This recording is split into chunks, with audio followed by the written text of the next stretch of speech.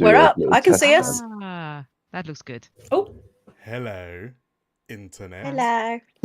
Ah, Hello. Internet. Hi. We're We're back. Finally. Hi. Explorers of Elsewhere charity livestream 2024. How you doing? Whoop whoop. Woo! We Whoop, whoop. are here. We are back. We are gonna raise some money for charity. And we are gonna do it all together because we're a lovely community like that. How you all doing? I am DM Dan. This is Explorers of Elsewhere's Gaming for Good charity livestream 2024, raising money for 1625 Independent People, a charity that does some fantastic work tackling youth homelessness.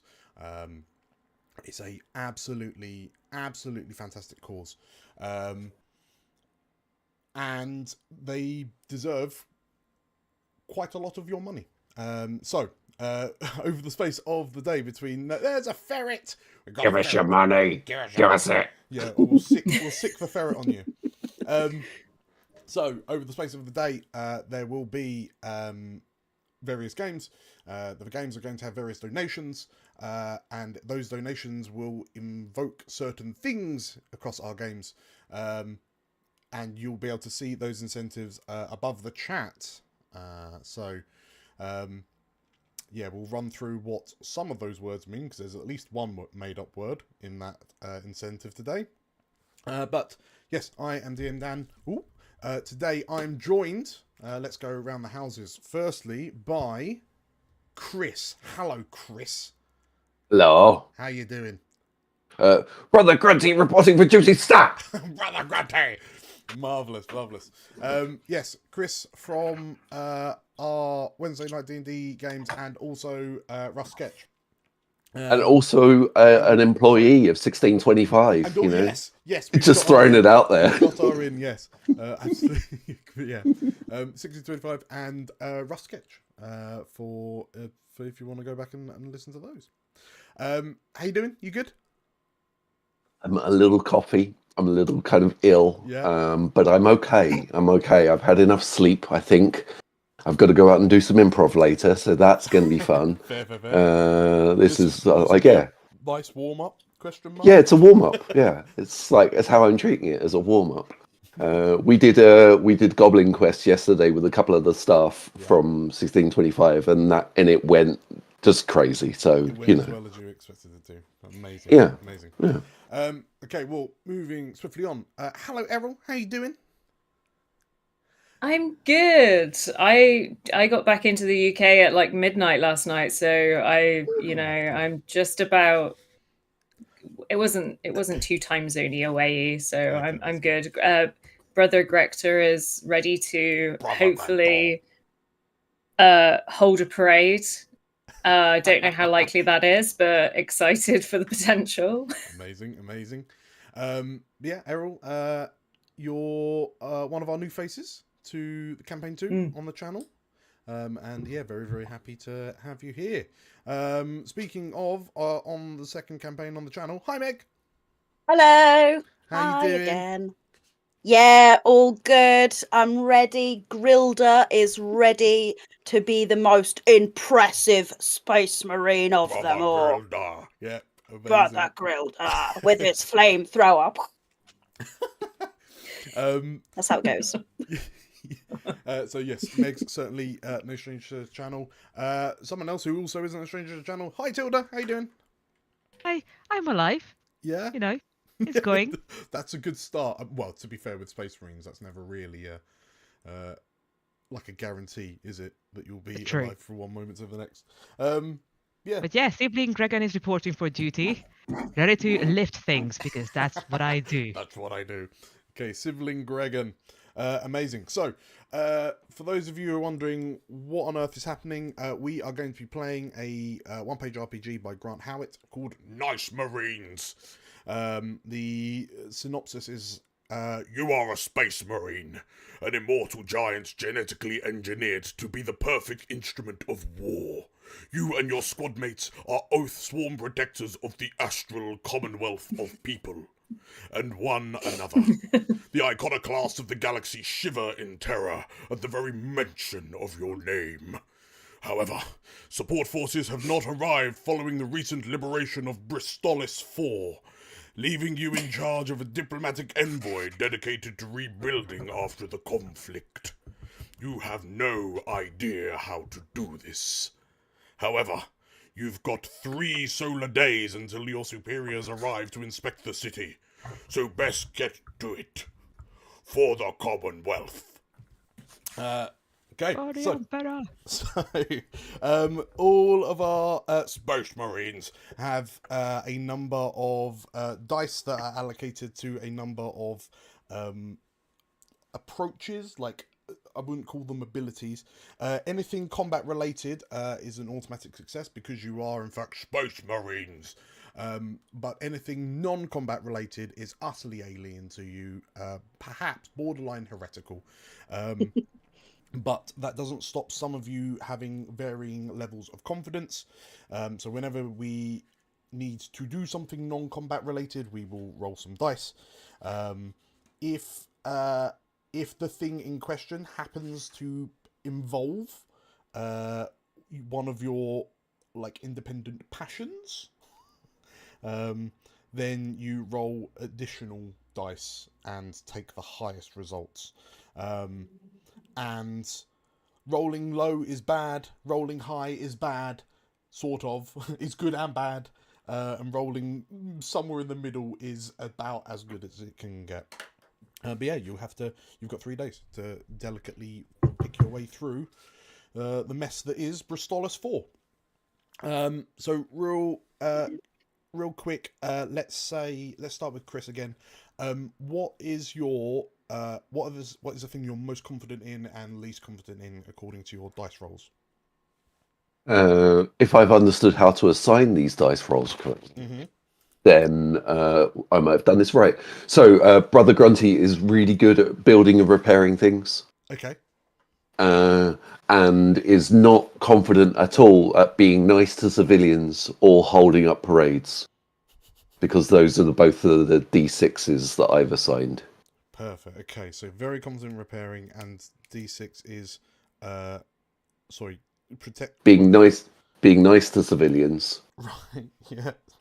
And holding parades. Okay, let me make a note. And then you're good at building and repairing things. Marvelous. Yeah.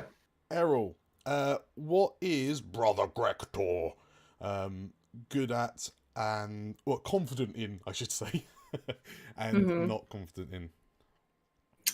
Brother Grector, maybe one day in his early Space Marine training, saw something that probably like a military procession, right? Like, and found the word parade and was like, I want to one day hold the greatest parade.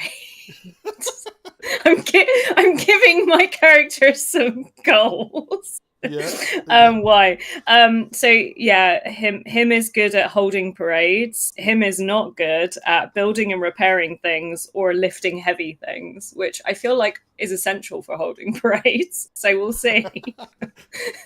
Are you the backseat manager of a parade? No, it goes over there. It goes over. Where are the balloons? I feel like I'm the person that is like the stage manager. Like, if I'm managing the Space Marine equivalent of the cabaret stage at Pride, I am the person that holds the microphone and tells people where to go, but does none of the hard work. Okay, amazing. Okay, next up, what is Brother Grilda confident and not confident in? Grilda is divinely ordained to be the most impressive Space Marine of the entire Commonwealth. Yeah. He has the shiniest armor. He has the biggest flamethrower. He is, yes, impressing. If he cannot impress in civilians, then what is the point in being alive? Okay. Yes. He loves to impress civilians. As much as he likes to impress them, he also likes to protect them. You could say he's quite zealous about it. Okay. He's very good at lifting heavy objects, mainly because lifting heavy objects is very impressive to civilians. Yeah. He is very keen to be nice to civilians, but he's probably not very good at it. And he's cautiously optimistic about holding parades, but he's never done one before. But he's sure that if he did, it'd be the most impressive parade anyone had ever seen. So, are you cautiously optimistic about holding parades and being nice to civilians? Was it? So D20's in my impress civs, protect civs is my D12, Okay. lifting heavy is D8, hold parade is D6. Oh, and I forgot D10, which is be nice to civs. Okay. So what was your 2d6s again? Sorry, holding Uh, parades and Holding parades, is it 2D6s? 2d6s. Yeah, 2d6 and 2d8. Oh, yeah. What am I gonna do? Let's see. While you are thinking, guys, did you pick equipment? Because I know you, Yes. Grilda has the flamethrower. Yeah. Yes. Just so we don't double up, because I want the jetpack. Oh, okay. I won't have the jetpack No, then. you can have the jetpack. I can also go for a grapple cannon. I'm What gonna would you? say that Grilda is also thinks he's fairly good at gathering information because he's got such high charisma because he's so impressive. But his shiny helmet Shiny helmet, yeah. means that everyone sees. Very him shiny a mile helmet. off. Okay. Very well polished. A very well polished helmet. Okay, very good. Yes. Okay, so last but not least, Sibling Gregan. What is your what are you divinely ordained in, and what are you cautious in? Sibling Gregan is divinely ordained in lifting heavy objects, because that is what a space marine is being about. Yeah, sure. And absolutely not great at information gathering and holding parades. Okay. Oh my god. Yeah, There's Gregan a doesn't distinct lack of understand parades. art, and parades kind of fall under that. Holding parades, right? So this is definitely not. There's definitely going to be some parades that need to be held. Okay, noted.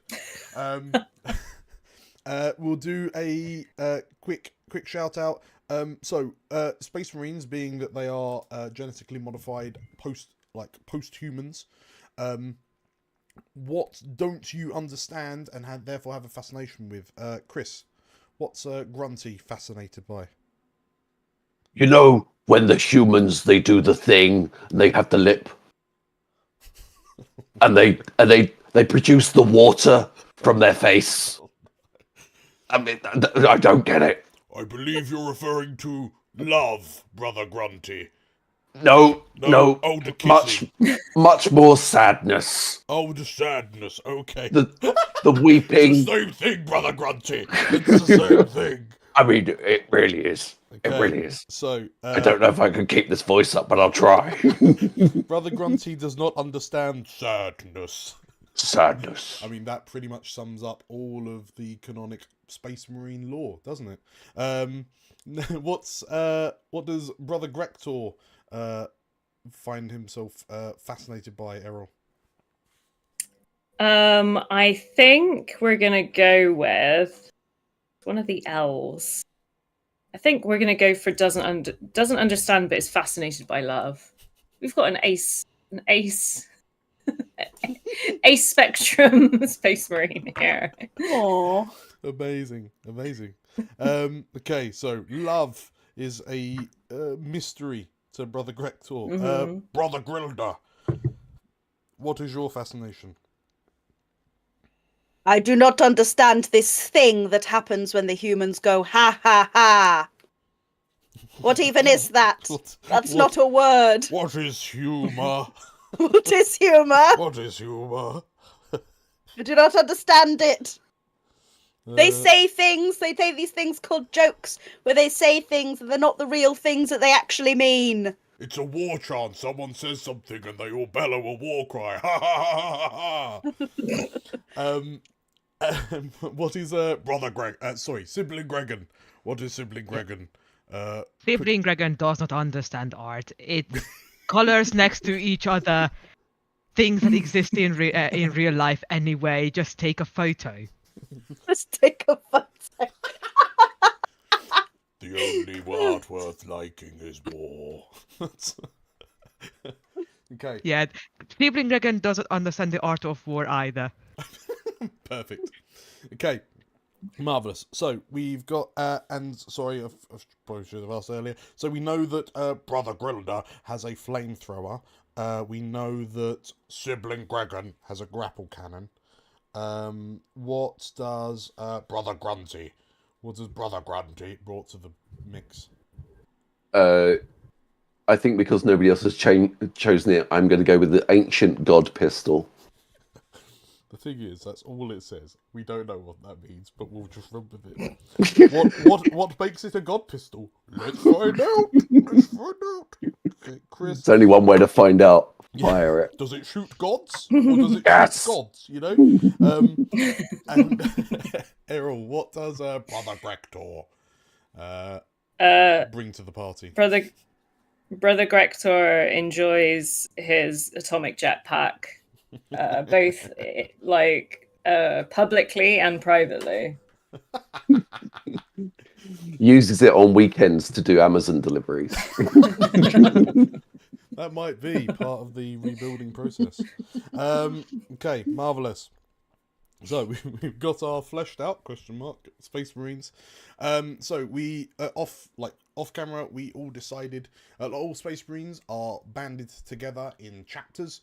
Each chapter is 1,000 Space Marines strong, and your illustrious chapter, which was 100% not affected by a clerical spelling error, are the Fists of Numerous.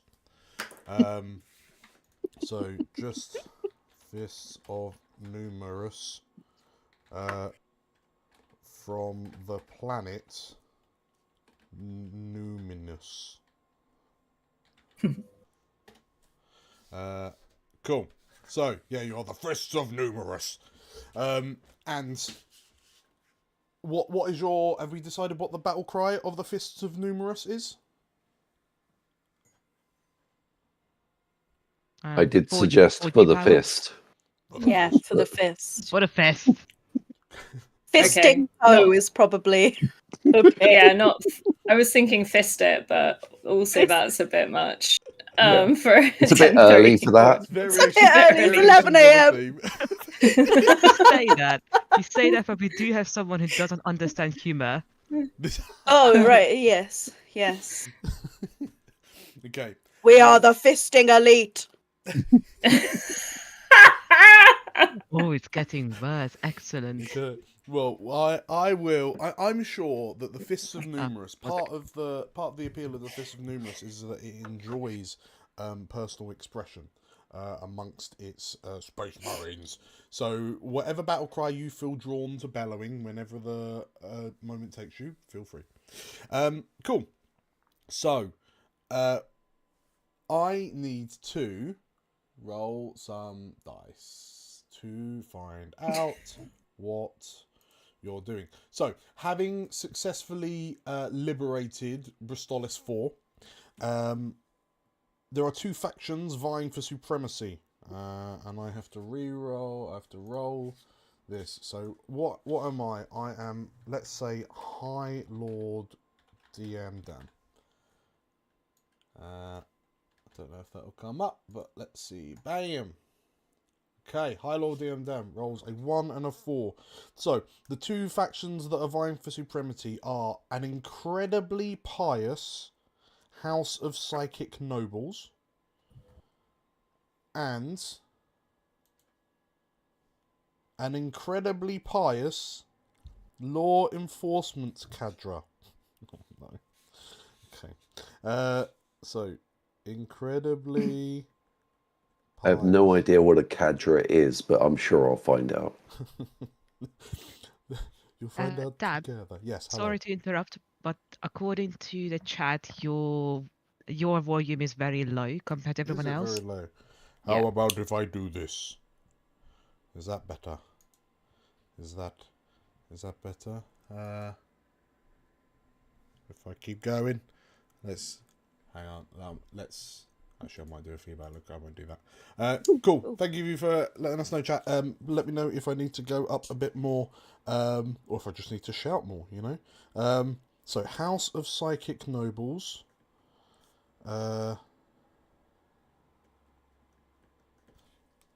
So let's say the Psychalis Nobalis and the Law Enforcement Cadre.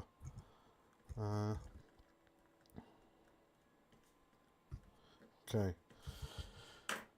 More. Okay, cool. Yeah, we should be good. Right. So, brothers and siblings, a new day arises on Bristolis 4. The heresy that infected it has been purged by your mighty fists. This is gonna be a hard session. Especially after all the fists. Sorry. You'll need some cream or something. Do we need like a tip jar for every time I make a fisting joke? Maybe. Well, we need to get some donations up in here. Okay, as more donations, more fisting jokes. Yes, or less. Or less. Oh my gosh! You know, I posted this in my work chat like before coming on. I really hope this isn't the section that they've decided to join at. Yes. Okay. As the morning sun, of the morning light of the immortal God King of the Astral Commonwealth. Well, who is the leader of a Commonwealth? The good emperor. But like an emperor, so it's emperor for an empire, and then like a king for a kingdom or whatnot. But what's a Commonwealth? Who's the leader of a Commonwealth? Well, the Queen was the leader of the Commonwealth suppose, when the British had a. Well, we still have a Commonwealth, don't we? Sort of. Yeah. Okay. Right. We'll go. Okay. As the morning light of the immortal God King of Terror stretches across and warms the cheeks of the remaining loyal civilians of Bristolis 4. They stand in awe of the Space Marines of the Fists of Numerous. Oh god, okay, I'm gonna need some water. You can't just drop cheeks in your speech, Dan. You can't. I'm supposed to not understand humour. Stop! I've got to stop laughing. I've got to be stony faced. Do what I want. Okay, so you are you stand in the sort of like the governmental plaza. There is in front of you there is a statue to the immortal God King of the Astral Commonwealth. It was slightly dinged up in the fighting, and by dinged up I mean it was mostly reduced to rubble. But through your you can see that there are a number of servitors, so sort of human cyborgs that have effectively gaffer taped this statue back together in a rough approximation of what the immortal God King is believed to look like. And as you stand looking out over a gratefully liberated Bristolis 4, you are advised that there are 2 power blocks that are currently clamoring for your attention.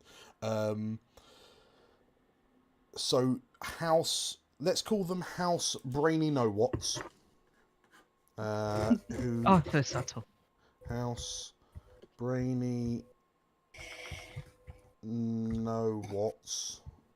That's subtle as a brick. That's it is named after matriarch Brainy Know-Whats. Spelt with a Z at the end, I've decided. And a pious law enforcement. So let's say it's because it's an incredibly pious. Okay, so it's the Order of St. Padulus, named after their holy icon, which is a repentive paddle. Yeah, we're going hard. Okay. So the conflict centers around. Okay, so I need to. Okay, so I need to roll a d12. Stop giggling. This is very, very important, Brother Grilda. 12. So. Some people might say that they're up some creek without a paddle. Yes. I mean, like, I would never say such things. You would no. This is below us. That would be heresy. Heresy! The representatives from House Brainy No What's, and the Order of St. Padulus have approached you because they are currently disagreeing over who has the rights to film Bristolis 4's promotional Pictvid, encouraging people to visit it as a tourist destination. So, Okay. with that in mind, so in front, so to your left is a member of House Brainy No What's. So it's a man in a very kind of slender, tall man in long, flowing purple robes, with like a very kind of long, narrow face, but an upsettingly large cranial space. Like it's huge, bold. Like you can see veins and like brain. Just the head, the top of the head is almost as big as his torso, and there's various kind of wires, and like every so often they crackle and spark quite worryingly, and for the Order of St. Padulus is a I mean, how deep do we go for this? Is Very deep. What is effectively, I'm just going to describe. I'm going to describe him as a stag do nun costume. I'm Nice. sorry. Very short. I'm here for this. Yeah. Like Fishnets. yes, and very intimidatingly, just like. Repenting in the name of the God King of the Astral Commonwealth of People by like smacking his palm with his electro paddle. Well, maybe Brother Gregor Gregtor is finally going to understand love. Maybe. There's all different types of love in this world, sibling Gregan, apparently. So, their arguments are so Brainy No What's want to kind of draw people in with details of the new Psi Academia, which trains people to be sanctioned psychic users, sanctioned psychers, and the Order of St. Padulus wants to, inspired by the Fists of Numerous, wants to draw people in so they can be indoctrinated and begin a new crusade throughout the Astral Commonwealth, bringing a swift paddling to the foes of the Commonwealth. But yeah, that is what they're kind of bickering about. So stand in front of you. What are you making of it? What are you thinking? I mean, it's a lot to take in. I appreciate it. A lot to take in. That's a I think Brother Grunty, with their like ordained, like zealous kind of verve for rebuilding and building things, is mostly controlling, like kind of ordering around all the little servitors just to make sure that they've got like the bits of rubble in the right place to rebuild the statue. So I think currently Brother Grunty's too distracted by auditing the servitors around. So, Tell you what, just to get things kicked off real quick. Sorry. question for our like task. So is our task to film a promotional tourist video? You are tasked with handling the diplomatic mess that is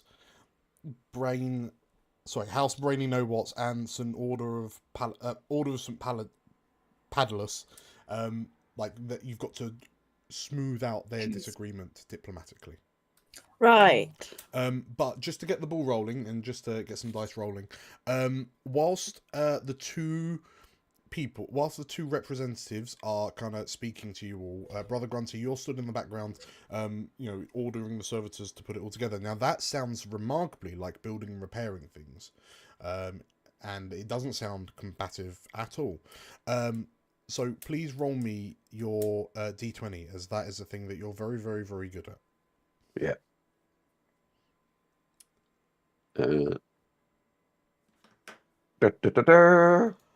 Uh-oh. Oh, It started well. Okay. That was a So- 19 for people that didn't read it. That's a 19, yes. Okay, so that is a success with dire collateral. Okay, right. So as the two representatives are talking, like, Brother Grunty, you're getting more and more animated directing the servitors, to the point where, I mean, you're obviously, like, you're a superhuman. You're significantly kind of more capable than a mindless servitor, and you get so into it because, I mean, this is your, like, building and repairing things is your passion, right? So you just decide to get stuck in. And the other three of you, you're used to the sounds of what sounds like warfare. So you don't really notice what Brother Grunty's up to behind you. But when you look, when you turn, you notice that the statue behind you, because it is a success. Okay, so the statue of the God King Emperor is exactly as you imagine it. It is a masterpiece. It is like a Leonardian level piece of work. Unfortunately, unfortunately for them, some of the rocks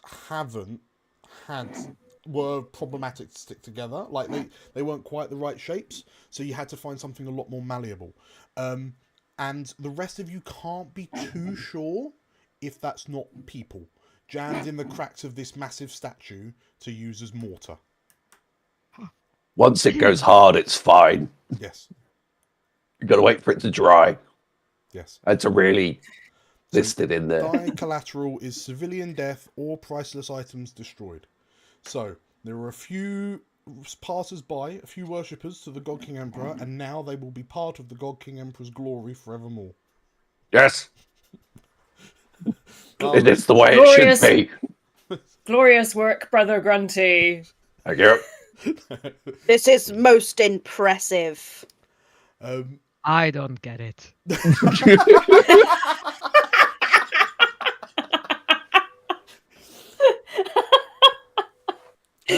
Okay, so what? The representatives. Yeah, how you? The representatives leave.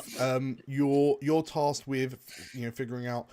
So Brain Noe Watsits want to bring people here to train up to be psychers. Order of St. Palladis want to bring people here to turn into kind of indoctrined fighters to send out into the Commonwealth.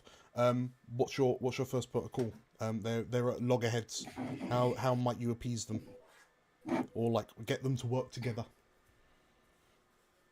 I think we should throw a party. The most impressive party in all the land. We shall have cake, and we shall have party hats and streamers.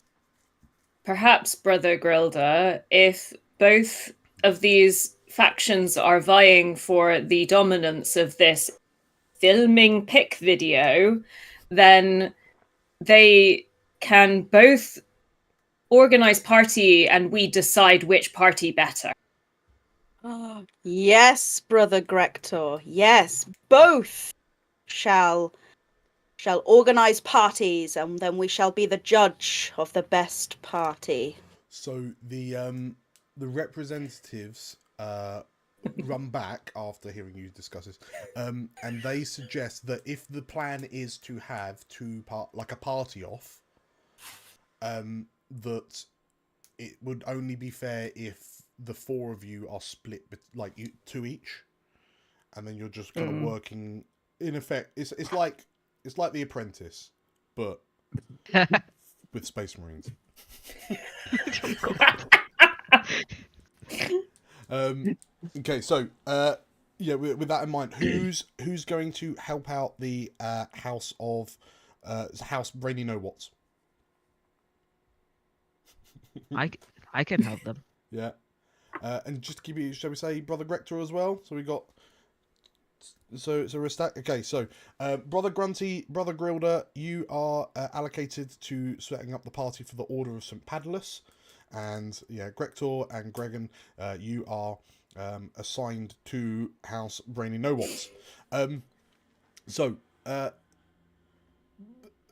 Grunty and Grilder, you head to the Church of St. Padulus.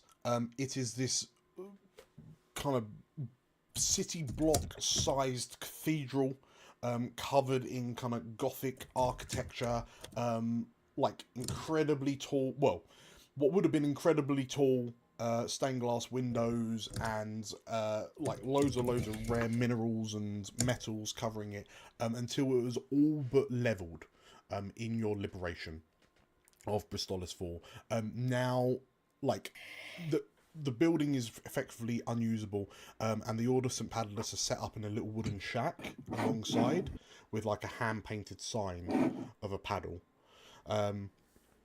But yeah, as you approach them, one of the novitiates approaches you and thank you for coming. Hallowed Space Marines. I understand you're going to help us with our party. What did you have in mind? What should our what should our big opening act be to really capture the spirit of the people of the Astral Commonwealth? Well, as you know, we are here to bring our fist to your paddles, and together, our fists and your paddles will ensure that we are victorious over those brainy no-whats. We shall crush them in our party prominence.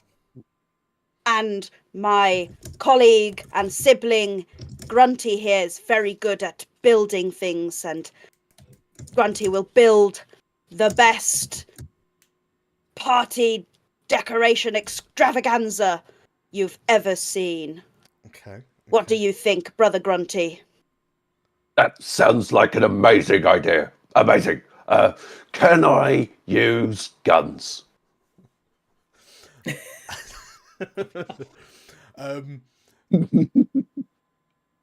The novitiates look at one another, and they kind of like, they shrug, like, sure, you're a space marine. Your weapon is it's like a pager from the God King himself, sending out pages into all the heretics to let them know they've been bad. I don't know why High Command told you that. Well, that's it. You heard High Command be like, yes, I sanction the use of weapons. Yes. Weapons are most impressive, especially when they're giant flamethrowers. Okay, so what are your specific approaches? So Grilda, what are you doing? Okay, yes. What is Grild doing? Grilda is trying to set up the most impressive decoration display of any party anywhere. Okay. Just, and I am talking the full, balloons on the ceiling, party streamers, like balloon arches, floral arrangements on all the tables, and like fireworks, indoor fireworks that are going to be set off at the crescendo of the party. Okay.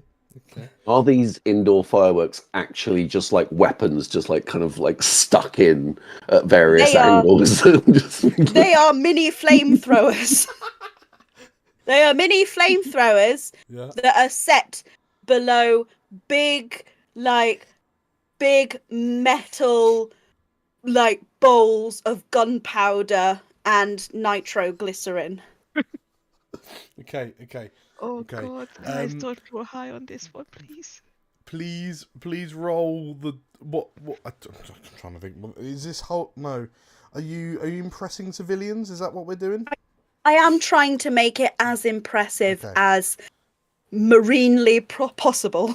Which is an infinite amount of possible. Okay, Yes. please roll me your dice to see how well this goes. Okay. Your pyrotechnics, a 2. A 2. Okay, that is okay. We'll keep that in mind. Brother Grunty, what are you doing while Grilda is setting up the pyrotechnics? Brother Grunty has decided to make a thing which is going to help him gather information, and he's put together an online survey. Yeah.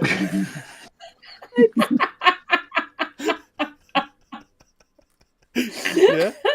Through the infinite power of the Emperor and the King, I've gathered this QR code right here. If you scan it, then you'll be sent to a survey so I can gather information about what you want. Amazing. Okay, please. Question. The power of consumer research. Exactly. Is this where we apologize to every Warhammer 40k fan for not actually knowing about the lore that much? I know nothing about Yeah, I'm like, gathering this. that. I know that much about it. It's just like, And that's all we need. Okay, Exactly. please make me a gathering information roll. My gathering information, I'm just checking what my thing is. It's a D12. With the power of surveys, we have a 7. Okay. Right. So well. Your opening gambit, like your opening bid, you rolled. Okay. Can I accidentally punch one of the people in the face when I hold out the QR code? It's basically You're a Is that the space class? marine. You'd probably take his head off. so, It gives them malware when they scan it. okay. So I assume here's- malware in the sense that you infest them with chaos? Maybe. So this, okay, tell you what. So this QR code, Brother Grunty, as you stomp through the streets of Bristolis 4, you're like, scan this QR code, scan this QR code. You're just shoving it in. Fill in the feedback. And people oh God King, and then they're scanning it with their PIC devices, and the website they're taken to looks like you only really had one source of reference, and that's early 2000s MySpace pages. So everything was really crappy. There was a really loud music track playing and you couldn't stop it. Pop-ups kept on appearing over the bits of information that you wanted. It was glorious. Unfortunately, so hang on, with minor collateral. Yes, in your enthusiasm, there were a few civilians who were smacked in the face by your enthusiastic QR code presenting. So there's news of a wave of nasal reconstruction surgeries happen through the streets of Bristolis 4 because people's faces have just been compressed into their skulls. Unfortunately, because of all the pop-ups, no one could really get to the information underneath. So it was gathering information and then also an invitation to the party at St. Padalus. So Grilda, whilst the pyrotechnics were on point, no one was there who meant to be. Oh. So there's Brother Grunty, you come back to find Grilda sat on a rock outside this the ruins of the Cathedral of St. Padalus, and there's just gouts of flame into the sky and no one to watch it. What is this position you are in, Brother Gilder? What is this? I do not understand what this is. It all went off too soon, and I promise nothing like this ever happens to me. This is You the peaked too first early. time. Usually I'm very good at holding back, but it just, I got so excited and I couldn't stop it. Actually, yes. let's run with that. Premature. Brother Gotti, as you look up, there's the gouts of flames, but this is basically like, when you see those videos of people that accidentally set off all of their fireworks, and they just it's that, but with flamethrowers, and it's just this inferno spewing out the building. I promise you that when it happened, it was very impressive, if only short-lived. In solace, Brother Grunty is just going to fire the god pistol in the air. Okay. I mean, I don't know what that's going to do, but sure. In our you fire. Okay, Thank you, Brother Grunty. I will keep that in mind that you fired the god pistol, and this charge of superheated blue energy flies off into the distance and just seemingly arcs as it enters the upper atmosphere. Cool. Like a shooting star in reverse. Right, Grektor and Gregan, you are invited to House Brainy Know What's. It looks like a really creepy laboratory. There's lots of creatures. Some may be human in test tubes, all with gigantic heads, with sort of plugs and wires and veins and whatnot. And yeah, House Brainy Know What's want to know what you think you should do as the opening act.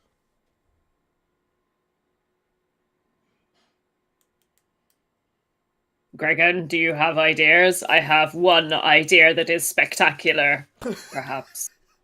Brother Grektor, you are the parade enthusiast. Tell me where to go and I can lift things for you.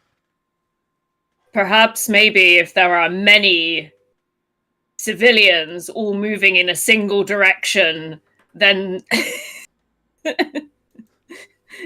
and they are saying our very famous slogan, which I think there are many slogans now, but the primary component is fist. For the fist! And they all move in a single direction with banners, perhaps. Big Head. I can't remember what his name is. Big Head. How proficient are you in your cohort at producing colorful banner?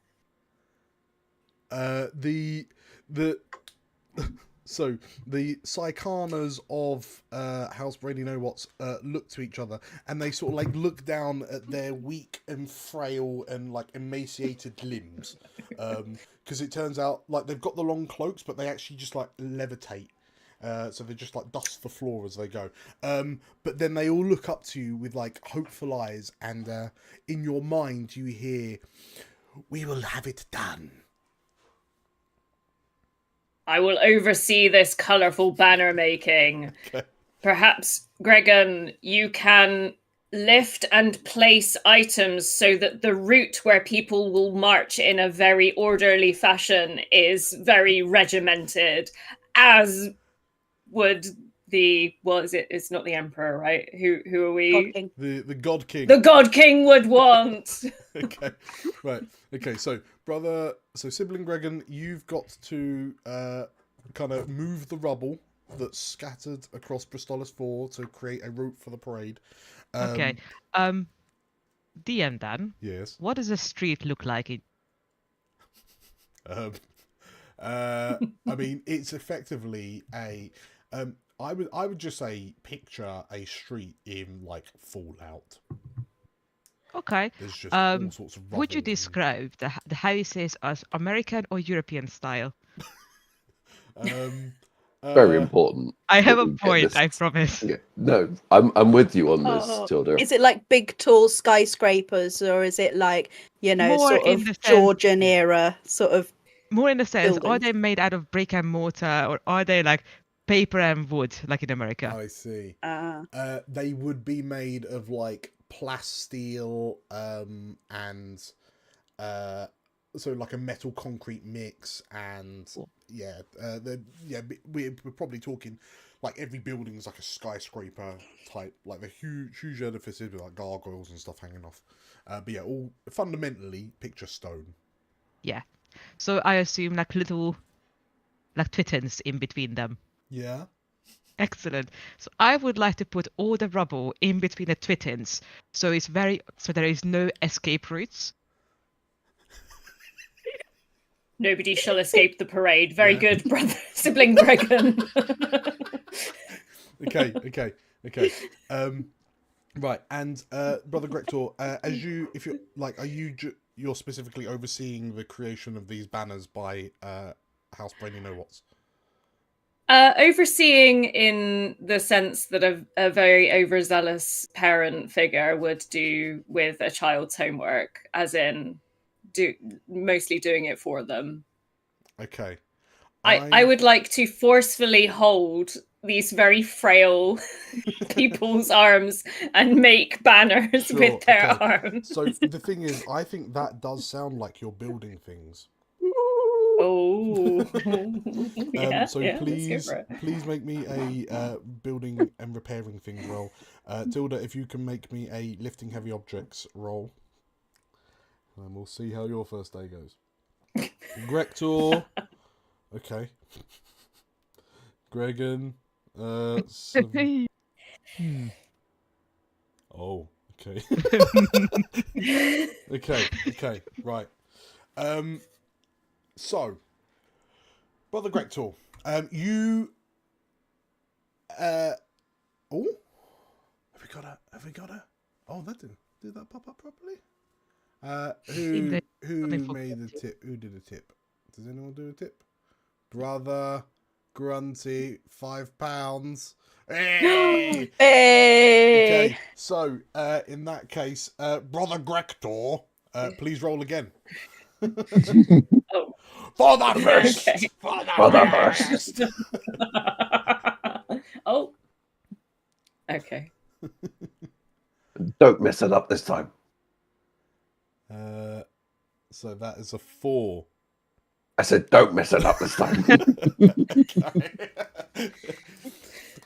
You get a comm link from Brother Grundy saying, "Don't mess it up this time," and then you do exactly the same. Like at this point, like at the point that you get the comm link, you find yourself kind of in a. The problem with the luscious fabrics that House Brainy Know What's were using is that you couldn't easily change the colour of them. So, like, after sort of, like, agonising for ages, and it was really difficult to, like, sew things together, especially with your, like, arm-sized fingers, you eventually went, no, and you push them all out the way, and the banners and sort of like all of the artwork and streamers for the parade are bits of A4 paper that you've coloured in with crayons, because then you could get the exact right colour. And like pictures of what's the attitude that you want to invoke? What's the feeling you want to invoke from your parade? So I feel like at a certain point I was frustrated with the Brainy Know What's, and we have these A4 pieces of paper, and I feel like I then gathered them in a formation where they are all then wearing A4 pieces of paper. Is there access to perhaps a Space Marine type staple gun? So I may staple gun the pieces of paper to like both their massive heads and their bodies. It's just like industrial sized. It's massive. It's like got like flames coming out the side of it. You've got a grapple cannon, haven't you? Yeah. Why don't you try it? Would you like to borrow my cannon?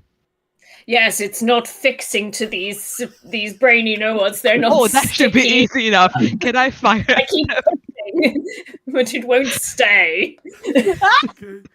Please grapple this person. I hold them in front of me with this paper held to them. DM Dan, can I please fire my cannon? Yeah, no, absolutely. So, over the space of the afternoon, you use the grapple cannon to fundamentally staple these crayon-coloured paper banners to these floating psychers. And for some reason, they just don't but there comes a point where the two of you are stood over them going, "Oh, it must be nap time. They're not moving. It's been a very hard, long day. Sleep bye-bye." These civilians can't even take one grapple cannon to themselves. How unfortunate. A way they'll survive in war.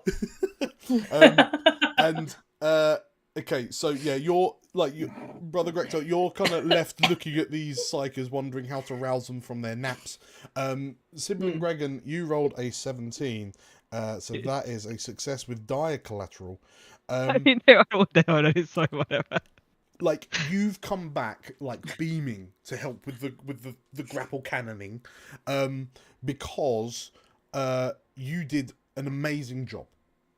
Clearing the streets and sort of blocking off all the entrances. You weren't entirely sure why the civilians of Bristolis 4 were seemingly running away in fear and terror, as this 9-foot tall superhuman, super soldier, was just stomping around, just launching bits of rubble and cars, and just sort of no one can go this way! Hurrah! Collapse some buildings on top of each other to block an exit route. What is it? So it's civilian death or priceless items destroyed. So yeah, there are quite a few buildings that you were just you don't need this wall, and pulling a wall off to use as a block, and then made building collapse. And you effectively blocked off the escape route so well, and kind of funneled the civilians into this parade route, that there may have been an accidental stampede, and thousands of civilians, unfortunately, laid down their life in order for the parade route to be cleared. Okay. The God King would approve. Yes. One more question, and I'm really sorry in advance. Seeing how you're already using the grapple cannon to put things in place, can we use a grapple cannon to make a line on the street to hang up the I don't know what. Yes, that was the final bit. The sleeping. You couldn't get the sleeping. Well, they are napping. They're not doing their job, so we just put them on the on a rope part of the grappling hook. So yeah, you find And them I fire. and they're just Now they are this thing called bunting. Yeah, I don't know what bunting is, but back of the collar, just hanging from the grapple hooks. Perfect. Okay, we will very, very swiftly move on. So, day two comes. The parade route is set. You've learned some valuable pyrotechnic ideas, Grilda.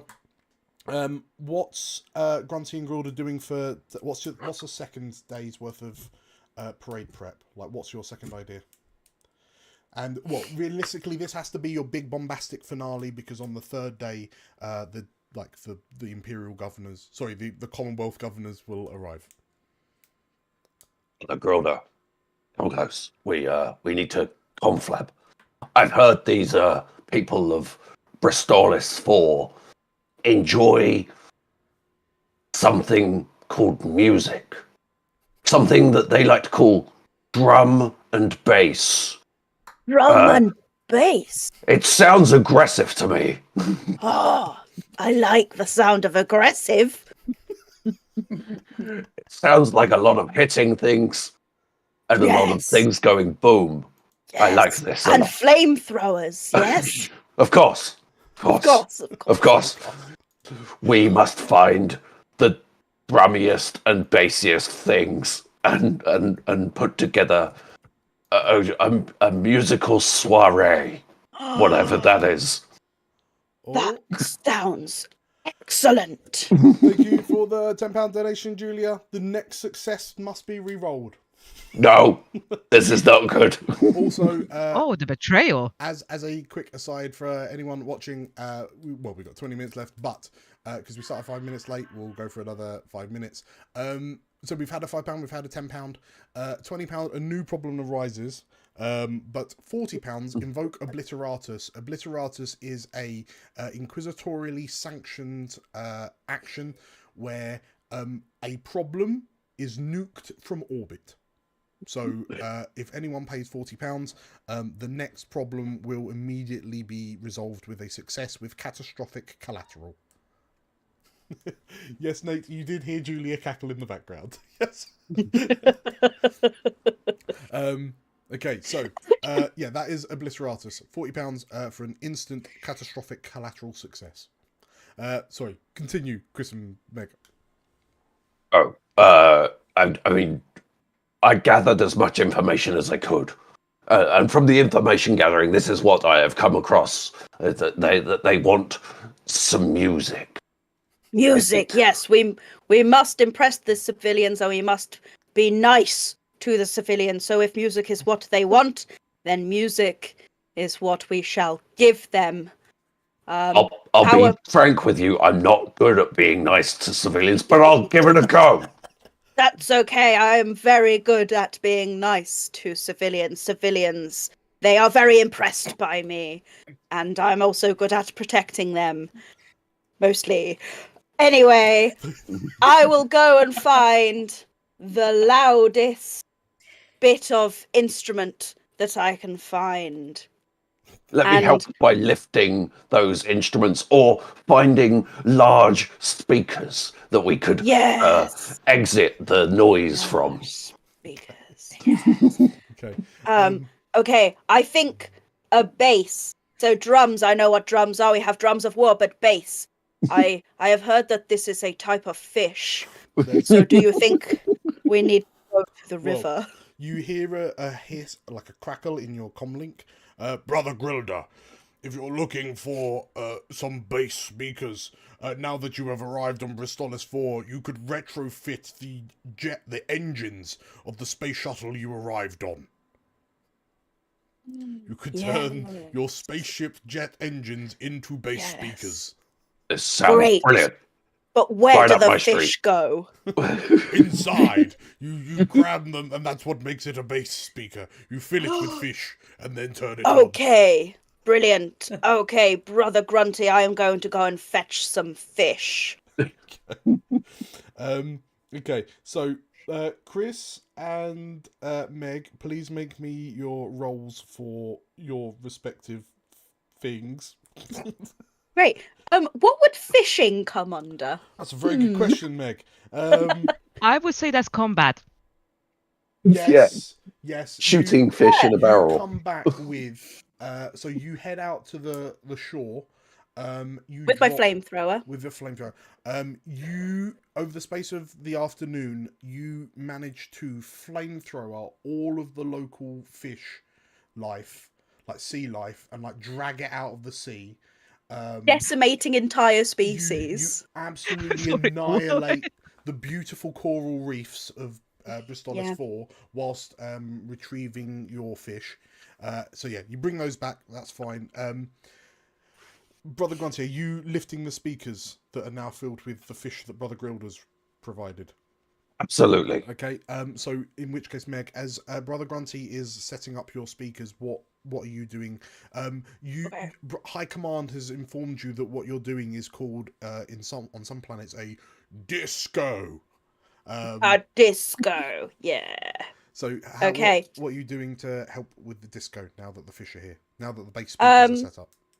Okay, so I know from my excellent party planning skills that what people really like at parties is to be able to take home at the end of the day a party bag. Okay. Yes. Full of party favors, like sweets and these little tubes that make bubbles. Okay, right. And these noisy blowy things. In which case, Chris, please make me a lifting heavy objects for the speakers, and Meg, make me a building and repairing things, because you're building party bags. Great. I am really bad at this. I mean, I am really good at this because I am most impressive. Right, I've got D8 as build and repair, so... Okay. Oh dear. Right, what's the D8? Where's the D8? I'll let you roll first, Meg. 1, 2, 3, 4. There we go. Sorry, I can't count sides. That's it. That is a 7. That's a 7, and Chris? Noticing Brother Grunty noticing kind of like as these fish are being flung into this kind of vortex like engine speakers, notices a child kind of like over in the corner, like weeping and crying as it's kind of like massively sad that like the whole entire ecosystem has been obliterated by Brother Grilda, and sort of like the seas of Bristolis 4 are now beautifully glimmering with like rainbow because of all of the Promethean oil that Brother Grilda has poured into it by flamethrowing all the fish. amazing. Also, not to be that person, but we did get a £10 donation from Julia, so I do believe Meg needs to reroll that success. Yes. Oh, no. Of course it's so... Oh no! Okay, all right. Finish your bit and I'll re-roll in a minute. Yeah, sorry. Carry on, Chris, sorry. So noticing this, like all of Brother Grunty's focus away from the lifting things is like just like focused on this small child. Yeah. Okay, so that sounds like you're fascinated by something. So I'm adding a D10. Extra D10, and you pick the highest. A 9. Okay. Okay, so you minor collateral. So, Meg, if you do your reroll. Oh yes. Oh dear. Reroll good, Meg. A 5. Okay. So still a success. That's better. Okay. That's no damage. That's better. So, Yeah, that's good. Yeah. Well, thanks, Thank Julia. the retro Was it Julia?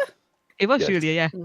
The retrofitted spaceship engines filled with, like, you filled it with so much fish that when you send this what High Command refers to as a sick beat into the speaker, there's enough like physical mass that it kind of dulls the sounds down to like sub-audible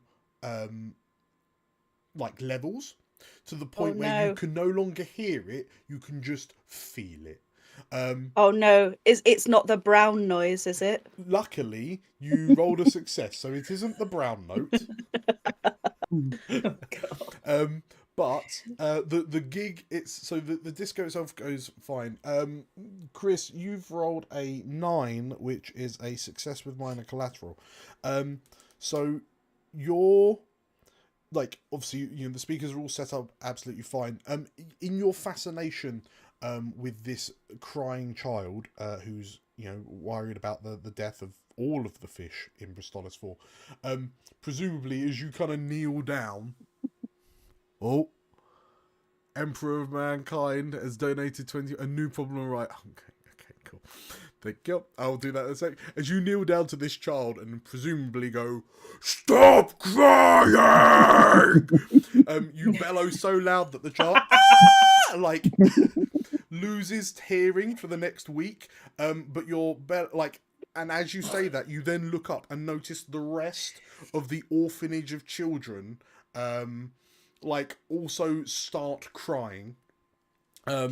So yes, and very confused. Yeah, so it's at this point that like the picked video comes in to see you shouting at this child, and then like this gaggle of about 50 children just like weeping uncontrollably. Wouldn't that add to the music though? Yes. Yeah, I was going to ask Dan, can I sample this? Can I like turn on my recorder like in my helmet and then pipe it back through the speakers like on loop? Find like a nice That is why it is a success. Right, the Emperor of Mankind has decreed that a new problem has arisen. So this is an incredibly no, we've actually had that. It's not that. It is a 3 and a 6. A fierce. And we've got to re-roll a success. Thank you very much for the £10. Okay, so this is a fiercely opportunistic 6. Superlinked Techno Bishop Hive. So, right, in which case, the disco goes off pretty much okay, apart from all the crying children, and little Timmy being deafened for the next 3 weeks. Grector and Gregan, on your second day, you're about to kind of deal with the Order of St. Palladis, when the Adepticon Cogmaticus, who are a order of like mechanical priests, you arrive on the second day to help the Order of St. Palladis, and you find the wooden shack leveled and raised, and in its place is a metal box with the logo of the Adepticon Cogmaticus, and like sat in a red robe, with just like more metal protruding from her face than skin. You see one of the techno bishops who, "Hello," she says as you approach. Are you here to prepare the festivities for the second day before the diplomatic envoy's arrival? Yes. Yes, we are. Good job with the leveling of the previous sleepy people. They were heretics. The flesh is weak. Glory to the Omnissiah. I like this one, Gregan. Okay, so as the Superlinked... Let's looking, I approve. As the Superlinked Techno Bishop Hive, the Adepticon Cogmaticus, what are you doing to help them? You notice that as you stand there, you notice that their servitors appear to be kind of going through the buildings and like in a very Star Trek Borg kind of way, they're just like assimilating civilians, and like turning them into servitors as well. And this tech priestess looks to you and manual labor for the festivity preparations. Gregan, I have one idea, but if you have an idea, I would love to hear. I don't do ideas. I feel like the smell of fish in the morning and the sound of children crying has inspired me. These Cogmaticus move in a very alluring, interesting way, of which can be translated into good dance moves. Perhaps. We could call it the cog dance, not the robot. No. the droid. The mechanical dance. Tweaking instead of twerking, perhaps. Tweaking. Just an idea. Just an idea. Yeah, okay. Yeah, so the Adepticon Cogmaticus are aware of the dance craze known as tweaking. It's effectively electrical glitches. Perhaps, Gregan, we are the people that we are the leaders that encourage the movement of this assimilation to go along the previous parade route, and they move in this way that is both mechanical and also fluid. It does something within me that I don't understand. I don't understand, but we shall do it. Okay, yeah, I guess you could argue that dance is a form of art. Good. Okay, so what are your plans for the final day? Say final day. Like what? So we're doing a dance. We're setting up a dance. Is this a dance for the disco? I feel actually... perhaps. Yeah. Oh, sorry, Greg. Go. No, for Gregan, it's starting to dawn on them. Like they don't really understand what's going on, but the way the noise that they can't understand and the movements they can't understand, mashing together in a kind of an aesthetic way. Yes. They don't understand that they're starting to appreciate it. Okay. Character growth. Actually, I'm aiming for a D10 here. So, Okay. So, you know that you're going to put together like a dance party to rival, I guess, the disco that the other team have put together. What one specific thing are you kind of looking after Grektor to get this dance party off the ground? Like, what is your approach? Oh. Because I'm gonna say, if you need to get people to dance, that's like you kind of have to get a lot of people together in one space, right? It's like a parade that doesn't go anywhere. A parade that doesn't go anywhere. I think that like everyone's moving, but they're not actually traveling. You know, so like a stationary parade. How curious. And yeah. Tilda. So, Gregan, you're okay. So Gregan has a very specific idea here. Like today, they woke up thinking, in order for all of this to work, civilians actually need to be alive to do the things they need to do. Okay. I am actually going. Gregor is going to be following Grektor and the priest, making sure the civilians don't die in the process. Sure. Okay.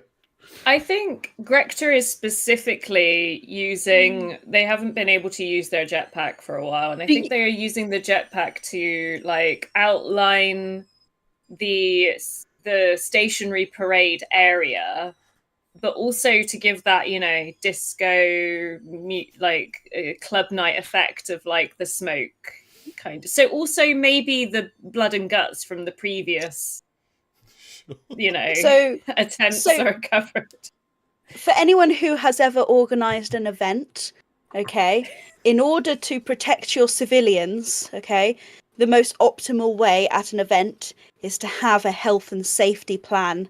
And by doing a health and safety plan and having a risk assessment, that is the best way to keep your civilians alive.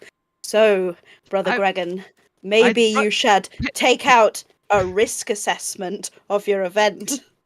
I would like to keep my D12, so no, thank you. I'm just physically going around. I'm imagining there's an idea that if you've got this health and safety thing, like the best way to make sure that an event is health and safety compliant is to remove all infractions on the health and safety. That would be everything I've done yesterday. Yeah. So, so you know, if you're watching this disco, if you're watching this dance party, and you notice that someone is not being health and safety compliant, then you can terminate them with extreme prejudice to ensure that the compliance level is restored to where it should be, right? Oh God. And if at any point they stop dancing, that's an infraction. Yeah. So right? Yeah. Cool. You know what they say, Brother Gregan. You must kill people to keep people alive. Okay, so Brother Grektor, please make me a holding parades roll. Sibling Gregan, please make me a protecting civilians roll with an extra D10 because you're fascinated by this combination of sound and movement. Grektor is a 16, and depending on how this goes, I'm going to pick one of you to re-roll.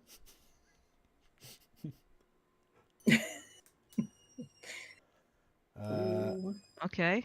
Okay, so an 11 on that D12. Okay, so we're gonna say, they are both success with minor collateral. Okay, so actually mine is dire collateral if it's an 11. I was gonna say they're both dire. Both dire, beg pardon. Yes. So Errol, you are odds. Tilda, you are evens. Okay, Errol, please re-roll your holding parades from the 6. Oh, okay. That's a success. Oh, Infinitely better. That found out. Okay, so in contrast to the disco on the other side of Bristolis 4, you start a kind of a dance party. Are you using the music from the other event, or is like, actually, you know what? So you succeeded, and then you die as collateral. So that is civilian death or priceless items destroyed. Can I argue that because I'm trying to protect civilians, I'm just destroying the whole of the city? You're protecting civilians, but okay. Well, tell you what, because this is part of the Techno Bishop Hive, the Adepticon Cogmanicus, sibling Gregan, you're stood, arms folded at one end of this dance hall. And when I say dance hall, it's effectively like this stadium sized arena. And it is packed with thousands and thousands of people that have been drafted in to be part of this dance party. The dance party was a success. Everyone had a great time. Partially because throughout the night, throughout the 18-hour dance party, sibling Gregan, you were like strategically striking at anyone who wasn't complying with the God King mandated dance moves. And like if anyone stopped dancing, death. If you did the wrong move, death. If you sneezed or coughed, death. And like the 1,000 strong is still 1,000 strongs by the time you're finished. It's just not as high a number of thousands. And there's just like what look like dropped splats of red jam like all over the floor. And Gregan, there's a part of you that really appreciates the harmony of this, what has been referred to as dance. And unbeknownst to you, it's because the only ones left alive are the now cyborgified servitors that the Techno Bishops have managed to convert and assimilate earlier in the day, and they're all like in unison.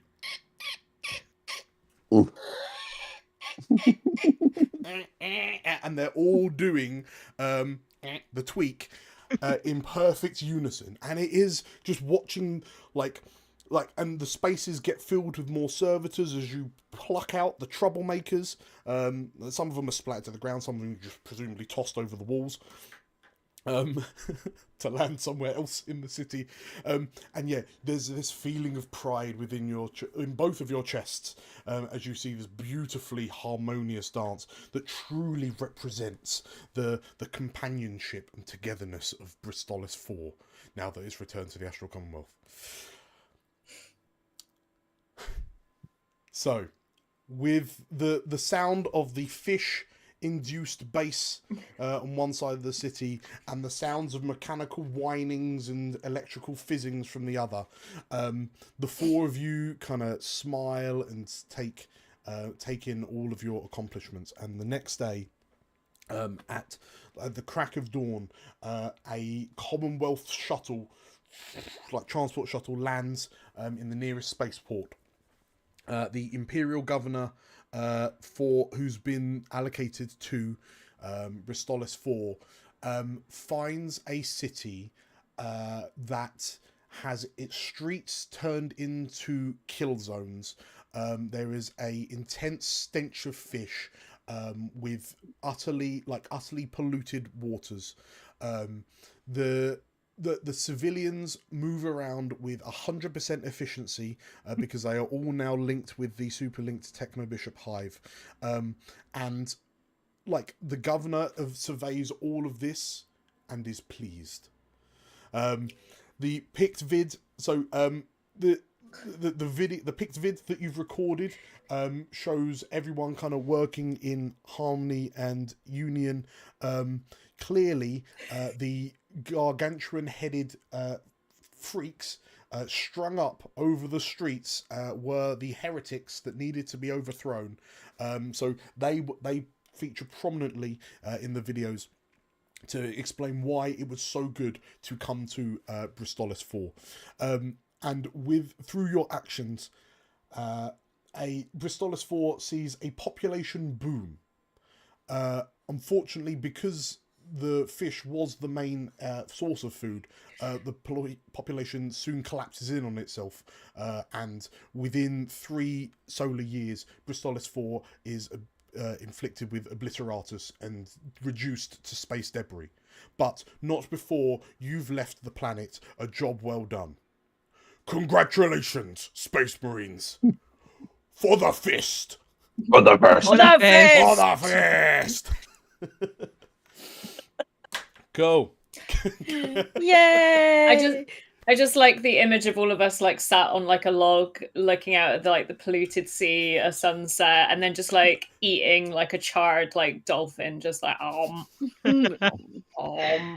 Most Just a impressive. bite.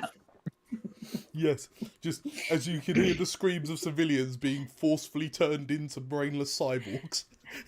If they're We being all turned share a cyborg, do they dolphin. need to eat? Arguably not.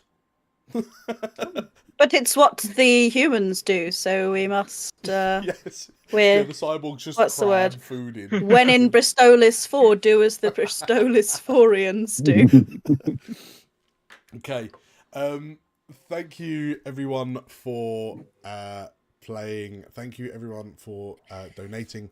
That was Nice Marines. I hope you enjoyed it. Because yeah, that was. I mean, to be fair. I mean, don't sue me, Games Workshop, but it's not that far off the actual lore of Warhammer, is it? I think it's perfect then, but then I don't know anything about the lore, so... I don't think you need. This is all you need. This is all you need. Exactly. Yes, thank you for watching. Thank you for donating. If you enjoyed this, make sure to hit the like button. Leave your comments on whether or not you would decide to live on Bristolis 4 post Fists of Numerous. And make sure to stick around. We're going to be streaming all the way up until 4:30. We're going to take an hour lunch break. But in the meantime, we are going to be doing a watch party of the Heroes Wanted Twitch channel. So yeah, this stream will stay open, but we'll be kind of proxy viewing the Heroes Wanted crew, who should just be starting a paranoia session powered by AI. So no one in that game knows what's going to be happening, and all the stuff that happens is getting fed back into the AI, and it's just kind of in a very mad and very kind of paranoia approved way. So yes, thank you all once again. Thank you, Chris, Errol, Meg, and Tilda for playing. We'll see you in an hour. Thank you, siblings. Thank you. For the best. first. For the first. Punching.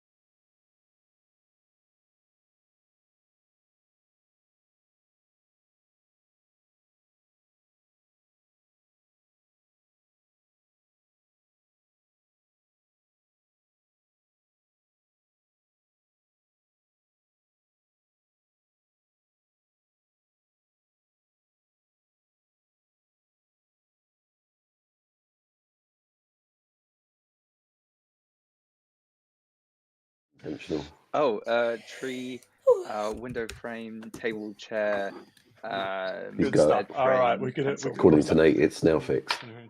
I think that was 5.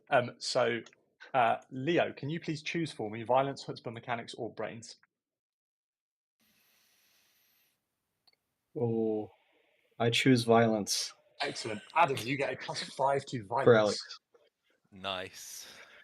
So that would become a 13. To Oh, Adam. come Correct. Thanks for doing the maths for me. I was really struggling. No worries. Leo, can you please name for me as many as you can in 5 seconds things that are cold? Okay. Ice, fridge, freezer, North Pole, South Pole, water. Perfect, thank you. Adam, can you please choose for me violence, brains, mechanics, or chutzpah? Brains. Brains. Alex, you get a +5 to brains. I was hoping it'd be negative this time. Adam, can you please name to me as many as you can in 5 seconds shapes of pasta? Farfalle, spaghetti, macaroni, and that's all I've got. Perfect. Alex, can you please choose violence, brains, mechanics, or chutzpah? Chutzpah. Alex, you get a +3 to chutzpah. Oh. Amazing. Right, last thing to do is. Oh no, hang on, we've got one more to go. Leo, can you please name for me as many as you can in 5 seconds types of bread? Oh. Okay. Challah, ciabatta, focaccia, sourdough, poppy seed, baguette. Jeez, I think that was 7. Alex, can you please choose for me Leo or Adam? Adam. Cool. Adam, can you please choose for me violence, chutzpah, mechanics, or brains? Cool, you get a -7 to chutzpah.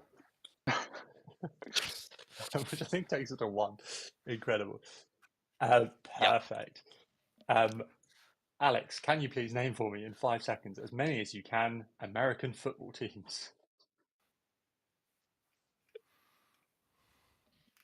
No. The answer is no. Leo, Don't you know a get single one.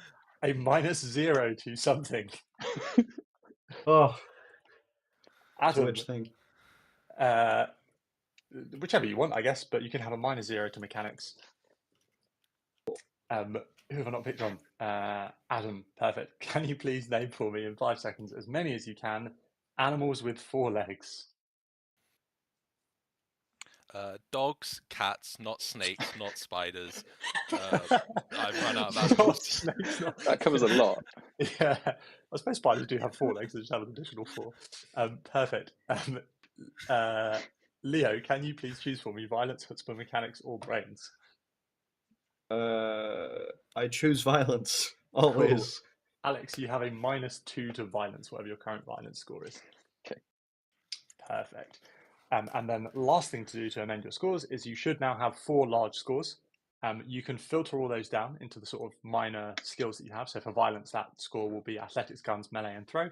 Brains, that will be science, psychology, bureaucracy, and alpha complex, and so on. If you filter all those down, and then you can take a total of 3 points from any number of categories and put them in 3 points in any other category. That makes sense. So you can redistribute up to 3 points however you see fit. Is that in total or per category? In total.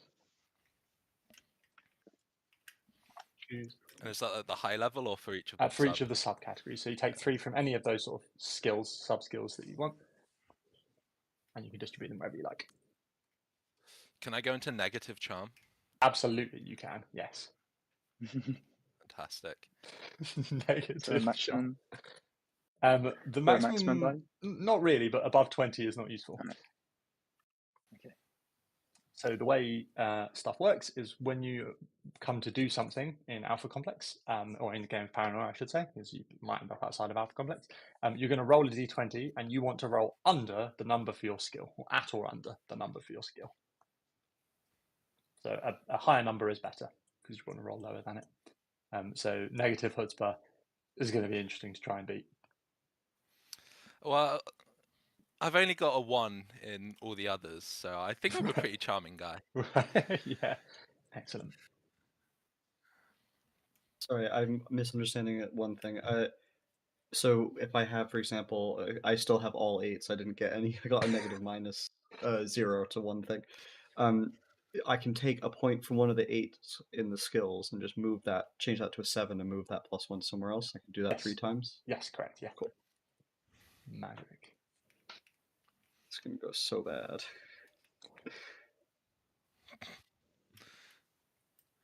Perfect. All right, I think everyone has their stats, more or less. No time to waste. So, hopping into the game for a moment. The lights blare their ever glowing white, incessant glow as you rise for another day cycle in Alpha Complex. This time there is a call over the tannoy that exists in your sleeping quarters. You can see your sleeping quarters over in the alchemy system. You can see your beds there. 3 of them laid out nicely. The 3 of you sleep next to each other, I guess. Oh yeah, on top of each other on one bed. No one knows why. The tannoy blares out your names and says, "Please, will you report to the briefing room for a new mission?" And while we're on the subject of your names, can we please go into what those are? What I will be calling you for the next 4 hours. Let's start with you, Adam, or should I say troubleshooter, whatever is your name. So I am troubleshooter Ode, obviously security clearance R from sector OUS. So you can call me Odorus. All right, so we have Odorus. I'm going to just change that here.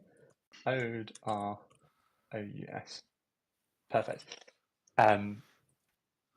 Leo, so we have troubleshooter Odorus. Please report to briefing room for assignment. Leo, what's your troubleshooter name? I wake up, I fold my sheets, and turn around. My name is R. No, that was too many. Just 7 of them. So the tannoy blares. Troubleshooter, can you please report to briefing room for assignment? I'm not sure if that was a glitch or maybe that is actually his name. But yes, troubleshooter. And then the last thing you hear, Alex, can you please introduce your troubleshooter for me, please? Yes, so my troubleshooter, the first thing he does before he opens his eyes, massive grin pops up on his face and he robotically gets up out of bed. His name is untitled14.ipynb. This is a bit of perhaps a niche reference for any data scientists watching this, because with AI stuff, often you write code in files of a format .ipynb, and if you're lazy, you'll just name it the default, which is often untitled plus a whatever like number you've got up to. So untitled 14. I just got flashbacks. Or as Yeah. we refer to him, the nerd. And you hear a blare over the tannoy. Troubleshooter, untitled14.ipynb. Please report to briefing room for assignment. It does so without a word. Excellent. Sweet. So we wake up, we rise out of bed. Odorus does so with a big old smile. What are you doing? Where are you going? Untitled 14 is like, Do we know Oh, the go on. way? Sorry, what was that? Can you hear me? Sorry. Do we know the way? Can you give me, please, an alpha complex roll? And we'll see if you know the way to the briefing room. So you want to roll a d20. You want to just tell me whether you hit the number. Oh, that's a lot of d20s. Just the one's fine. I think that was one from each of us. But no, I do not know the way. Okay, excellent. So Adam, you do, or should I say Odorus, you do not know the way. Untitled 14, did that beat your, that's presumably not under your score, so you also do not know the way. Yeah. And No. does a 6 beat your alpha complex score? A 6 does. Can I also try to like let the others go ahead and then sneak off to the side to go the correct direction? Yeah. Oh, it's fine. I've already started marching down a corridor, just like happy as a clam. Alrighty. Friend computer wouldn't lead me astray. Alrighty, so you guys start heading yourself down just an arbitrary corridor, in this case sector 757B3, heading your way to what you are sure is the briefing room. Excellent. However, we split the party already, but that's okay. You in fact know the way, and so you are in fact heading down this totally different corridor, sector 737B7, to the actual briefing room. That's very good. That's one thing I didn't mention. Great shout in the chat. Is that in Paranoia, so you have clones. So just very briefly, you have 6 clones to begin with, and you can requisition more, and you can, of course, lose clones by dying.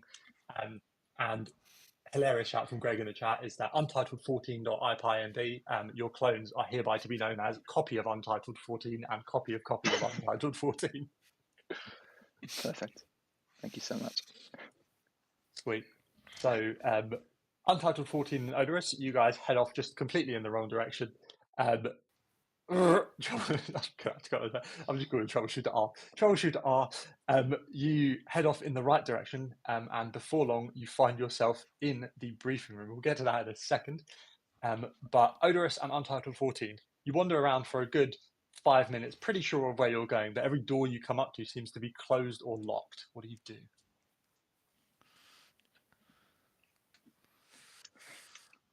I'm going to keep turning left and just start picking up speed and accelerating and trying not to look at Troubleshooter R next to me, still with a big grin plastered across his face. I'm just following along. I'm confident Untitled Oh, yeah. 14 obviously knows the way. Excellent. All right. Can you please make for me Untitled 14 another Alpha Complex roll, and we'll see if you can make your way to the briefing room successfully, or whether you get lost. It's all right. Are we allowed to share our scores, or should we not? Oh, yeah, we can see them. I think he means. No, I mean like our character sheet scores. Go for it. But is that a success so or a failure? It's a failure. I have a 0 for Alpha Complex, so so you can keep asking me to roll, but incredible. Okay, fantastic. So what happens is Troubleshooter R, you make your way to the briefing room. Untitled 14 and Odorous, you find yourself in a very strange place that you're not sure you should be. You in fact make your way down to what looks to be some kind of garbage tip for tech. And wandering about, you're sure that someone will come and collect you shortly. But in the meantime, Troubleshooter R, you arrive at a nice clean briefing room where there are 4 chairs laid out nice and neatly, and you're free to pick whichever one you want. I will sit on the floor as a good subordinate to the friend computer and look up to the ceiling to where I'm assuming there is a microphone, and say, "Hello, friend computer. Lovely to be here. Do you know where the other clones are supposed to be?" A screen descends from the ceiling, just this sort of very slow, and then this bing, this like green eye pops up on it. Good morning, Troubleshooter. Yes. Yes. Yes. And you think something maybe is not quite right going on here. There's something a little bit awry. I nod along with each yes. Perfect. However, friend computer, if we can hop back over here for just 1 second. Meanwhile, can I have been just taking various bits of trash and things from the pile and just kind of trying to shape them very violently into what I think a briefing room should look like? Absolutely. Can you please make for me a mechanics engineer check?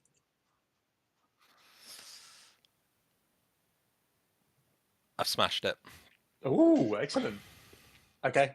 You grab a bunch of mechanical parts and you build like a rough shape of a table and a chair, and you kind of lay them out in the dump, in the sort of corridors that run alongside these piles of trash.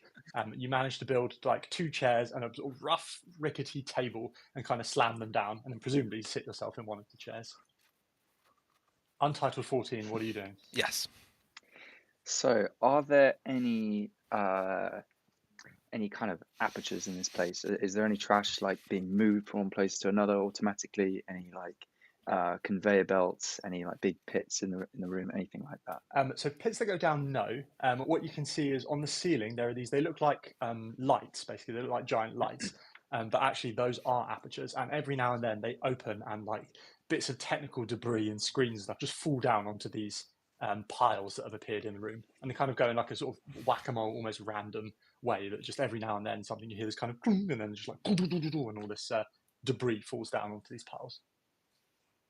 Okay, so nothing that like leaves the room. It all just collects up here.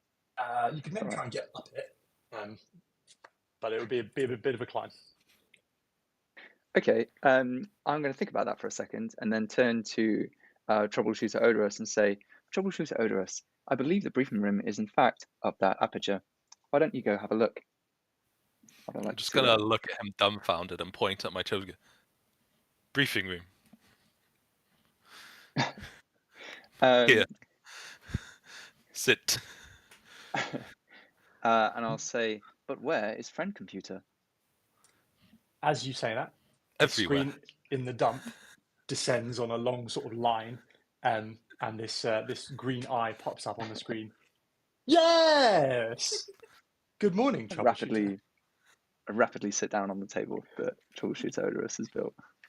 Jumping back to the briefing room for a moment, your screen with friend computer on it, Troubleshooter R, sort of scans around the room and then locks directly at you, and you hear friend computer say, "The other troubleshooters are in the briefing room, friend Troubleshooter. Where are you?" I will respond, "Not in the briefing room. Could you provide directions?" The screen, the little sort of hatch opens on the side of the screen, and like a small box comes out on like a little extendable arm thing, and it just sort of pokes it towards you. "Why, yes, I can."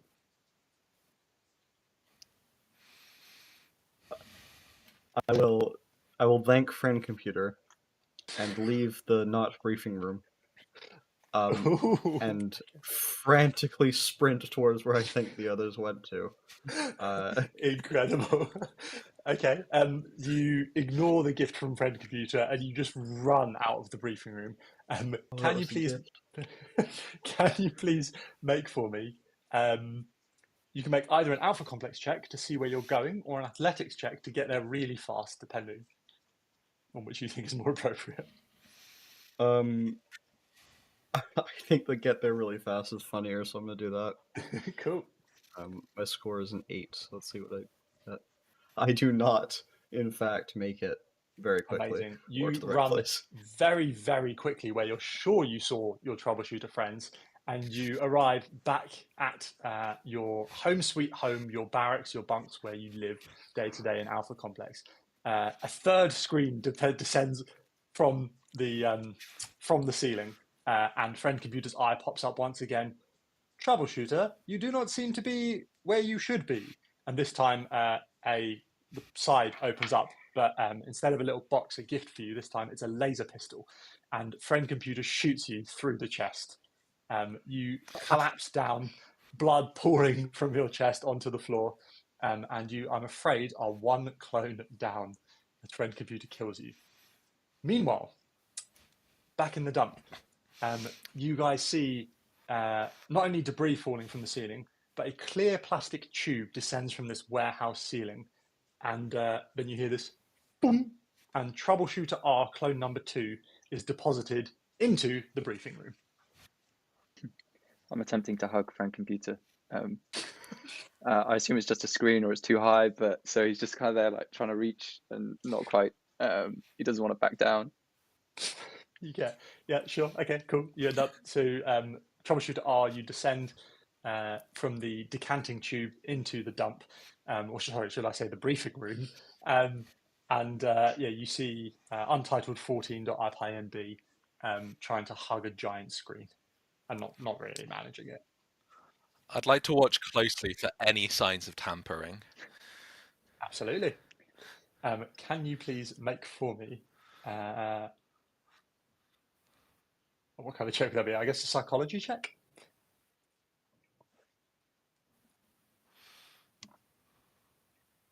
There is No, definitely not any failed. tampering going on.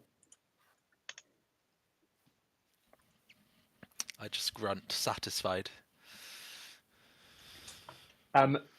You're sure that somewhere in the briefing room there is a troubleshooter of higher clearance than you who is going to come and tell you your mission. And you kind of wait, and you wait, and you wait a little bit longer. And then eventually a tube comes down from the ceiling, and a green troubleshooter who looks like he may have also just been killed by friend computer decants into one of the rickety chairs that you've put up, sort of shell-shocked looked on his face as he looks around. This isn't the briefing room. I'm going to Yes, it step is. up and say, troubleshooter, why are you wearing my clothes?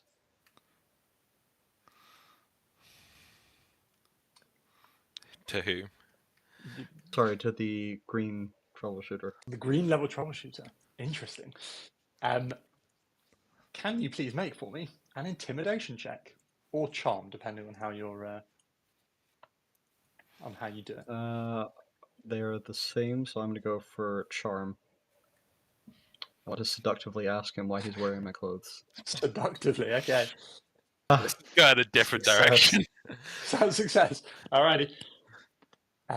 He looks around, kind of stunned, in the middle of the briefing room, and no, these are my jumps. Are you also?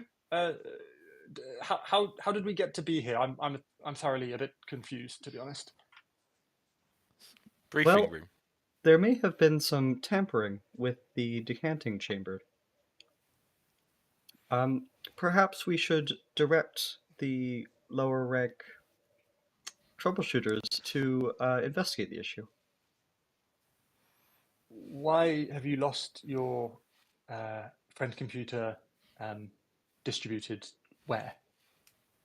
You used to be wearing a red I believe jumpsuit. there has been some tampering with the decanting chamber. I see. That's a simple solution. Just decant him again. I pull out my pistol and shoot him. For the second time in as many minutes, a laser passes through your chest, and you fall on the floor and start bleeding out again. A few minutes later, a decanting tube comes down, and troubleshooter RRRRR the third descends. Boom. And the green troubleshooter kind of looks over at you, Odorous. Good work, troubleshooter. Thanks. That is a very good question. Troubleshooter RRRR in chats was asking, are your clones RRRR? Is the subsequent clone SSSSS and TTTTT? Canonically, yes, now. Yes, okay. So Don't need the R in the output. middle, though, right? Yeah. So troubleshooter I actually TTTTT. started. My original name was clone A, and then it was A B C, then AA B B C C, and now I'm just on a lot. So we've got troubleshooter RRR. No, sorry, TTTTT RTTTTTT. Decants. You're still wearing red. You're still your original clearance level. And the green troubleshooter kind of looks around at the three of you. Thanks you, Odorous, for your frankly deplorable act of killing a troubleshooter, but in the name of the benefit of Apple Complex. And please come around the table, if you can call this a table, and please do sit down. I do have a mission from Friend Computer to give you. I'm unwilling to leave friend computer's side. I'm at the side of the screen now with like one hand, as if I'm kind of holding hands with like the corner of the screen, and I say, I wish to remain by friend computer, my friend.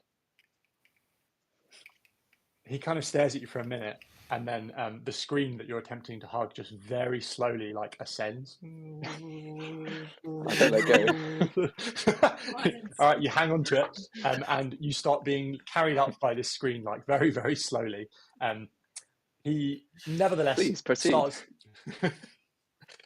he starts giving you a mission while you're sort of like steadily rising into the ceiling at this like very like painfully slow rate.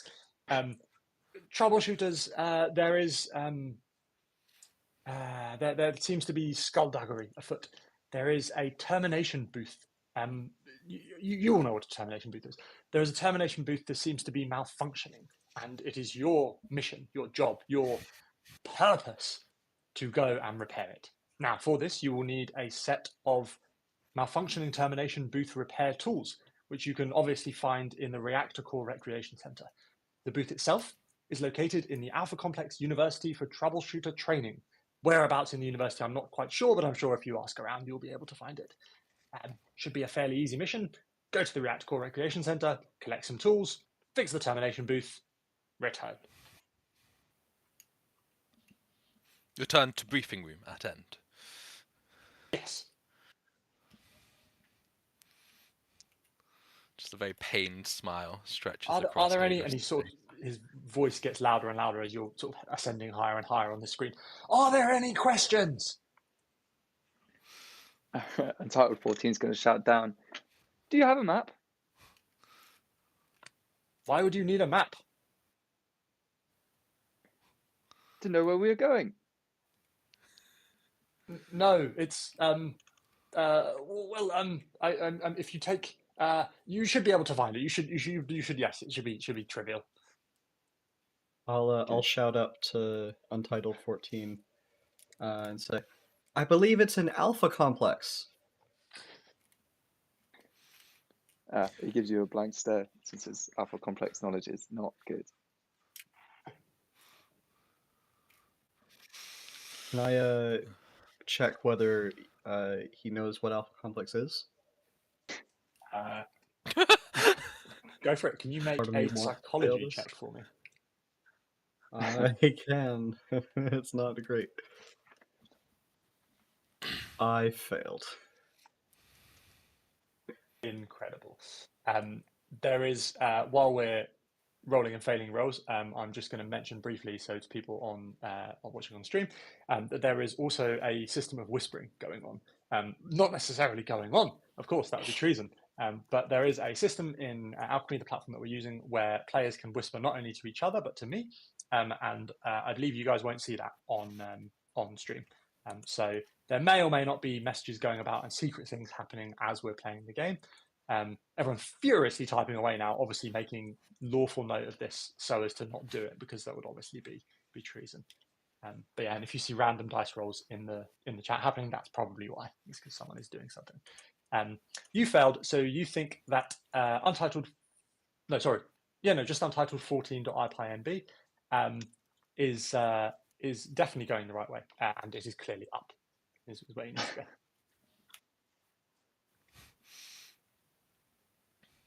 Oh, well, in that case, I'm just going to stand near where they're being raised into the ceiling and hold my arms out also and wait for my ride. Incredible. You hold your hands upwards. Can you please make for me? What would be a good roll? I guess an athletics roll.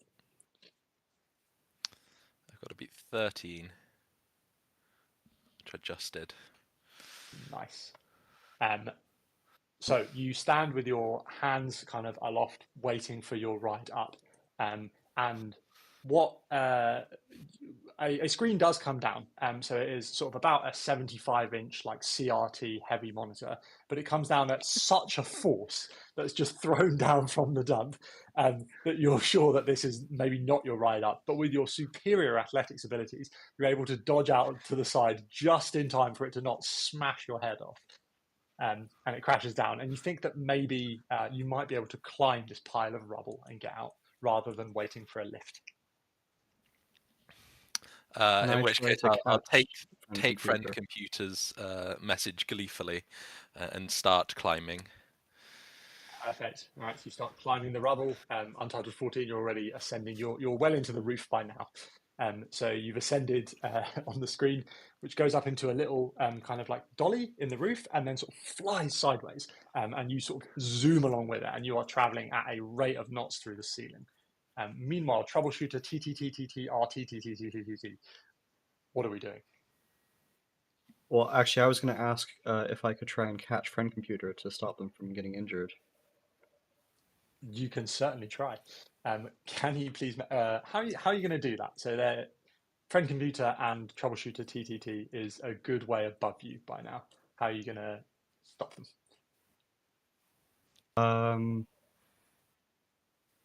I guess athletics. Like, gonna try and like forcibly just like stop.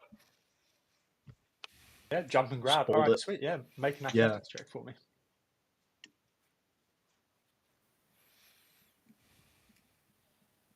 No. You jump and you're almost there. Your fingertips are almost touching, and then a broken requisition device comes down and smacks into your hand, and like feels like your hand is broken. Just destroys your hand as it falls down, and you don't quite make it. You think you might have to go the long way.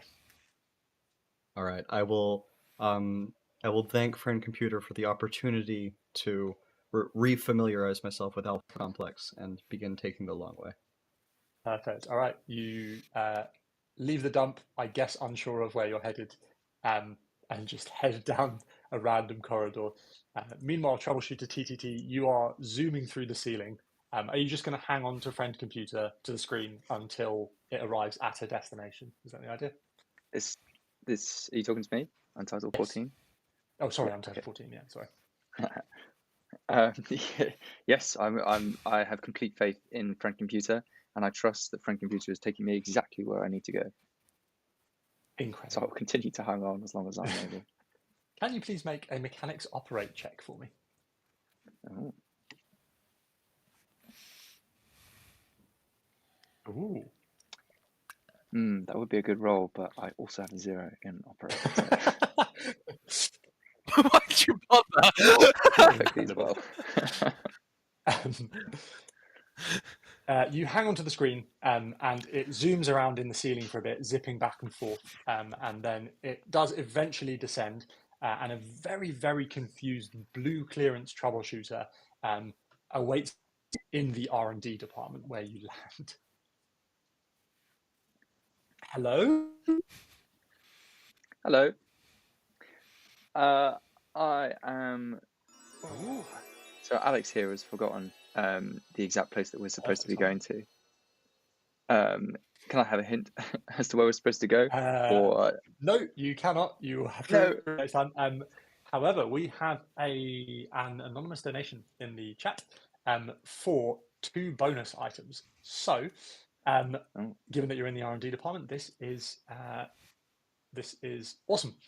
So, the troubleshooter stares at you for a moment and says, you must be the new recruit. Yes, I have the items for you right here. Just give me 1 second. And he leans over to like a sort of tech shelf that he's got on the back. It's like a wall that opens up, and then there's like a tech shelf, and there's like some guns and some weapons and some cool little boxes and trinkets laid out there. And he gives you 2 things. One is that he gives you this like bitchin' looking like machine gun. It's just like a very cool looking, very long machine gun looking thing with like a little clear box in the middle. And he says, here you are, the never ending rifle. And also this, and he takes from the side a little tiny kind of blue cube with a single button on one side and hands that to you and says, yes, and the beacon, this is yours. Yes, thank you. Just as a side note, I have been given a gun. Guess what else? I've also designated as a score of 0. Anyway, we'll get to that. I will say thank you, troubleshooter, and I will proceed towards the nearest door. Cool. Just walking in a direct straight line.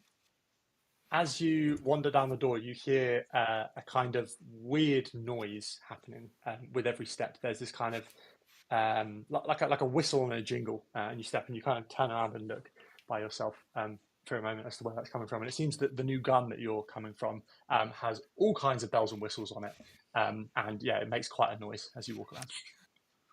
Okay, all right. Actual and the bells, other thing actual was whistles. Correct. Yeah. the other thing was a little box with a button. Did you say? Yes. The other thing is a little blue box with like a single red button in the top, which he has called the beacon. the beacon. Okay. Ooh, Once we I have turn the corner, we have. So I'll get to that in a second. Sorry, go on, do what you're doing, and then once thank I you very turn the much, Dan. corner, I would like to say the beacon. That should take me where I want to go, and I'm going to slap that button. Sweet. You press the button, and there is an enormous pillar of light that ascends from where you. It is about maybe 20 foot in diameter and maybe 400 foot high. And that light comes from a giant white hot burning flame that erupts from this box. And in fact, it shows everyone in Alpha Complex where you are, as you, the entire R&D department, and all of the nice equipment that you guys were going to have just erupts into flames.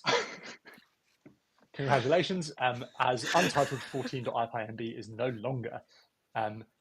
Meanwhile, we're going to hop over back to the ceiling of the dump, where Odorous is climbing up the railings, I believe, trying to get into the ceiling to follow along in your footsteps. As you hear off in the distance this kind of whoosh noise, yeah, you get the sense that something is maybe not quite right. We did receive a donation that has. Is that in order to maybe we get some, if Dan is watching in the chat, what exactly that was for? Whether that was for an item, whether that was to kill a troubleshooter, because I'm questioning. So do let me know. In the meantime, Odorous, what are you doing? You are up in the ceiling now, in the kind of Die Hard style vents of the ceiling, trying to follow in your friend's footsteps. Have I got TTT RTTT with me as well? Nope, TTT RTTT has wandered off the long way to find the Reactor Core Recreation Center. We just completely split up. Took all of half an hour. Not even. I'm just going to listen out for TTT's footsteps then and just try follow along above him in the ceiling. Perfect. Whichever way he's going, I'll just kind of map 10 feet up. All right, that sounds good. You start following. So TTT RTTTT. You find yourself once again. Actually, no, you weren't there the first time. So leaving the dump, you find yourself in Sector 737B7, a kind of neatly lit corridor, much like any other in Alpha Complex. Where exactly are you going? Well, first of all, do I hear like the grunts and clangs of Odorous climbing on the ceiling? Absolutely. Odorous is yeah, I'm messaging you this whole time, being like, "Oh, was that a left?" Kind of. Nice. I'm here. Finally, actually picking up my comms and reading it because I didn't want to be distracted from Alpha Complex. I will look up and say, "Odorous, if you drop down, I'll catch you." That way we can find the Reactor Core Recreation Center together.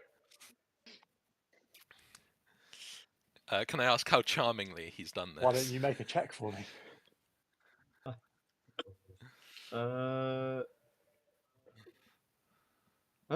Success? Yeah, he's definitely. Well, I don't think anyone could say no to that. Are you gonna drop out the ceiling? With that, I just wrap my arms behind me, and I just trust fall backwards. Sweet. RRR, can you please make a throw check for me? I can certainly try. It's all about the aim. Oh, if you hit the number, is that a success or a failure? That is a success. You fall out, trustful out of the ceiling, and troubleshooter RRRR or TTTTT, sorry, catches you with grace and poise. As he does, a new decanting tube comes down, and you find copy of Untitled 14.ipynb. Boom, drops down into the corridor with you guys. By the way, you still have the bells and whistles gun and also the beacon on your person. They are decanted with you. Excellent. The beacon's really nice. The beacon is off though. Nice. I I'm gonna reach give him a over and big say, "What does it know?" I give a big smile and say, "Troubleshooters," and I start walking off in a random direction. I will follow. I'm still carrying Odorous, of course. Amazing. All right. So you guys just head in a random direction. Yep. Yes. Sweet. Can someone please make an alpha complex check? Whoever feels like the most appropriate to do so. I think copy of Untitled It's not 14 me. is I'll take taking that for free. the lead here. All right, I'll roll for that. It's always worked previously. Yeah, I fail. Okay, amazing. So you head from sector 737B7 to sector 747B3, a very similar dimly or brightly lit corridor, and you're not entirely sure where you're going. You head from there to sector 757B57, and then through sector B7357, and then you head from there, you take a right into sector, you're sure maybe you've been here before, and then you take a left, and then amazing, roll it please, and then you take a right, and you find that you are maybe just getting lost in a perfect, that goes off without a hitch. You find that maybe you are getting lost in alpha complexes, complex, and you think maybe it's time to ask for help in some capacity or find your way there by some other means. Okay. I would like to turn to troubleshooter TTTTRTTTT and say, I happened to pass by the R&D section on my way here, and I was given this beacon, which I believe should help us to navigate to where we need to go. Why don't you go over there and press the button so that it can direct us in the direction we need to go in? Can I turn to the, I guess, look down lovingly at Odorous in my arms, and say, we should all know Alpha Complex, right? Would this be counted as treason? What is treason? Like Do you want to trees ask and friend birds computer? and Friend computer, TTTRTTT is asking something about treason. A screen descends from the ceiling. Good day, troubleshooters. Are there treasonous activities going on? Good. I'm not sure. What is a treason? Oh, good. You seem to have lost your way. What are you doing in sector 7B757?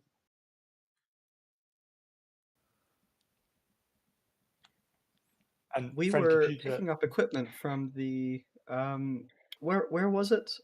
Copy of Untitled 14 iPi notebook.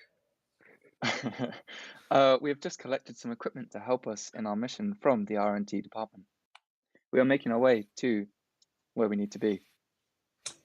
The Reactor University Core. The Reactor University, yes. The Very Reactor good. Core Troubleshooter Recreational Odorous. Center. at least one of those is correct. The friend computer blinks for a moment and says, I see you do not have your team designations. Has your mission briefer failed to designate you?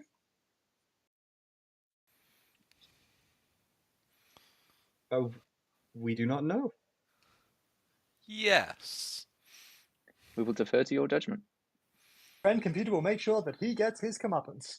In the meantime, you need designations. It seems we already have an equipment guy, and a small badge comes out the side of the screen and places itself again on a little long arm and kind of sticks itself. So copy of Untitled 14. You get a little badge that says equipment guy. Okay. We Friend still computer. need. Sorry, Oh. go on. I would never interrupt you, friend computer. Please continue. We require a loyalty officer. So everybody get yourselves ready. We're going to do something in real life for a minute. You guys have 20 seconds to get in shot the biggest item you can in your house, and whoever manages it is going to be loyalty officer.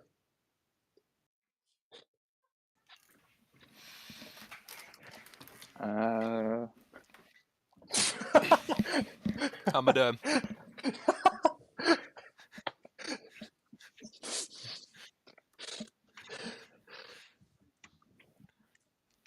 All right, He's cool. going to You're going to give Donkey another few seconds. That's pretty good. That's pretty good.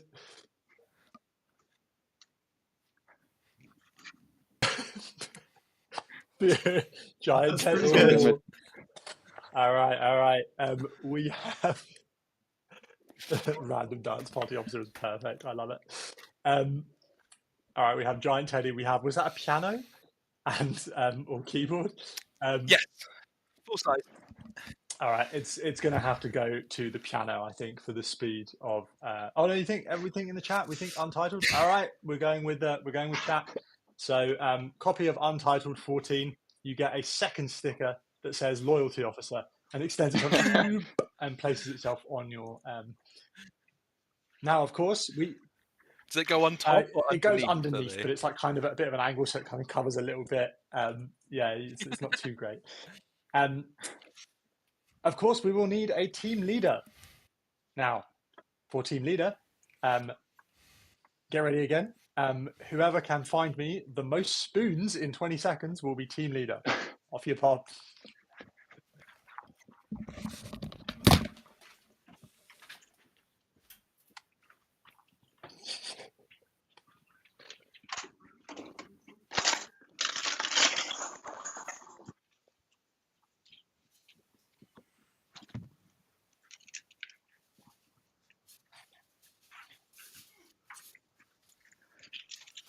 Spoons. I can do another 10. All right, we got him. Count them up. How many have you got? Horrifying audio for stream. Horrifying. Got 14, I think. 14.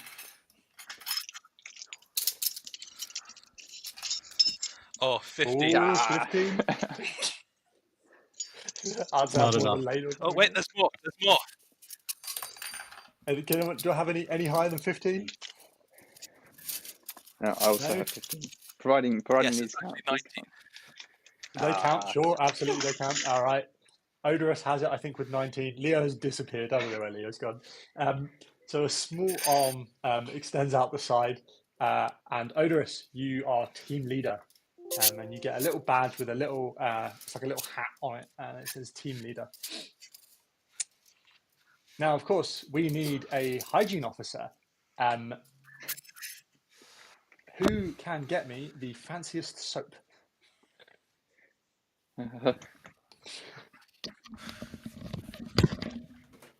Sorry, I missed that last instruction. My audio cut out.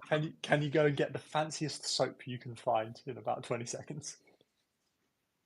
No, No, is my alright. honest answer. I'll defer to one of them as team leader. Perfect.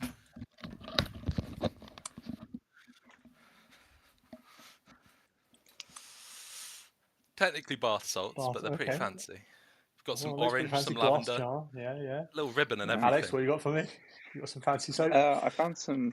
It's okay. I found some sensitive kefir cleanser. If you can read that. That was the best I could find. Kefir cleanser. Okay, I don't know what that is. What was that? That was for hygiene officer, right? You get a little arm comes out and it goes towards you, Untitled, and then it sort of swings at the last minute, and then it kind of swings back, and then you get a second arm comes out and it grabs it and it rips it in half. So Untitled 14, you get hygiene, and Odorous, you get officer. So you are, in fact, team leader officer. And I can't remember what you have already, but hygiene is at the end of it. And then lastly, Friend Computer looks down. The loyalty equipment hygiene officer. The loyalty equipment hygiene, yep. And TTTRTTT, Friend Computer pulls out a little thing that says happiness officer, and it sticks like directly onto your face and just like right on the forehead. Keeping happiness close to my brain. A good idea, Friend Computer. Thank you. Now we have team leader designations. You can continue on your merry way. And a like little 2-dimensional map pops up for like maybe half a second as to where you should be going. Okay. Did you get that equipment officer? Indeed. and I will walk off in a random direction. Although, good question. I was running around so much I didn't write down what the I think for this guy, what did I get for this one? Biggest item in shop was when I can find it. It was loyalty officer. Okay. I believe you are loyalty equipment hygiene. No, loyalty officer equipment hygiene, something like that. Okay. Yeah. Cool. Can I attempt to memorize the map while it's up there? You absolutely can. Can you please make for me whatever you think is an appropriate role? Can I argue it's psychology because it's like thinking? I'll take it. Or Go if for it. Make psychology I roll.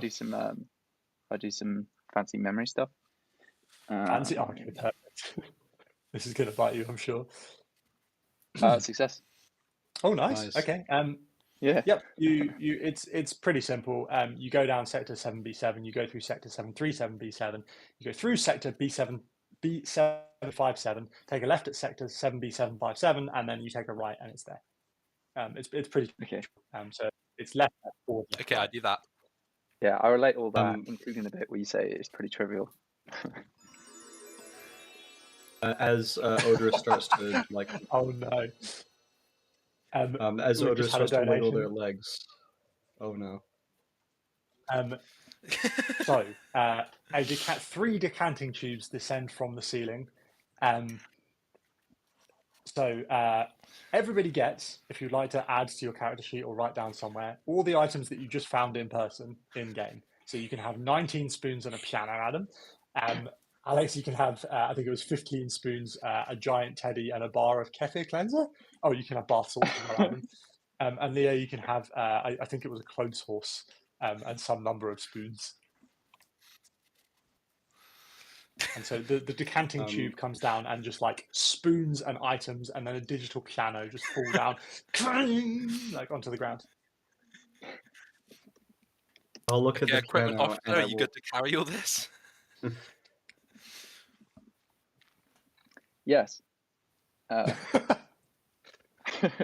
going to attempt to, and we'll see how it goes. That doesn't Roll sound something. very happy. As ever, I will do my best, but if I cannot, then as a team, we will need to work together to complete this mission for Friend Computer. At this point, by the way, I would like to put down Odorous and pick up the piano. When you say put down... Oh yeah, you are carrying me. Sorry. Yeah, I would was like to oh, lower gosh. Odorous to the ground. Shh, it's okay. Go to sleep. And pick up the piano. Sure, you can have a piano. And pick up the piano, and I would like to start playing a merry tune to make the party happier, make the troubleshooting team happier as Can we you please go make on our way. a mechanics operate check? Oh my goodness. That's magic items. All right, sweet. I'll roll that in just a second.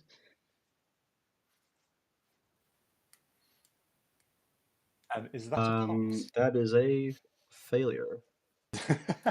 Amazing. You start just mashing keys, having never seen a piano before in your entire life. Canonically, by the way, that is your own stuff that belongs to you, all the stuff that you just got, so do keep it safe. Yeah, so you start hammering out this horrible tune, just pressing random keys, and it's very, very grating. And after a while, you think you have the option either to stop or potentially to be killed by one of your fellow troubleshooters. And the other thing worth mentioning is that we hit our first stream incentive, which is at £50, everybody gets a magic item. So, if you will excuse me just 1 second, I just have to roll your magic items. So a requisition tube descends from the ceiling. This is like a tube that decants people, but smaller. Oh my goodness. Okay. So equipment guide. You get actually going to be very, very useful. You get a small leather pouch. It's sort of like the size of a kind of small handbag. I think that might end up being quite useful, as you have a bag of holding. Who do we have? We have TTTTRTTT, a what? You have a small green cloak. This is a cloak of elven kind, which will give you advantage on stealth and hiding checks. Sweet. And then Jesus. Who else do we have? Who's the other third? Thank you. Yes. Troubleshooter. The hair in it. You have a staff of striking, which seems to be a staff that kills people.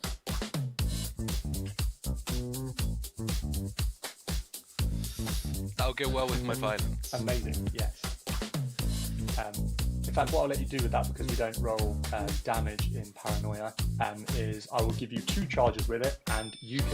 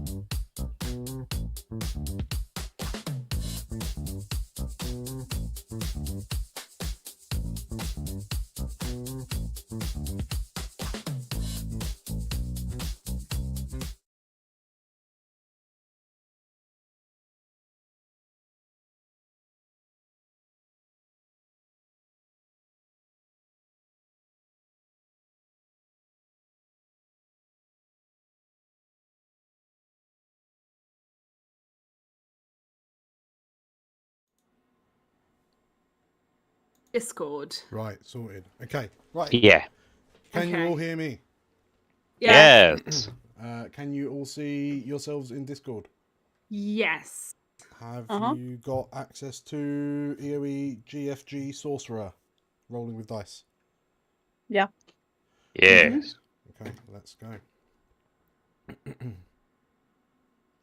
We're all going to go. Hey!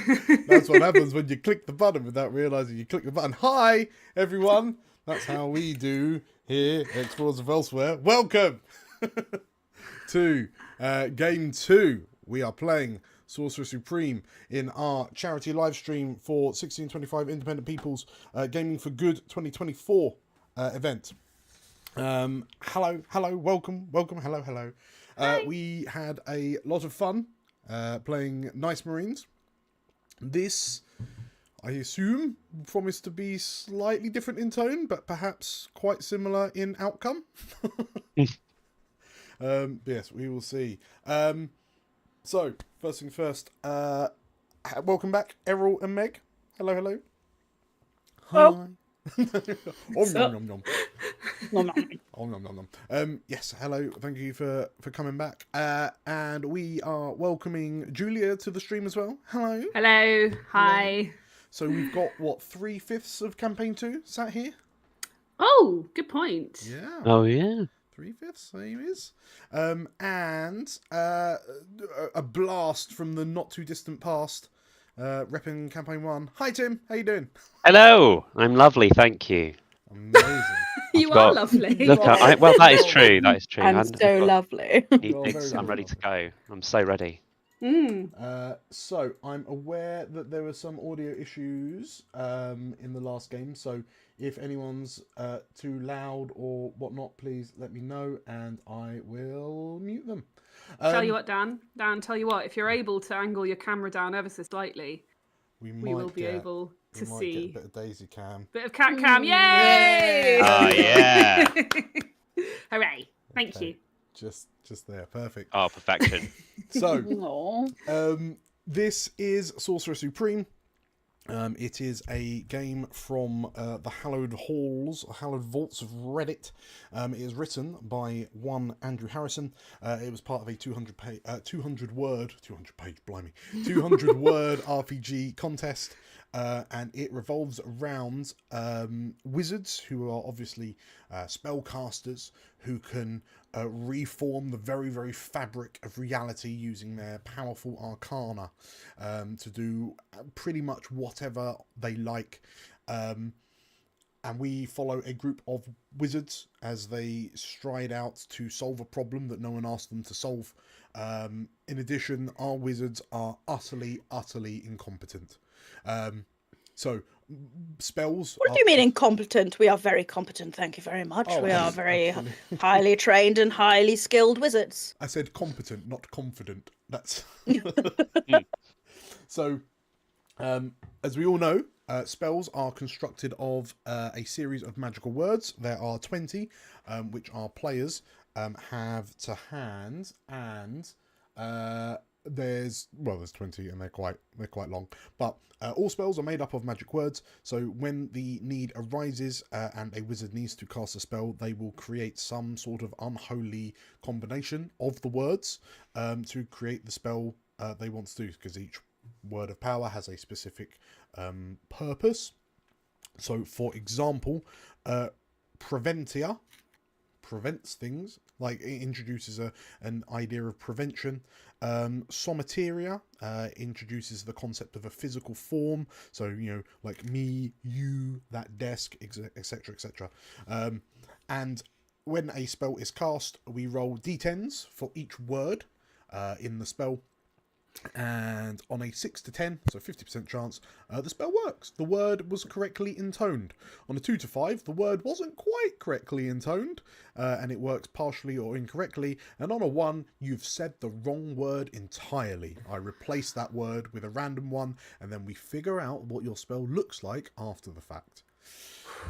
So, we have more donation incentives for this session. So £5 re-roll a failed word, £10 re-roll a successful word, £20 I will add a random word to the next spell, and £40 Wizard Duel. Wizard Duel. Oh no. Yes, and as we got more donations in the first session than I was expecting, which I'm incredibly grateful and thankful for, I have put the at goal incentive. If we hit the 100% goal, I have a French made outfit on standby, and that will be worn for the rest of the EOE live stream, as well as the Heroes Wanted live stream that we'll be taking part in from 6 p.m. tonight. And just to clarify, roughly how far are we off our goal? So Dan? we are at 46% of our goal. Okay, and we've had 115 in donations. Okay. Yes. Whew, So okay. it is potentially, hopefully, very doable. So with that in mind, let's meet our Sorcerers Supreme. Let's start with Julia. Who... Nice use of the proper words there. You made sorcerers like attorneys general. I like it. Hello. Hello. My name's Ophelia. Ophelia Spellsworth Smythe, and I went to the best wizard university, of course, and I'm a very good wizard. Naturally. Head of the class. Yes. Okay. Just a real elevator pitch. What does Ophelia look like? Ophelia is a lady. She wears kind of big pebble glasses and always has her long dark hair sort of scraped back. She's a bit sort of posh and nerdy. And big front teeth. Hello. Okay, marvelous. Okay, wonderful. That's Ophelia. Errol, hello. Who are you? Who's your wizard? Hi, I'm Draswi. I am the backwards interpretation of everything that is to do with wizard. So let's say I'm wearing incredibly long pointy shoes, 0 hat, very short robe, probably too short, with some hot pants going on, wizardly hot pants. And have they got little stars and moons on them, like? Yeah. Okay. No beard, no moustache, cleanly shaven, maybe mohawk going on. Sure. And very short wand, just like a bit like just this big. But it works well. It works incredibly well. Yes. Yeah. Marvelous. That's what you do with it. That's what's important. Not how long the wand is. It's Well, speaking of long wands, hi Meg. Hello. Who are you playing? Oh, sorry. Oh yeah, there we have it. Yeah, Meg. Who are you playing? I am playing Obnoxious Pricked. Yes. And I am the most highly skilled wizard, more so than anyone else in the academy. We'll see. We'll see. We will. We will. I'm pretty sure that when putting our skills to the test, we know exactly who will come out on top. And Obnoxious is just an amalgamation. Just imagine every wizard stereotype, okay? Like 4 or 5 wizards, and just cram them all together because they've got everything. They've got the pointy hat, but couldn't quite decide whether they wanted a pointy hat or a fez. So what they've actually got is like a big velvet pointy hat with a tassel on. They're wearing robes that just have every single emblem on them that you can imagine. They've got their stars, there's moons, there's pentagrams, there's silver filigree. Their entire neck and arms and everything is just covered in all sorts of occult jewelry. Yeah, you name it, it's there. Sure, marvelous. Okay, and last but not least, Tim. Who are you playing? I am Blandalf the Beige. A name I earned once from an old friend who was having terrible trouble returning a ring. You see, he had failed to keep the receipt. And, well, he had to go back there several times. And, my goodness, let me tell you. Anyway, as you can see, I'm wearing a very... Well, it's a little bit flashy if you don't mind me saying, but it's a lovely beige cardigan and a flat cap, which is much more, I find, convenient. And I got it back from my old aunt. Now, she was lovely, old Auntie Errol. Made the loveliest little cakes. Anyway, apparently I'm okay at magic, so. Very good. Very good. Amazing. Okay, well, so we have our 4 wizards. You are all graduates of Wizard U, and as such, you have decided to strike out into the unknown. The world is full of pitiful, magicless commoners, and it is your duty to solve all of their life's grievances using your superior and frankly impressive magical repertoires.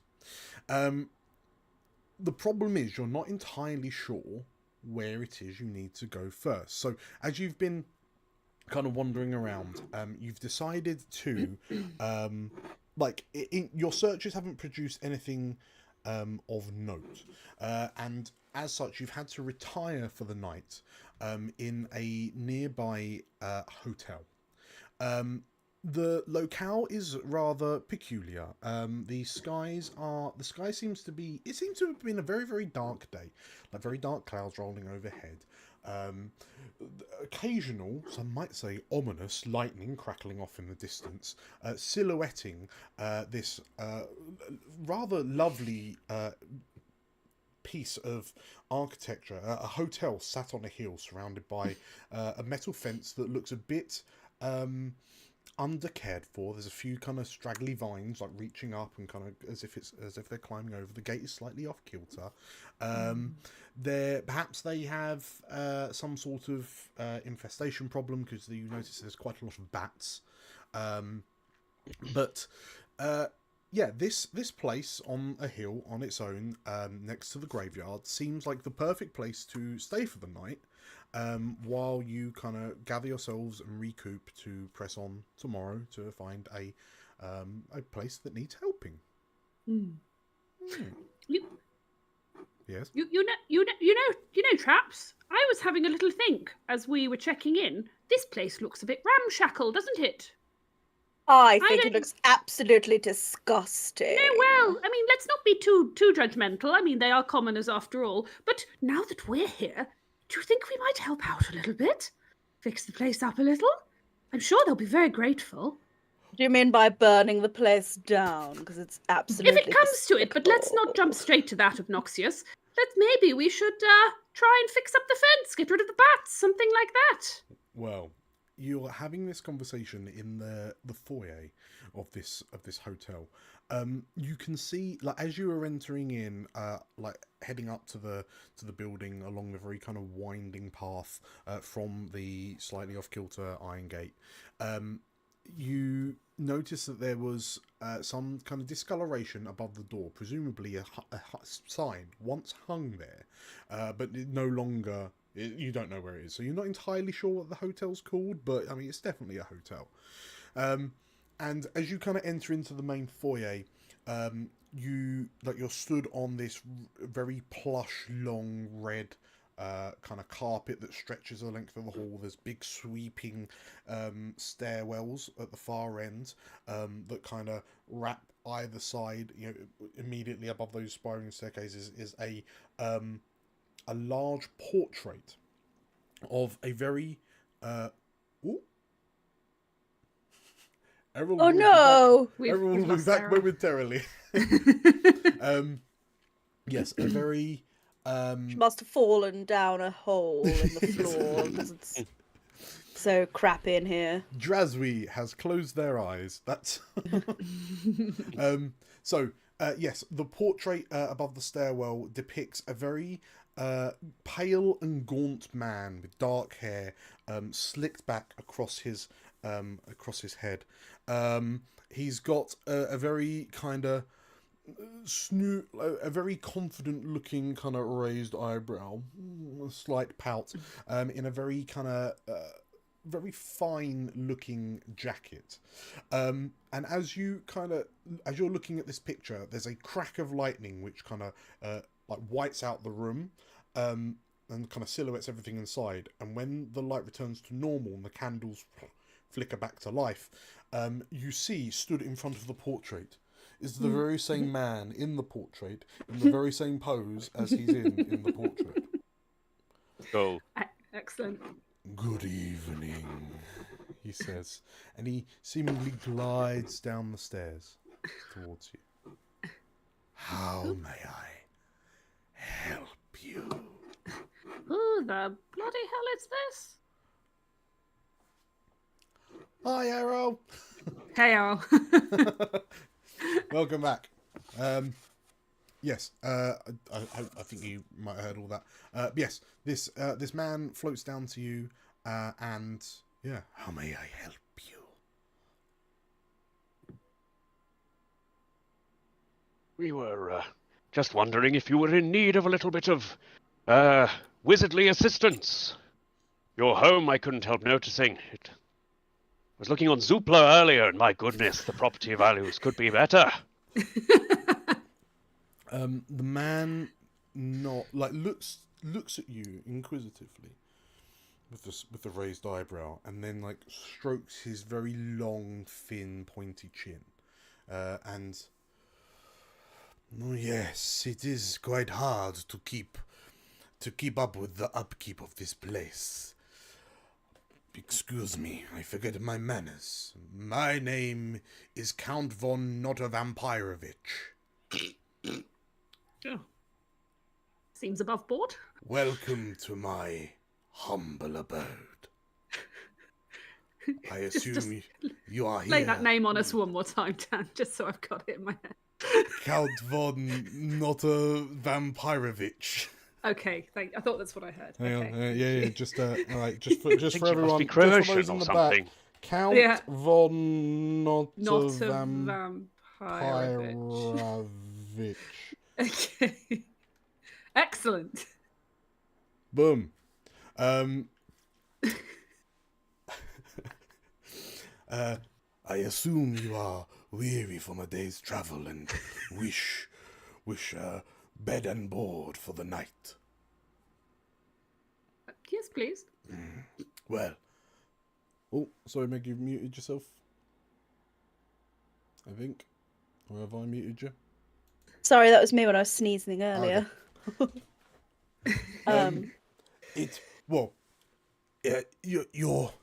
Your colourful friend here is correct. I am in need of some home renovations, so perhaps we could do some do a trade.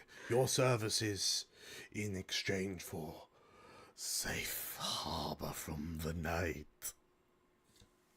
Oh, darling, I think it's way beyond renovations. You might as well just pack up and leave at this point. What Obnoxious means to say is we'd be delighted to help, and a safe bed for the night sounds lovely. I mean, I definitely trust an establishment that promises a safe bed that goes out of its way to specify the safety of the Although, stay. speaking of safety, if you were to have an inspector come and look at this place, you shall not pass.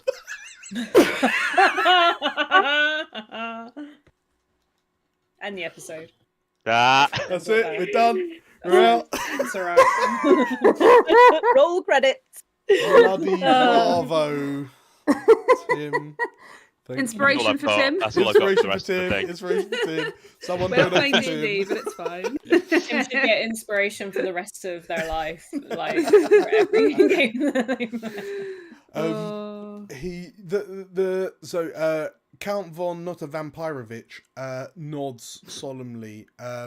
It is a sorry state of affairs, but I would be loath to leave.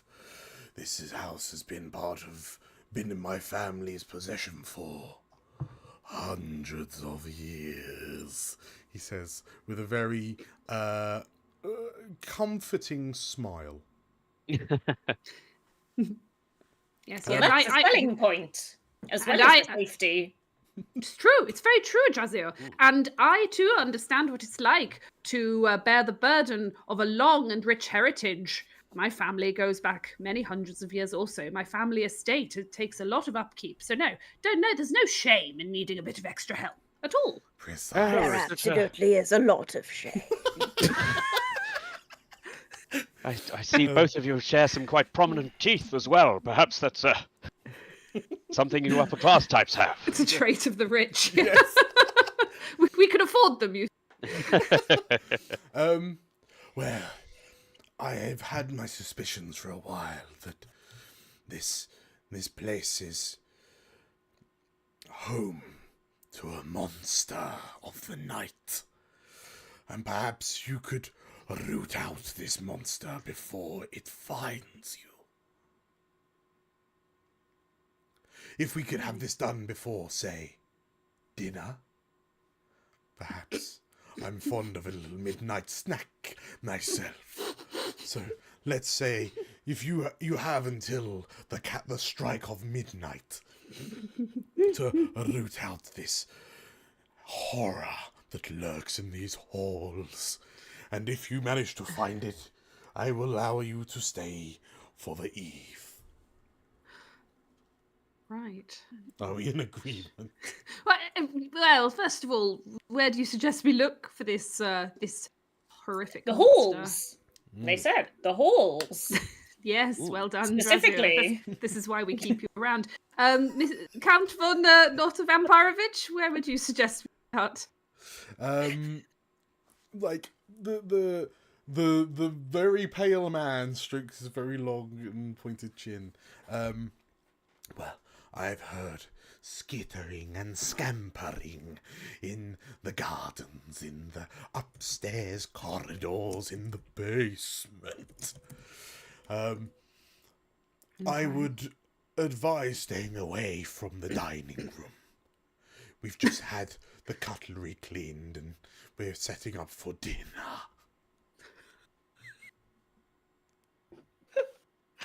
Very well. Jolly good. Yes, I think Feathers done in cool shakes. I think we're in agreement then. Lovely. We'll have the monster's head by midnight. Oh, how great. Does anyone have any hand sanitizer? I feel like we're going to need it. Oh yes, I always can. Hold on. Wait. Blandalf absolutely has hand You never sanitizer. know. Use a spell for it. Why use hand sanitizer? Spell your hands clean, surely. Definitely needs a spell. That sounds like a spell, Blimey. Tim. Or Meg. Actually, no. Right, Meg, yes. Well, who's doing the I magic? don't think Like, is Meg's anyone hands are cleaning dirty. their hands right now, or are we waiting till we've got them dirty? I think right. I'll now. get out. I think. Even better, have you got anything that will prevent them getting dirty in the first place? 'Cause I that's don't good, really, that's good, I don't that's really good, want to that's touch good. anything in this god awful forsaken house. It's so dusty Magical that marigold. I think there are potatoes growing on the banister.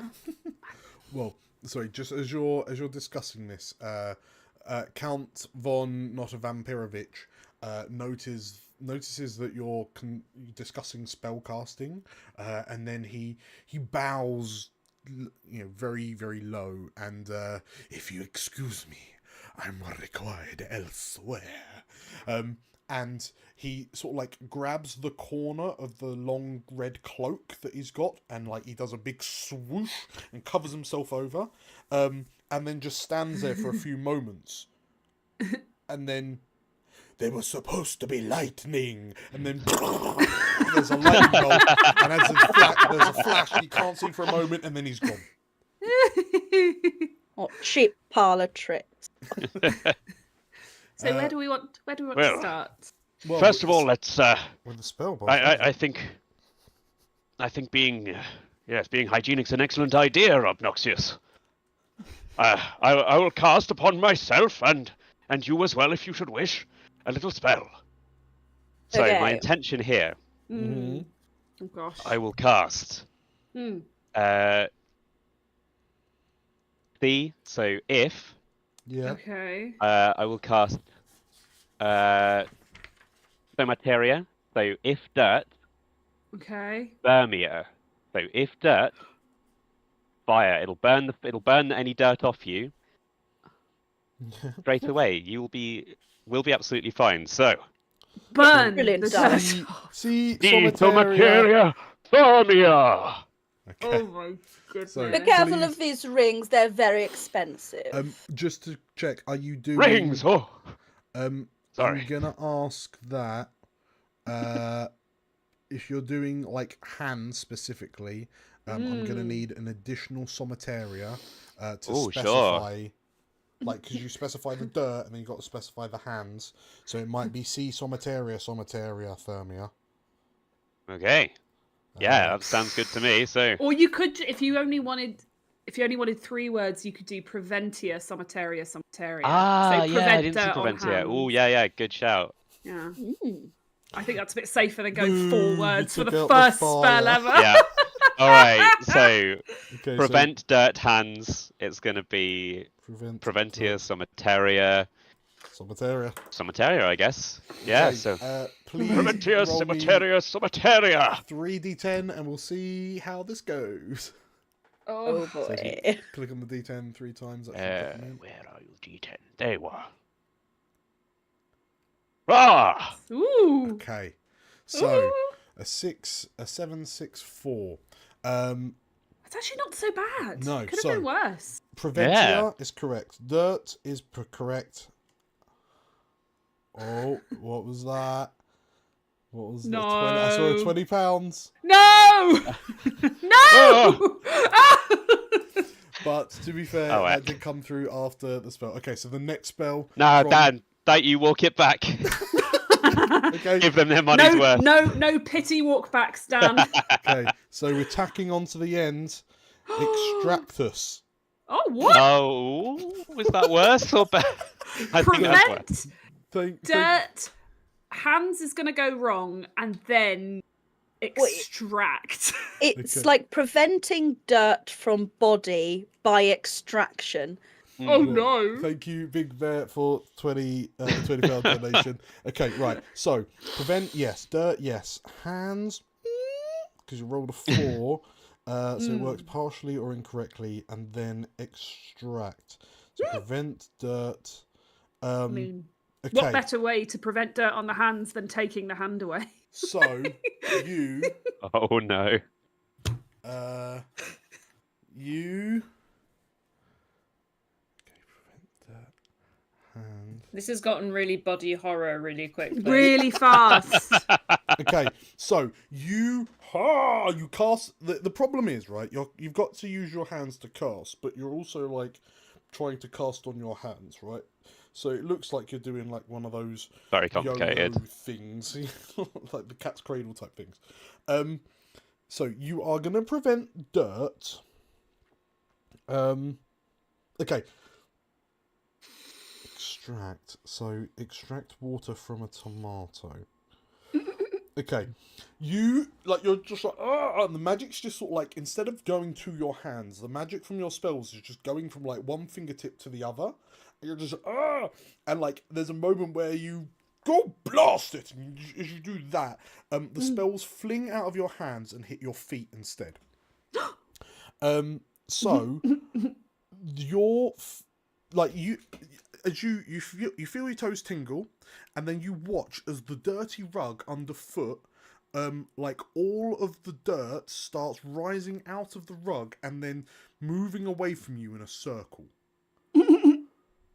So you're pulling out all of the dirt and grime, and it's just sort of like floating, it's orbiting your feet, but not actually touching it. Okay.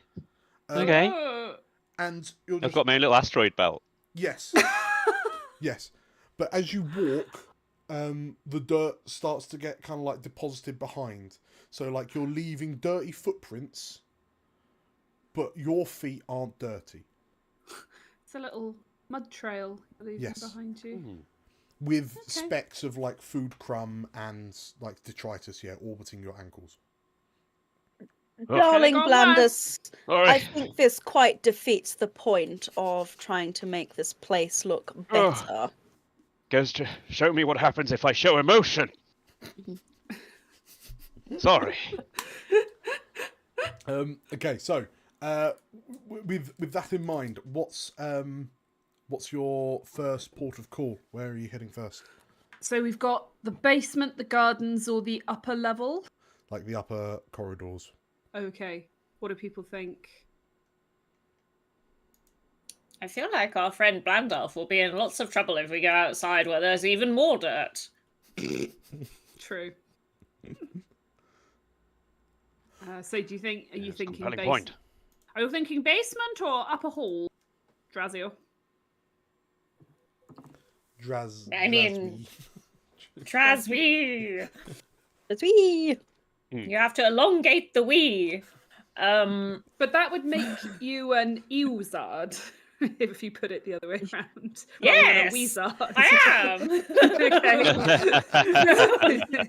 Fair enough. I'm not from around here. We say it differently where I'm from. That's The basement sounds exciting. Basement then. Let's go. Love a Must face basement. the long dark of the basement. Into the depths. So, you head down. So you like there's a point where you sit in this grand hall and you're looking around thinking, oh, and then you happen to notice that there is a floor plan of the hotel just on the walls. So it's very handy. And you, using the directions from this floor plan, you make your way down into the basement.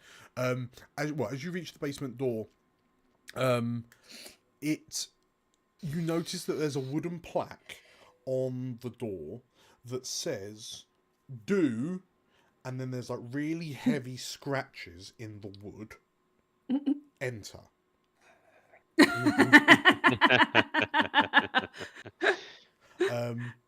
And yeah, there's just a very tarnished brass circular door handle.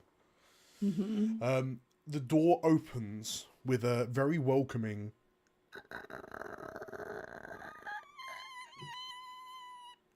Sorry, did we open it? Or did it just open on its own? on its own. Oh, great. Okay, cool. Well, very convenient. And as you peer down, you notice that the staircase, like, that's descending into darkness, you watch as the staircase seemingly starts to, like, elongate into the shadows. It's like the door frame kind of around you. And you hear... you hear a slight scampering. I would like to create a light source. Yes. Okay.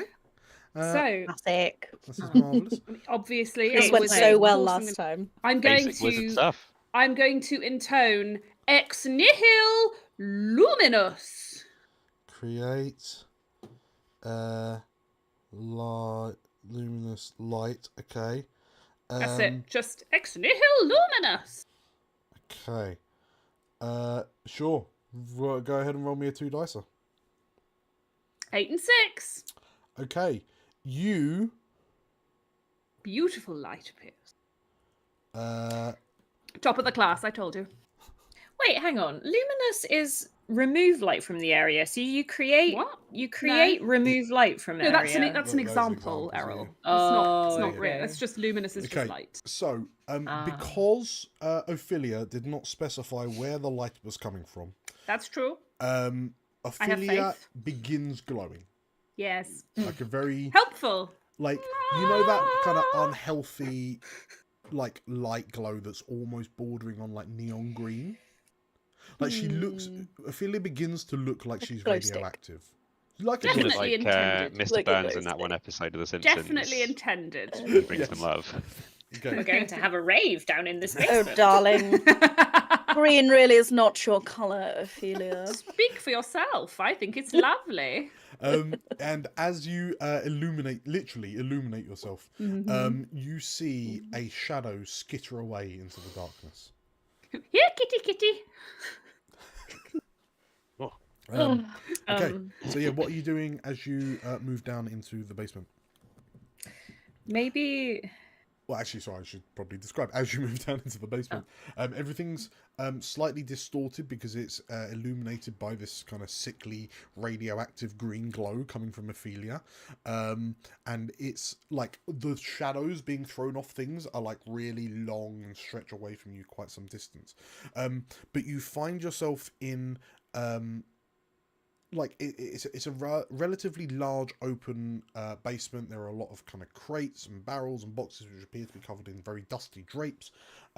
You can see that there's like what appears to be a big wine rack over on the far side. There's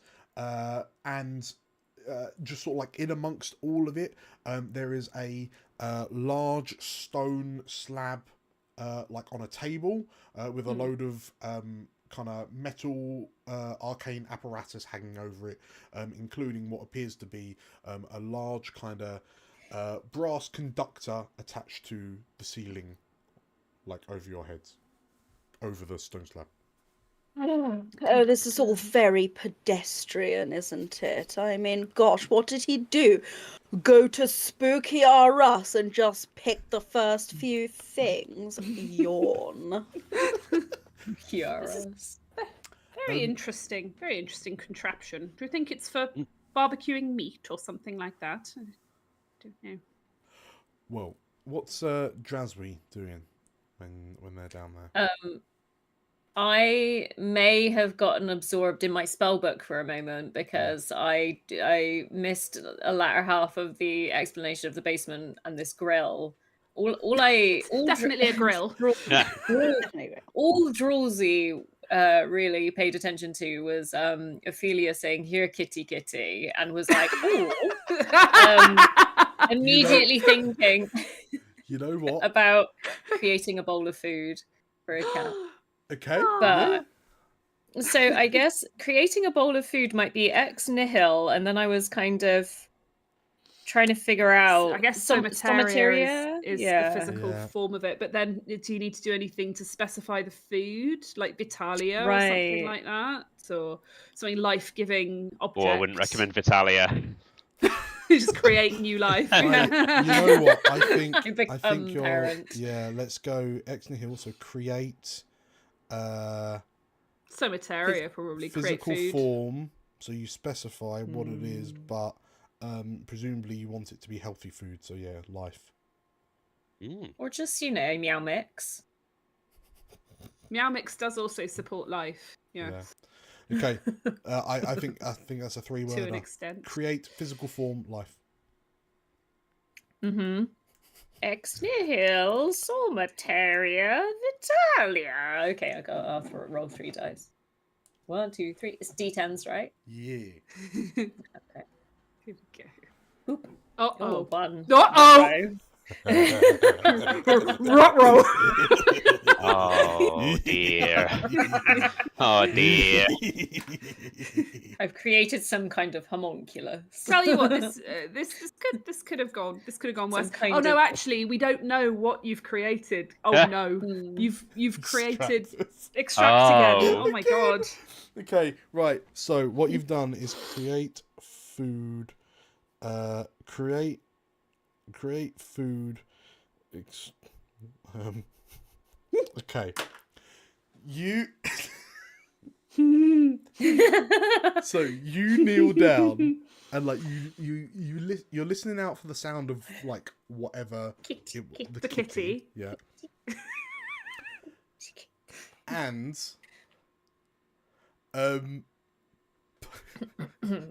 as you sort of like wiggle your fingers and you intone your words and you get to, so you're just like ex nihil somateria, and then you pause and you're like, what was the word for life? Oh, I know, extractus. And in the darkness, Rob donated. How much did Rob donate? This will be on the next one. Here we go. Donations, Rob. Thank you, Rob, for the £10 donation. Okay, so it's the next successful one. Okay. Reroll a success. No. Like as you wiggle your fingers and you're looking at the ground waiting for this bowl of like kitty mix to appear, you hear this intense, wet, ripping sound and in front of you, like a lump of this green bloody mass appears in front of you. What? And oh no. And like you sit there looking at it thinking, that doesn't look like kitty mix. Darling, use a tissue next time. I think kitty hair bald. As the 4 of you like poke and prod at it, who is it that picks it up to inspect what it is? Not I. I'm not touching that with a 10-foot barge pole. I'm not sure I can pick it up at the moment. Well, that's the point. So, Blandolf, as you stand there looking, this green mass just sort of like starts sliding across the floor around you. Gross. Just leaving a red bloody smear in a ring. God. It's like we're playing Nice Marines again. Please, no. Yeah, who wants to pick it up? I'll start chasing it around. Okay, Draswy. So, Draswy, you managed to catch it, and as you kind of hold it up, it's really odd. Like the mass stretches to about 3 foot long, and it's It's seemingly got these like there's like a central mass, and then there's like 5 like tubes of this green bloody mush. And then like like the 4 of you stand there like turning your heads trying to figure out what it is, and like Jazzy, as you kind of rotate it slightly, it dawns on you that you are pinching the shoulders of the skin of a goblin. Oh. Oh no. And like Uh-oh. and like you put your 2 fingers through the eye holes to pull the head up, and like you see the nose, and like it's just the skin and muscle of a goblin, basically the food of a goblin. I'm just gonna gently fold it like a laundry, like a t-shirt from the laundry, and just kind of place it on a crate. There we go. Did we find the monster? Have we won? Well, as that happens, you sort of like you place the goblin flesh, the goblin skin puppet down. Oh god. What's Obnoxious doing? Obnoxious is just ignoring all of this utter tomfoolery, and he's looking around the basement with an appraising eye. And then he turns and says, I know what this space needs. This space is too dark and dingy and old-fashioned. This space needs a home cinema. Yes. Will that help us? Will that help us find the monster? Or? This just don't the monster is just that's just we really want to transform this space. I have vision for this space, and home cinemas are they're very on vogue. They're very vogue at the moment, and I think they're a very good. They show that you've got a lot of wealth, and that that you like to have people round to show your wealth to. So yes, I think this space needs a home cinema. Okay. And Obnoxious is going to try and create a cinema screen. Okay. How a functioning cinema screen. What does this functioning? Look like? So I was thinking it would be create ex nihil. Yeah. And then maybe like there's not physical object, is there? What's close to physical object? Well, yes, Somateria is the closest you'll get to physical Somateria. So ex. But then it's a light nihil giving Somateria. One, isn't it? I was either going to use that or maybe Emulous, because it is the cinema is like an illusion, isn't it? Illusion. It's going to be a screen of illusions, but then also it's got to be electrically powered, so also potentia. So maybe we're going ex nihil Somateria, potentia, Emulous. Nice. Yeah, so create item electrical imitation. Yes. Okay. Cool. 4 dice. This is going to be this is just going to transform the space. You won't even recognize it when it's done. Okay, that's a 7 or 1. Oh. Oh. Okay. There's no way this could go wrong. Okay. Oh no. So sorry, hang on, was that 5 words? No, just the 3. Just okay. the 4. But 7 Oh, 1 sorry, 3, I 1. put 5, didn't I? And, Got too excited. Thanks to Rob's donation, Meg, please re-roll that 7. Oh dear. Oh.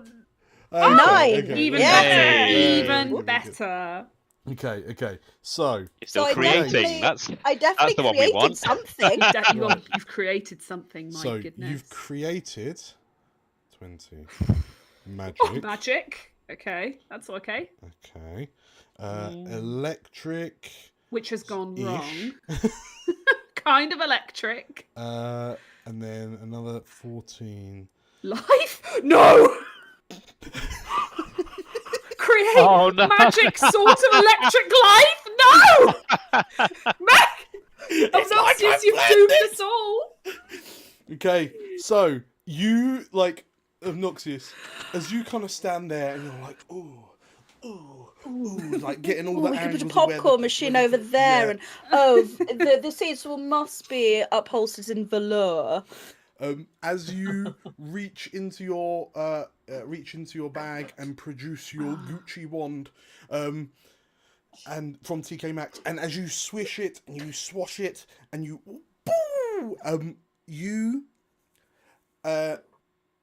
slip on the goblin skin suit, and like your wand blast like flies off slightly.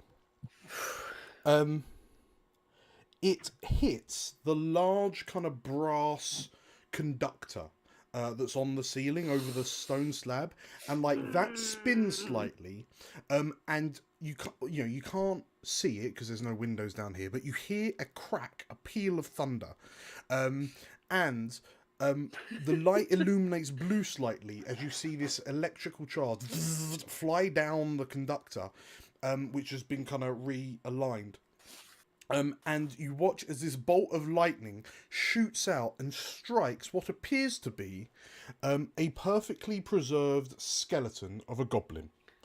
that was near the stone slab. And I wonder how that got there. the goblin skeleton like is enveloped in blue light, kind of twitches and like shakes and vibrates, and then with a start just what have you done? And the skeleton stands up and sort of like turns to look to you, and like two eyeballs just kind of roll around in its eye sockets, like two like big yellow eyes, and then he looks down and then looks at you, looks down, looks at the flesh suit, and you took my skin. I'll fix it. Yeah, you will. Injective submateria. Oh wow! So I want to infuse him with his skin. I'm gonna say. You know, darling, deconstructed cuisine is awfully on trend right now. I'm gonna say injective somateria, because you have to specify the skin and you have to specify the goblin skeleton that's just been reanimated. Oh yeah, sure. I'm gonna regraft his skin on. Injective somateria. Doing surgery. What? With How magic. did this happen? Easy magic. Let's go.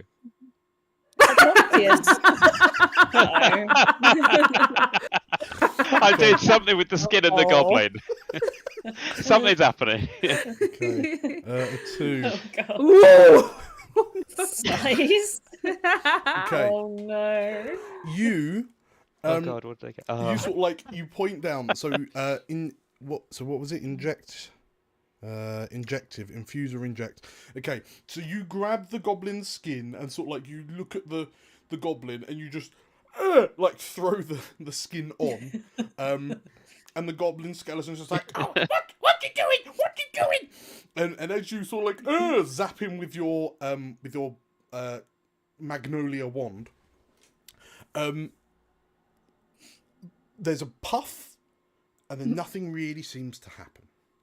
And like the goblin slowly starts to like try to put the skin back onto himself like a big onesie, and then like the goblin, you hear the goblin's stomach grumbling, from inside the skin, I guess, and you watch as the goblin's stomach starts to expand. And then the rest of the goblin begins to follow suit. And the goblin kind of looks at you and, oh no, and begins to fill the room. No. Like Time to go. Like expanding foam. Leave him to it. And in the lieu of this goblin, which is like a gas is just filling the space that it's in. So you're forced to leave the basement before you're consumed by this degloved goblin skeleton block. Oh, come on. That's horrendous. This is why I can't be doing with home cinemas. The only television I need is a window. Have you seen nature? Oh, it's lovely. Honestly, kids these days. Agree with. That I do agree. As you get up to the top of the stairs and you kind of slam the basement door behind you, and and you just hear like the squeaks and squeals that are getting progressively lower in tone from the goblin as he gets bigger and bigger downstairs. Right, yeah, I mean that's dealt with. What's next?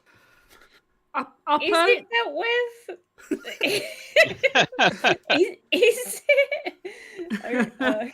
Well, darling, you know what they say: out of sight, out of sight, out of mind. Nice, fair. He seems really happy. Okay, great. I mean, him and his skin are one thing now, at least. So. True. Very true. Yeah, like there are positive sounds of jubilation coming from the other side of the... he sounds like he's having the time of his life.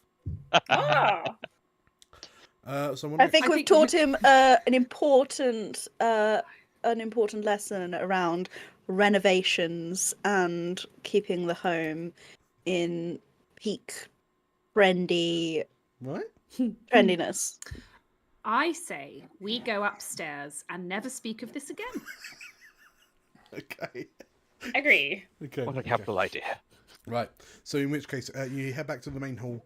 You head under the spiraling, the curving stairways. Presumably, 2 of you go left, 2 of you go right, because that's only fair. And you notice as you do, the eyes on the painting of Count von Not a Vampirovich, like one eye follows 2 of you and the other eye follows the other 2 of you, to the point where as you get to the top of the stairs and you're flanking the other side, like he's just looking completely bug-eyed. Yes, you manage to make your way into the upstairs corridors, and this is like you kind of step into a corridor with a very, again, a rich red carpet. The walls are kind of faded. Let's say they're sort of like a dark. They're a black wallpaper, like quilted wallpaper type thing, with black door frames. And then in each of the door frames is a blood red door. And like the corridor is illuminated periodically by like chandeliers, like small kind of little chandeliers. But yeah, you kind of peer into the corridor, and it just kind of stretches on and on, and then it's a T-junction at the end. And you just got these identical doors all the way down, and they start 1, 2, 3, 4, 5, 6, 7, 8. But yeah, you as you sort of like step into the corridor, out of the upstairs main hall. Lovely shade of red on these doors. Yeah, it looks freshly painted. I Lovely. suppose it is a bit last century.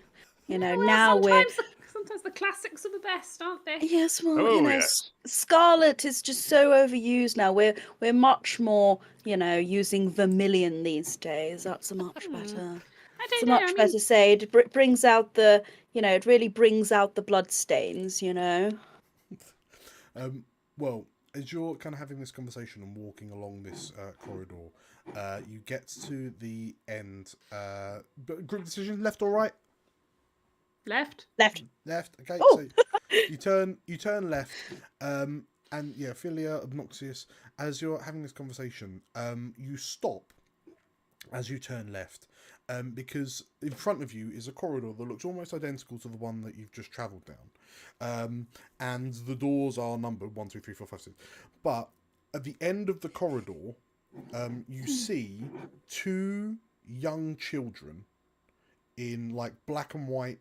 Like one's in like a Victorian era, like boys' school uniform, so like white shirt, little cravat tie, little black shorts. Stood next to her, presumably his sister, is a little pale girl in like a Wednesday Addams-esque kind of black dress with a white blouse underneath it, and they're just like standing at the end of the hallway, holding hands, staring at you. Both with like identical straight fringe bowl cuts.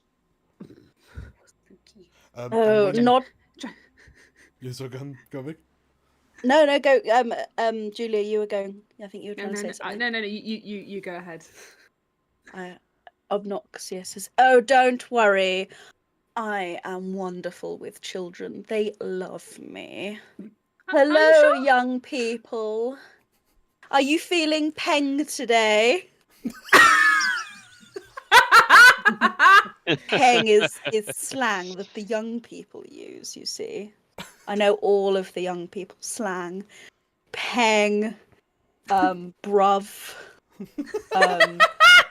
riz. Are you having a nice riz, young people? Well, as you approach these two children, you notice that she is holding like a teddy bear that's missing an eye.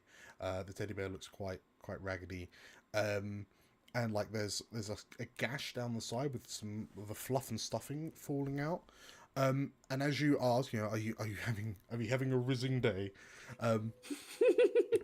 In unison, the children look to you and. Teddy is poorly. Teddy must be fixed. Will you fix Teddy for us? Oh dear. Well, you see, children, teddy bears are a little bit out of style these days. Mm-hmm. What I think you need is a tiger.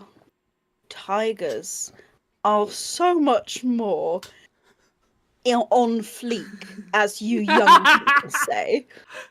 Do you not agree, Ophelia? Has anybody actually said on fleek in about 10 years? Yeah, all the time. Might as well dab at this point. Start flossing.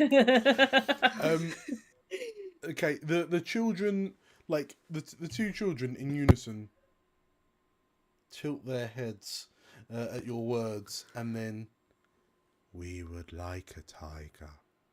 No. Obnoxious, are you What about, taking this one, or Blandalf? Well, wouldn't they prefer a hoop, perhaps, or a stick and ball?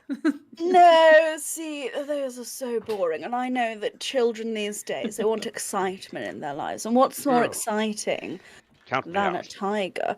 Don't worry, we'll make sure it's a friendly tiger. What about a stuffy tiger? Just, a plush or something. But, I mean, okay, we could try it. I guess a stuffed tiger would be fine, but... Maybe whatever the children want to have, and maybe they tell us about what maybe they know about this monster. Monster? Creepy thing? Okay. Yeah. Good idea. The little girl like hefts up the frayed teddy bear first and fix Teddy first, secrets later. God. Okay. Who's taking this one? Obnoxious, right. are you doing it? Go on then, let's try it. So let's say we're going to where was it? I just saw it. We're converting transmutia. Yeah. Transmutia somataria, so transmuting the physical form of the teddy. Yeah. In size and shape. Yeah, the morphosia maybe change the shape of it. Well, size and shape to a bigger physical form, yeah, right? because the tiger was bigger than Teddy. Yeah. Yeah. So And maybe shape it's of a tiger, maybe. transmutia somataria magnitudin morphosia somataria. Wait. Oh God. So that's convert Teddy. So that's convert it's Teddy the same size of tiger, so you reduce it by into one word. size and shape of other physical form, which is the tiger. So that's Yeah. Okay. So yeah, that's fine. 5 words. So that's 1, 2, 3, 4, 5. That's 5. No, we can do 5. 5 is good. Yeah. Convert Teddy, size, shape, tiger. Perfect. Yeah. 1, 2, 3, 4, 5. Perfect. No. No. Wonderful. That'll happen. Don't Okay. worry, Julia. Okay. It's gone really well. Okay. What is Right. transmute? The teddy Transmute is fine. size. The shape is fine. We've got the shape of the The tiger. size is fine. The shape, not so much. The tiger, yes. So, Flipping heck. so the shape of the tiger hasn't quite gone to. Sorry, the shape of it hasn't quite gone to plan, but your convert is in fact infuse. Okay. Oh.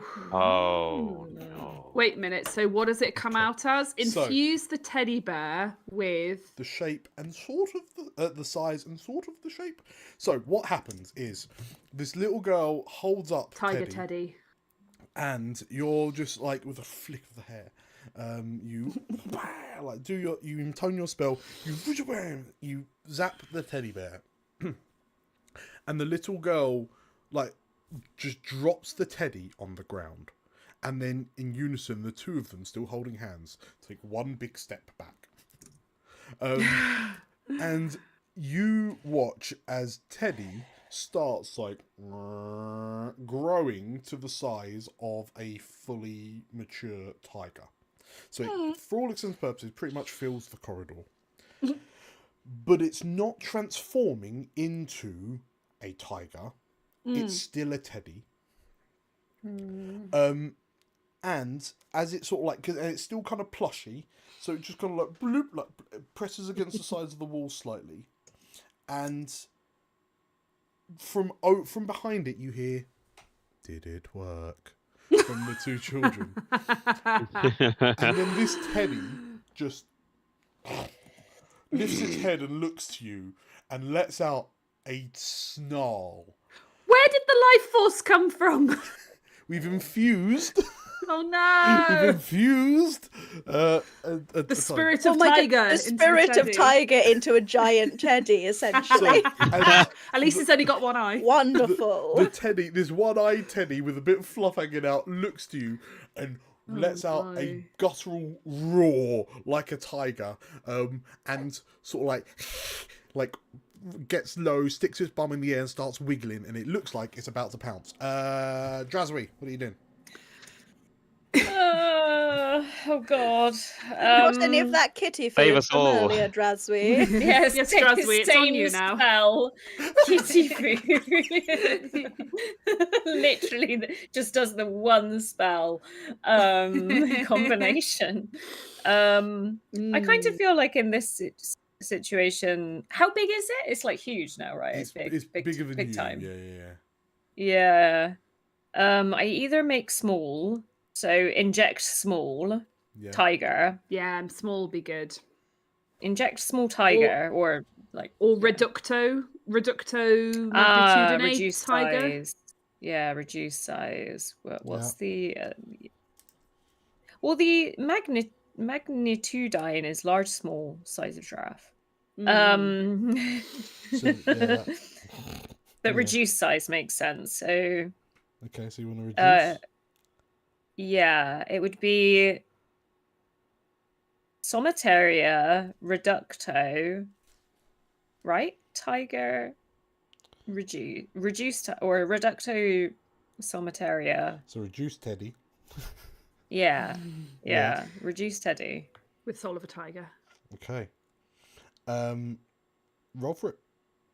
It's 2. Is it 2 or 3? 2, unless you want to be more specific. Do you want to get any more specific? Because I made that mistake and now I'm radioactive.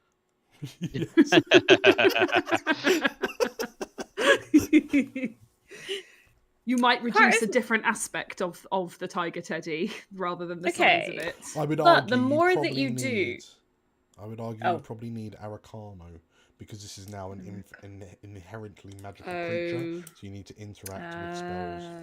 So I would argue Arcano reducto Sometaria. Yes. Yeah. Yeah.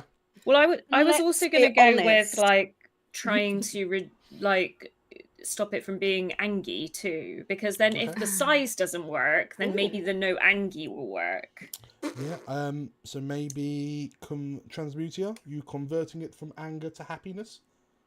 Yeah, I think so. that's a good So one. what, we went from 2 to 5. Or 2 to 4. 2 to 4. Cool. Okay. Awesome. So, Arcana. So magic, reduction, Teddy, convert. Magic protection, Teddy, convert. Yeah. Sounds Redu- perfect. Shrink and calm down the teddy. Exactly. Yeah. So if one doesn't work, maybe the other will. Who Yes. knows? Yeah, sure. Oh, hello. Have a big irate teddy. Oh, Okay. Oh. Right. Ooh, So the only thing not you bad, do- not bad. Okay. So Could have been you worse. interact with the spell. You reduce the size, not quite the teddy, and you made them happy. Okay. You point your stubby little Very wand. small. Yeah. And there's a loud, like the beam of magic flies towards the teddy tiger, and the tiger like hisses and does the thing where cats go in their haunches, and the bolt goes under its belly, ricochets off the floor, and zaps the 2 children. So I'm swapping the teddy for the children. And you watch as these 2 twins shrink to the size of garden gnomes, and then look to you and cute. Yay! That's exactly what I meant to do. But at the yay, and they sort of like run forward, all happy, and no longer, and they like all of the black on them turns pink. And they like hug the back legs of the teddy tiger, who suddenly like lowers its head, looks between its legs, and then it looks back up and licks its lips. Oh no. Oh no. Blandalf, what do you do? All right. It's an emergency situation. Right. Has it like picked them up? So they're on its leg, right? They're like hugging its ankle, its back ankle. Okay. We need to do this safely. So. At the bear spray. I think all we need to do then is just remove the problem, because the kids are happy now. Yeah. They don't need their bear anymore, so I'm going to convert the location Okay. Of the bear. Mm-hmm. Tiger bear? Tiger bear? Teddy Tiger? tiger. Burger? The burger. I'm going to convert the location of the burger. Will I need another word to specify where it goes? Just elsewhere. It's Or fine, I isn't suppose it? I don't really mind where it goes as long as it's somewhere that's not here. Yeah. Well, yeah. So we change the location of the bear. You don't have to specify, but be that Might on help. your head as it Might help if you did actually. Because it just poofs into existence behind us. That's a problem for later. How Okay. about in a volcano, and then you could use thermia. Yeah, go send it somewhere hot. All right. Yeah, I'll use thermia then. So I'm going to send it into the nearest fire. Okay, cool. Oh, I think that's going to be convert great. location, Teddy, heat. Or hot hot country where tigers like to live. You know. Now I want to burn this bitch. If we want to be Okay. Right, 4 dice. So, what is the teddy magic or thing yeah, at good the call. moment? Yeah, chuck in Arcano for magic before. Yeah, so it's a 5 dice. Okay. So I You've take only got 2 issue with minutes having to to get add an Five extra dice. word to every spell we Get my money's worth. happen to be created with magic. It's just Transmutia, Locatia, Arcano Somateria, Thermia. Yo. Okay. You have teleported the magical effect, but instead of the bear, you've done the reduced. Twins are going into a volcano. But they're not because that was a 1. The thermia Wait, was I didn't the see the natural one, last so they're not word. No, They're it's not going into a volcano. So the somateria and the temperature. So the bear and Oh, it was a the 1 as well. temperature are both 1s. So, okay, so you're converting the location, so you're teleporting the magical effect, but instead of the bear, we are picking the small, so the children, and the location is the small. So like these children are just like, yay, hugging the back of the tiger teddy, and as you roar, fire your spell off, the tiger teddy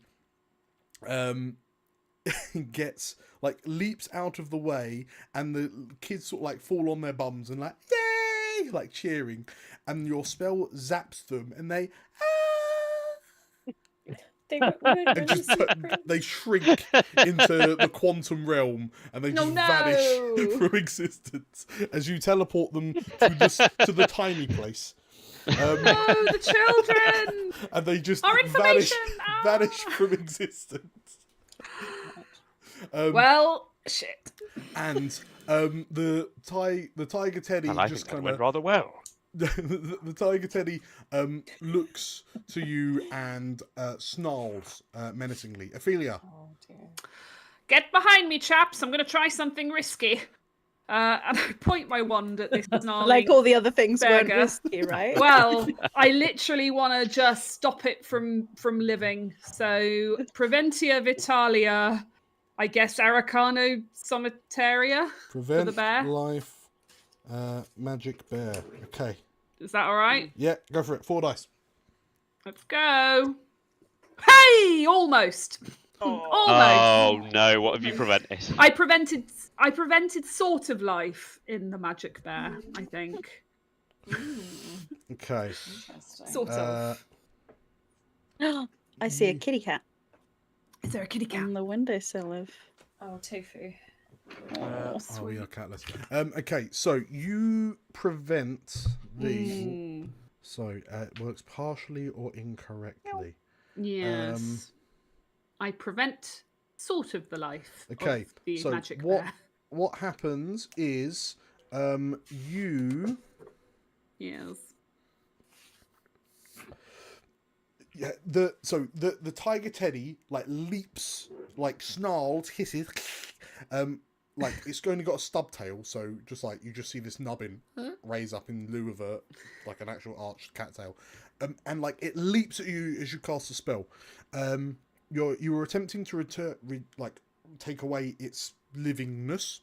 As your spell zaps this teddy on the snoot, the teddy goes translucent and like blows straight through you, lands, like floats down the corridor a little bit, looks a bit confused, and then sort of like checks itself out, and you recognize that you've just turned this thing into a ghost. Oh, okay. It's gone ethereal. That's cool. I mean, sure. And the tiger teddy looks to you and just like floats off through the walls, and you just hear like screams and cries of panic from sort of like elsewhere in the corridors as this ghostly tiger teddy starts terrorizing the other people in this hotel. Well, We seem to be creating more monsters. job done. Job done. The children are no longer threatened by the tiger bear, and neither are we. Once By the thing again, that we out created. of sight, out of mind. Right. So you as that happens, you turn around and you notice that the corridor that you came down, that led from the Great Hall, as you peer down it, there's just another corridor that stretches out in front of you, with doors numbered 1, 2, 3, 4, and so on as it stretches. And as you look, like, because you're at a T-junction, right? So the corridor you were looking down that the tiger teddy was in, doors 1, 2, 3, 4. The corridor you just came down, doors 1, 2, 3, 4. The corridor that turned off to the right that the tiger teddy is flown down, doors 1, 2, 3, 4. And you're like, oh, we've gotten turned around and lost. What do we do?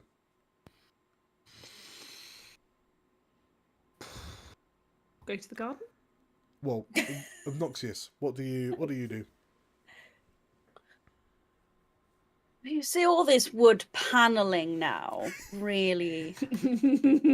I'm really not getting the right vibe. And I mean, long corridors. Stay on task, Obnoxious.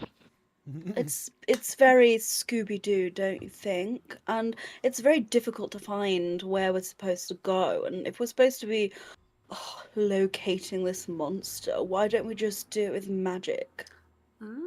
Obnoxious, aren't doors quite blasé? Maybe we should just remove the doors.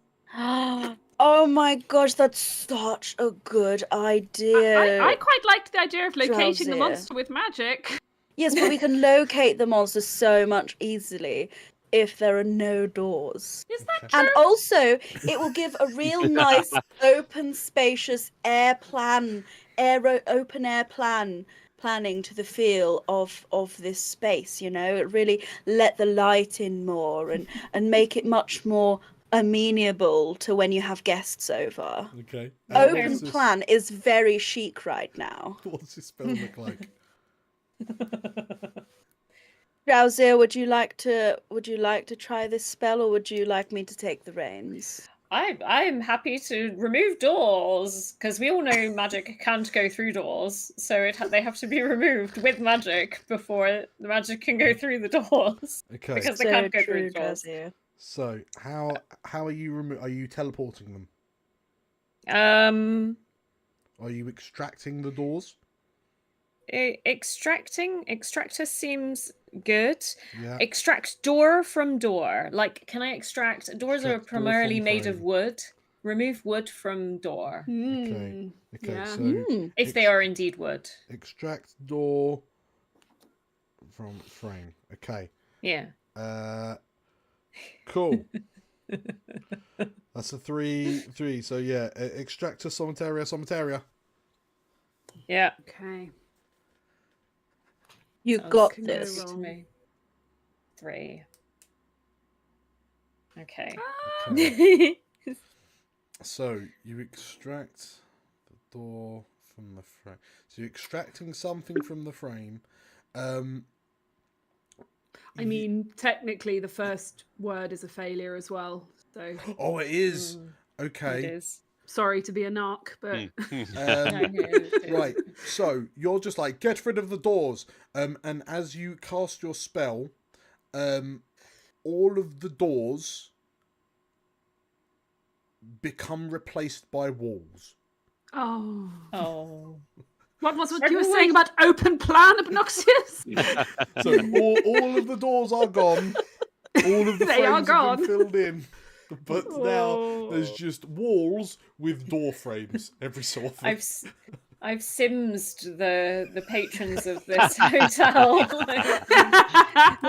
I've Yeah, taken away the pool ladder. Through the corridors, you hear like more panic screams. We're trapped! Okay. Well, Obnoxious. This hasn't quite gone to plan. You're still no closer to finding the monster. What's your solution there? Well, I just think we should bring the monster to us. Brilliant. Okay. Have a nice chat with it, conversation. Go on then. Okay. Okay, all right, okay. You will. Good. I'd love to see it. That's it. Let's go. Right, all right then. All right, Okay. I'm going to let's have a look. I guess convert the location. So as inside there is so injective, infuse or inject a person. Oh yeah, into there a is inject, location. isn't it? Yeah. Let's do inject. Let's inject Yeah. Sometaria Inject monster. Yeah. locatia, but Yeah. I also don't want it to be just running free, so I want to trap it Mm. immediately. Ooh, good. So how about inject Sometaria locatia, so yeah, bring the it here. monster here, Uh-huh. and then reducto. Preventia. Well, Preventia prevent it or Vectora would do Preventia it. location. Well, I So- was thinking Preventia Vectora, Vector, prevent it what's from Vector? moving. Maybe you could Yeah, put it into one prevent of it from these. moving. Yeah, Yeah. Preventia Vectora. Yeah, Can let's I do make that. Yeah. a gentle observation? We don't actually know kind of what monster this is, so it could just Nope. be any monster that we're. That's I'm defeatist gunning- talk. I'm gunning for Van Helsing, but Drowsy, I've been a wizard for a very long time. I know what a monster is and what a monster looks like. Okay, I've got this. Sorry, I'm not. Right, so inject monster, location, prevent, move. That's a 5-dice spell. Hit me with it. Yeah. Go. Is it a real spell if it's not 5 dice at least? Showboating. Oh, Okay. that's right. a 2. So- There's a couple of successes in there. There's some hang on. great stuff in there. Yeah, pretty There is some successful great spell. stuff. Right, so what? Hang on. No critical failures. There's no critical failures. No. This might be a pretty It's going to good sort of do what you wanted it to do. one. Just So- for the benefits of everyone who can't see. So it's inject physical form to this location, prevent movement. So 2, 10, 5, 9. So 2, 10, 10, 5, 9. So 2, 10, 10. So 2, 10, 10, 5, 9. So Yeah. Oh, that gosh. is okay, so that one didn't work. So the inject bit didn't work. The monster did. The location did. The preventia didn't work. And The movement did. the movement did. Okay. There's some real mental gymnastics required to run this game, eh? Mm. So the injection failed. Monster succeed. Yeah. Monster Yeah. succeed. Location succeed. Ah. But the prevention didn't succeed, did Okay. it? Well, it's sort of maybe partially, and then yeah, Almost. So it's going to go fine. Could be slower rather than held. Maybe. So you hear like there's a big poof, and you wonder what it was that just happened. And then I know exactly what's happened.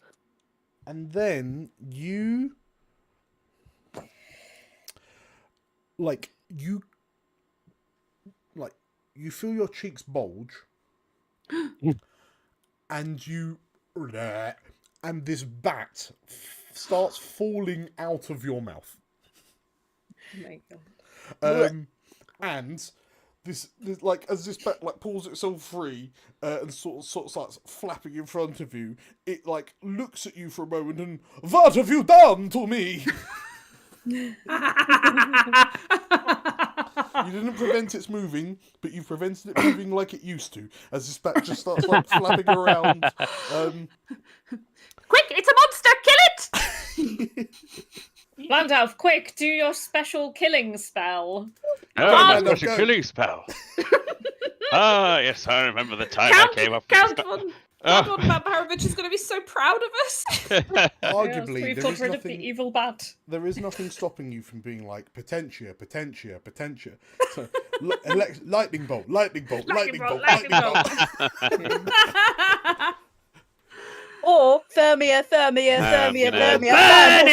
fireball, I'm gonna convert the life force of this bat into thermal energy. Burn his soul. I'm gonna burn You're- his soul. You're casting heat death of the universe? Amazing. No, not the universe. Please. Okay, so Wait, so what was You're that? gonna first you Let's see. expunge the children from experience.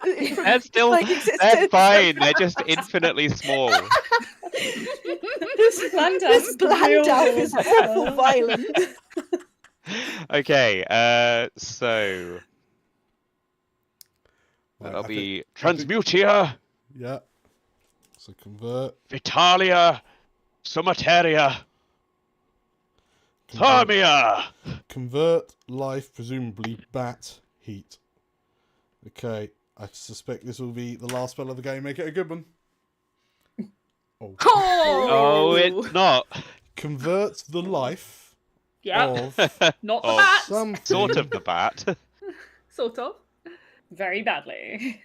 Into... Oh! Hey! I gotta re-roll that. 'cause Wrong, it can't it be went the same. right. Oh. You spoil sport. It Into an doesn't say injection. re-roll until you get something else. says re-roll it, and we still Oh my got god, that's Thermia. cool though. It's injective. So Let's see what happens. What does that mean? You zap, like you zap this bat that's flapping in front of you. What have you done? And God. like the bat freezes for a moment and just kind of disappears Oh, in a puff of smoke. very good. And No, I as did that it. happens, like unbeknownst to you, the dark clouds overhead begin to part. And for the first time in a while on this one-star hotel, a ray of sunlight begins to shine down. That's nice. You're not able to. You never found, like, you weren't able to find Count von not a Vampirovich, which is odd. I mean, it's very unhostly like of him. But there was a fine buffet laid on in the dining room at 7 o'clock, which you heartily tucked in. It was an all-you-can-eat. And the beds were difficult to get to because there were no doors to the rooms. But the night was sound. You looked around. You couldn't see the Count in the morning. So you just kind of said your goodbyes to no one in particular in the morning, and you left down the winding path away from this house, down the hill through the slightly wonky iron gate. And as you reach the bottom of the hill, again, unbeknownst to you, two windows on the front facing of the hotel start to move as the porch twists up in what appears to be a grin. And converted into the hotel itself, Count von Not a Vampirovich. You're welcome. Please come again, he says, as he lives out the rest of the next few centuries as a living hotel. Oh, wonderful! Fantastic. Thanks, everyone. You never found the monster, but you did find the importance of friendship and interior decorating. And interior decorating. And left a bunch of guests entombed. Yes. Apparently. Oh, could be worse. Could be the goblin. They can climb out their windows. Fundamentally being digested by the living hotel. Amazing. So, thank you four, for playing Sorcerer Supreme. That was about as sensible as it could be. I mean, yeah. I'm here for every moment of it. If you like that, make sure to hit the like button.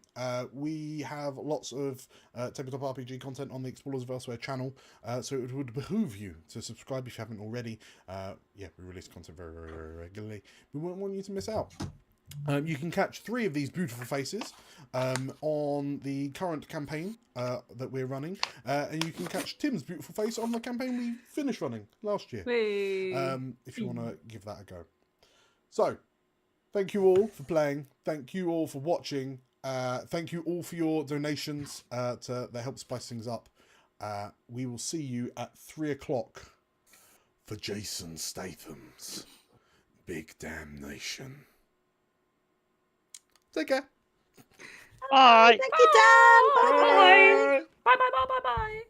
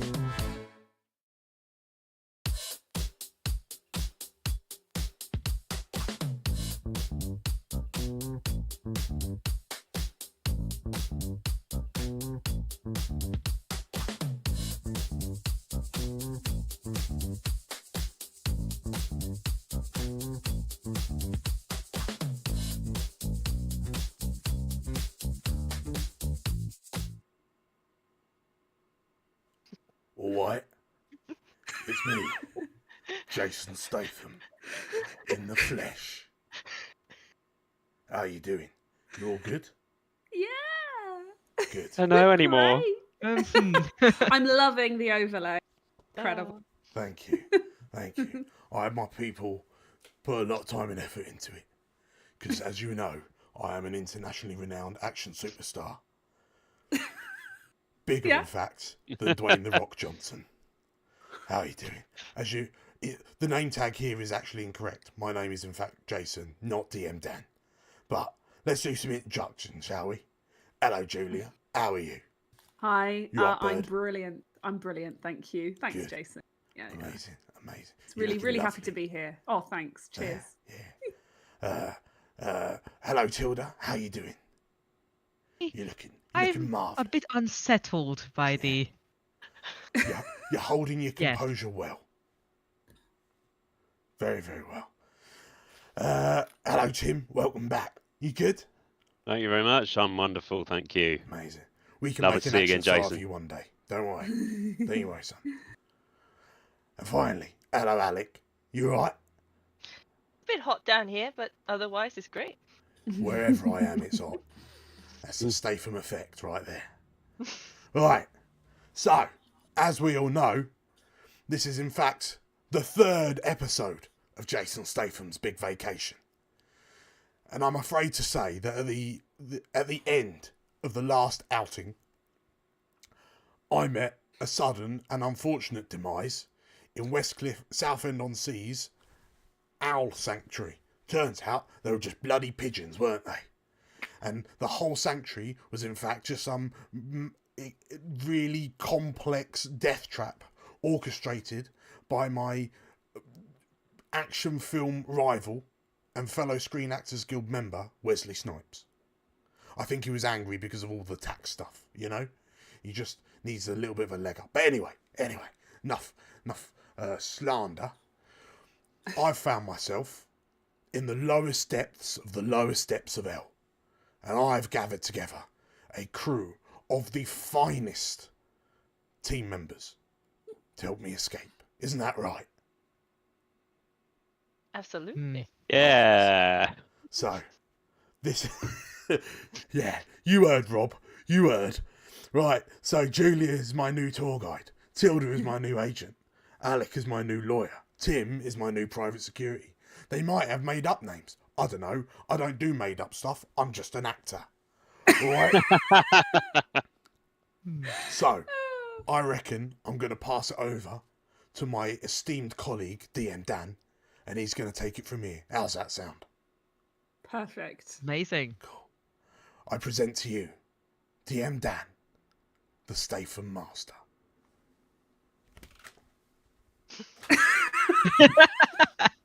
All right? It was me all along. What? As you can see, I'm wearing my finest Jason Statham cosplay. It's not cosplay, it's a way of life, actually. And as we've established earlier on, we are in fact in the deepest depths of hell. And you know what that means? Yeah. Nice. Maybe a bit warmer. Shall we go a bit warmer? Yeah, I was about to say it's very Love Hotel vibe at the moment. That too is the Statham effect. Right. Boom. So, we've been to Margate. We've been to Southend. Now we're in the depths of Infernus. So, the way that this works, boys and girls, and fellow peoples, is that all of these crew are skilled in two very specific things. So, Julia, if you could tell me what you, as the tour guide, are versed in. So, three things. They're good at three things. There's three. Two of them are better than the other. Right. So my character, I've decided, being the local knowledge, is basically a sort of actual demony devil type with little wings and sharp claws.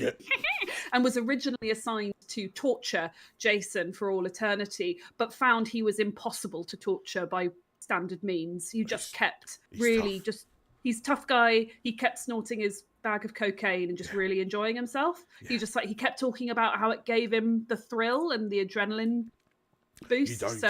You don't get through the filming of The Mechanic Resurrection without some, chutzpah behind you. Precisely. So in the end, I gave up and decided I was just going to do whatever this ridiculous man asked in order to get him out of my hair. So I have local knowledge because I've been here for thousands and thousands of years. I can sort of guide. I've got the follow me skill, so I can guide Jason about. And extreme sports. Not quite sure how that's going to translate. This is hell.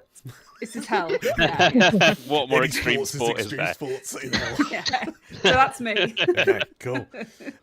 Tilda, as an agent, what do you bring to the party?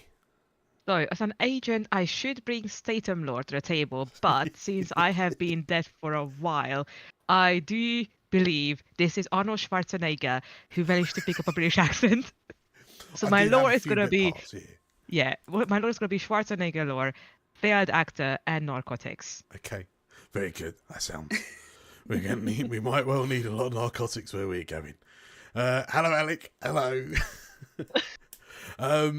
As the lawyer, what do you bring to the table? I am one of the most prominent lawyers, devilish lawyers in hell, and I have been. Lawyers love a contract. Oh yeah. I have law. Mm-hmm. So my knowledge of law might be a bit hellish, but we can manage. We can work with that. Sounds good. Sounds good.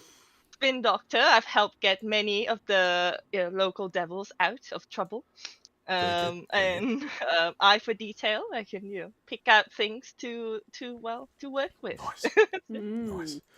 They say that the devil is in fact in the details. So very good. Very good. And last but not least, hello Tim. You right? Hello. Son? How you doing? I'm good, thank you. I am the private security in the form of Edward Teach, aka Blackbeard, the feared pirate. Yeah. I like the cut of this lad's jib. He's off his rocker. You seem like an outstanding gentleman, sir. I have the skill, these hands be weapon. I also have the skill, these weapons be weapons. Yeah. An extraction, because you never know when things are... You got to get out of there. Sure, sounds good. Okay, so the way that this works, I'm definitely not going to be able to do this voice for the whole thread. You and me both. The way that this works is every time something needs to get rolled, these lot are going to roll a d12 and a d6. And if the d12 is less than a 4 or less, then it goes well. If it's a 1, it goes very well. If it's a 12, it goes very, very badly. If you are rolling something for one of the skills you have, you're looking to roll under that skill number instead. So, for example, the lawyer over here with their law with 9 in that, you have to roll a 9 or less to know something about law. But also, you've got to roll a d6. And if that d12 and that d6 happen to be the same number, I, Jason Statham, am going to do something mental. Sound good? We all on board? Yeah. Yeah, let's Nice. go. Also, it would seem not even in the bowels of hell, not even in Satan's anus itself, can I escape the machinations of my long-term rival Wesley Snipes. He has followed me into the bottom layers of hell, equipped with his trusty Wesley Sniper. And he's gonna make stuff difficult for me. And over the space of this session, we're gonna have some donation incentives. And if you donate £5, then whatever fail roll happens next gets re-rolled. But if you donate a tenner, then the next success is gonna get re-rolled. And if you donate a score, a full 20, right, then I'm gonna do something unpredictable. And if you reload 40, well, Wesley Snipes going to find another bullet in his back pocket, and he's going to make another complication for us to deal with. Also, we're at 58% of our total goal. So if between now and 4:30 you manage to drag up, quick maths, £95, I'm going to pause the game. I'm going to leave this room, and I'm going to come back in a French-made outfit, but I'm keeping the hat on. All right. Okay. Good. So, shall we begin? We find Jason. We smash cut to Jason booting open a stone door and sprinting out of the throne room of the Lord of the Abyss, Ross Kemp. Hounded by Ross Kemp's legions of devils, Jason Statham goes into a protracted and very heavily cut action scene with an upsetting amount of dizzying camera angles to show you everything that he's doing absolutely in one take. After on his way, he encounters 4 devilish individuals. One of them with a very, very hearty beard. Actually, what does Julia's tour guide, Tilda's agent, and Alex lawyer look like?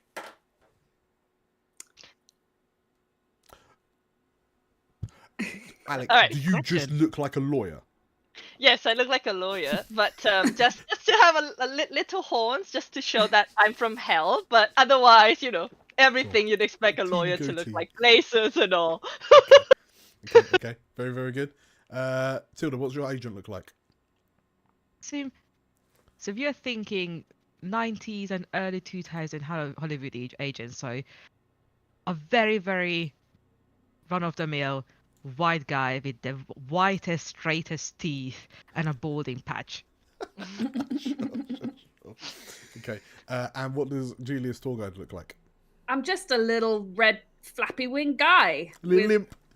I'm a little imp. A little imp. Okay. Yeah. In which case, yeah, you are all happily in a little hell car when you're like a hell taxi when the car stopped because this incredibly ruggedly handsome Caucasian actor burst out into the road in front of you, elbowed through the driver's window, punched your driver so hard that they fell out the passenger door, and absconded with you into the streets of hell itself. And seemingly out loud, Jason explains to you, right, all films need a 3-act structure. So for me to escape hell, we're going to have to visit 3 locations in this hellish place. And I'm going to have to do something cool in each and every one of them. And if I do that, then I'll escape. And I've already been on the bell to my mum, Helen Mirren. And she's on her way to pick me up. I've just got to meet her at the gates of hell, right? So, that's the plan. I reckon the first place that we're going to go to is... Oh, here we go. Is D20. Oh, here we go. A 1. Right. We need some sophistication in my escape plan. So we're going to go to a hellish art gallery. Alright? And without you getting any semblance of agreement or acknowledgement from you, Jason Statham spins the wheel, flips the car, you're all flung out of the sunroof, and the camera, bam, smash cuts, and you're in an art gallery. Okay.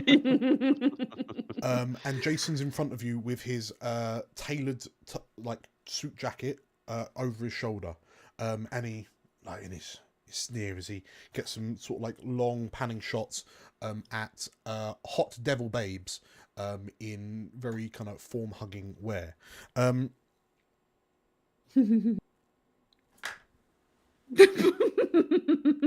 What, Dan? What complications you just rolled, Dan? I'm just gonna check. Okay, I think upsettingly we've had Jason framed for bigamy last year, so we are going to re-roll that. We've had a loose aunt.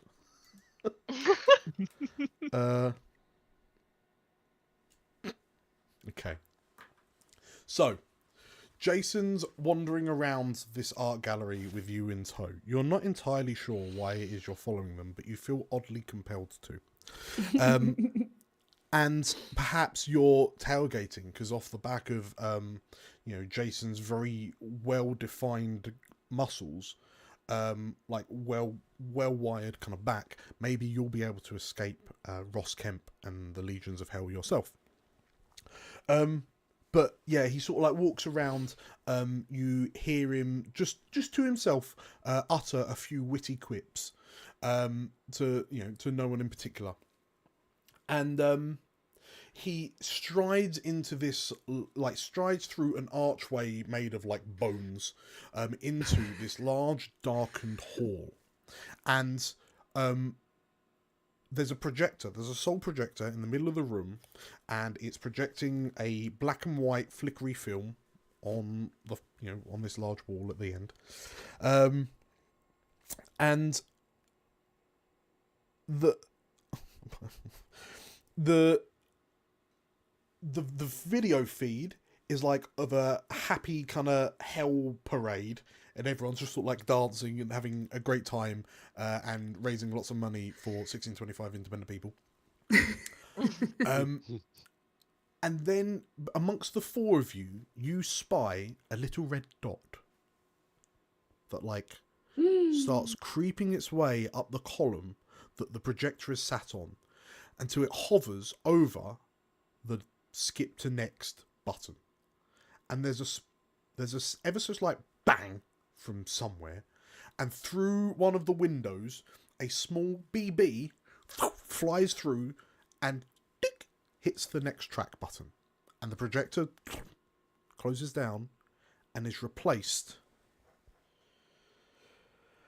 with a heartbreaking family film displayed on a projector screen. Oh no. And it's the video, because the projector gets knocked, the video is of a little puppy sat on its haunches in the rain.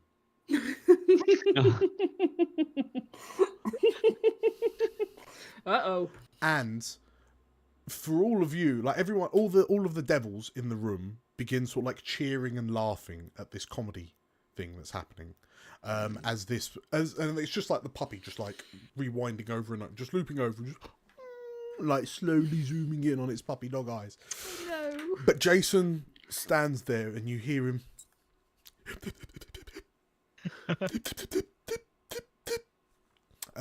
He seems to be getting really sad. What do you do? What do we do, guys? This isn't cool at all. Let me try something. And can I grab him by the shoulder and like, I'm sorry, can you just remind me of your name? Yes, Jason Statham. Yeah. Jason Statham. And you can see on the agent's face like, who the fuck? And looks at the frame, the face, and like, Statham. That's a good name change. It's much easier. Well done. Okay, Mr. Statham. Yeah. I remember your really successful movie, The Kindergarten Cop. He pauses and yeah, I think I was in that one.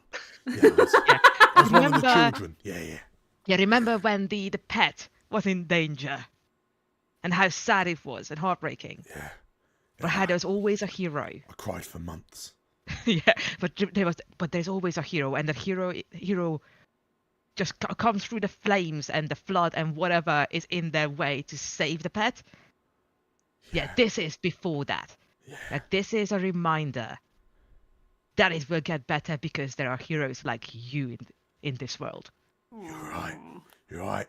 Roll me a d6 and a d12. Okay. This sounds like Statham law, so you need an 8 or is. less on the d12. Well, then what is that? Oh. No. I know. What a start. Oh, God. Oh, very bad.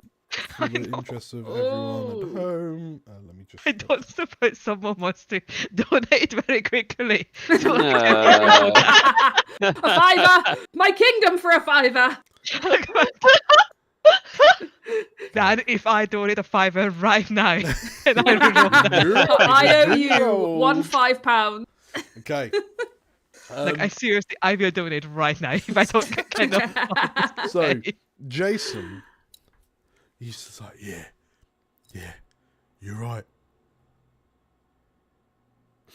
And like his eyes go wobbly as his bottom lip starts quivering. Why didn't you give him narcotics? Look, it's so good. And it's so hot here in hell that his tears were immediately like evaporating into steam. So it just looks like he's really hot. Okay. And yeah, oh. How much was that? What is it? What? Please don't let Wesley please, Snipes please. reload. Please. Please no. Oh, it's Errol. Oh, Errol, you thank you for cheeky the prankster, Errol. £20. So that is something I'm predicting. Okay, so first things first. So Jason has like he's looking at this puppy and he looks at you as you tell him the story and you're like, oh yeah, but then like, you telling him the story just makes him think of the scene that made him sad when he starred as one of the children in Kindergarten Kids. So he, like, just starts crying. I'm going to... so I have to roll D3 on the sad table. Like, on the sad track. So that's a 1. So Jason Statham is 1 sad, and it's 1, 2, 3, 4, 5, 6, 7, 8. And each track has like, if you hit 10 on any of the tracks that track Jason Statham's emotional fragility is dead, sad, arrested, or bored. So he is 1 sad. I hate to do this to us, but isn't it 8 pips per track? 1, 2, 3. Quick maths. Yes, beg your pardon. If you hit 8, then he will become it's even worse. Dead, sad, arrested, or bored. Okay, so he sort of then he's going to do something unpredictable because we've just had a £20 donated, and also the next success is going to get rolled on the next roll.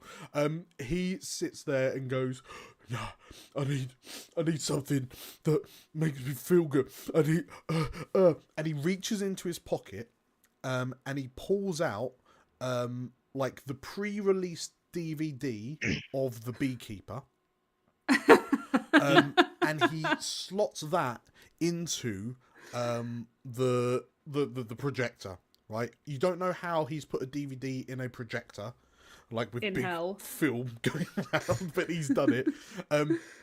It's clearly a magic projector, because as it starts opening on the opening scenes of The Beekeeper, which I have 100% watched,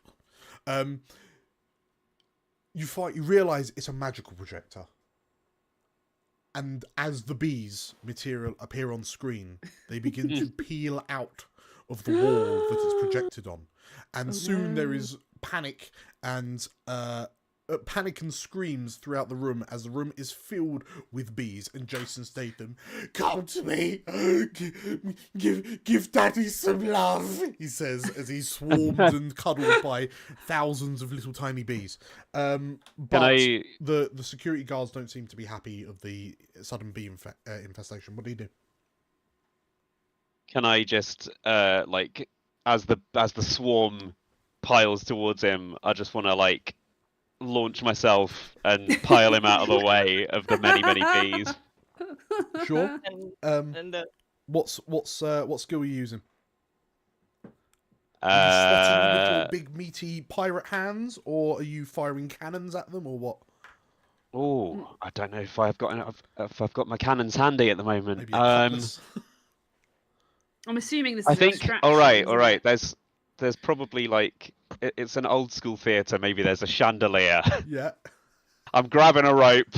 Yeah. I'm cutting it with me cutlass, and I'm gonna swing across and try and just like boot him. No, I'm gonna grab him like he's a princess and take him out of the way of the bees. I'm imagining that you've had to like run out of the room to the stairwell that leads you up to the upper gallery. Oh in order yeah, to absolutely. then This has taken me a solid like couple of minutes. Okay, so that does sound like you're trying to extract Jason from the swarm of bees. So please give me an extraction roll. And if you roll so you need an 8 or less. No, sorry, a 6 or less. But if you do, you have to re-roll it. Okie doke. Ooh. Okay. Oh. Wait, he needs to re-roll it. You do need Wait, to re-roll. so it doesn't so count. re-roll the 12. Reroll it. Cool. Reroll it. All right. Ah. Okay. So Eck. he doesn't do anything untoward, but as you swing down, as you kind of reach out for Statham, and then in unison, thousands of bees turn to look at you. And the other three of you watch as Blackbeard disappears into a cloud of black and yellow. And you hear, the sky jellyfish! Me oldest opponent. And because these are hell bees, they don't die upon stinging you. And you're just, and you come out like red and pimply and swollen from 1,000 bee stings. You shift a point from stability to adrenaline. How many do you have? If your stability hits 0. 3 stability, 0 3 adrenaline at the start. Okay, so you are now on 2 stability, 1 adrenaline. So every dice roll you roll from here on out has +1 to it. Bees! Nice. Also, shout out, Megan, I can see you commenting in the chat. Do not dare. Do not So, dare give Wesley Meg, Snipes one more thank you bullet. for asking. A £40 donation means Wesley Snipe reloads and introduces a new complication to the scene. Great. On top of the sad, well, it's currently The Beekeeper. Maybe it's The Beekeeper. Bit of a sad film. A sad puppy. What does Alec do in this moment? Because like Jason's like, my bees, no. Well, for now, since you mentioned that the security guards aren't happy, right? Yes, correct. So I want to approach the security guards. Yeah. And kind of be like, well, my fellow devils, this is this is what's it called again? This is performance art. Oh. So this is just a new set of performance art that is very that is performed by one of the leading, actors who has arrived in hell to give us a show. So to convince them to kind of step back. Okay, so to be sounds like, or not to be. This sounds like Spin Doctor. Yes. Spinning the truth. Yes. Right. Okay, so that's a 7 or less. Is it a D12 and a D6? Is it? Yeah.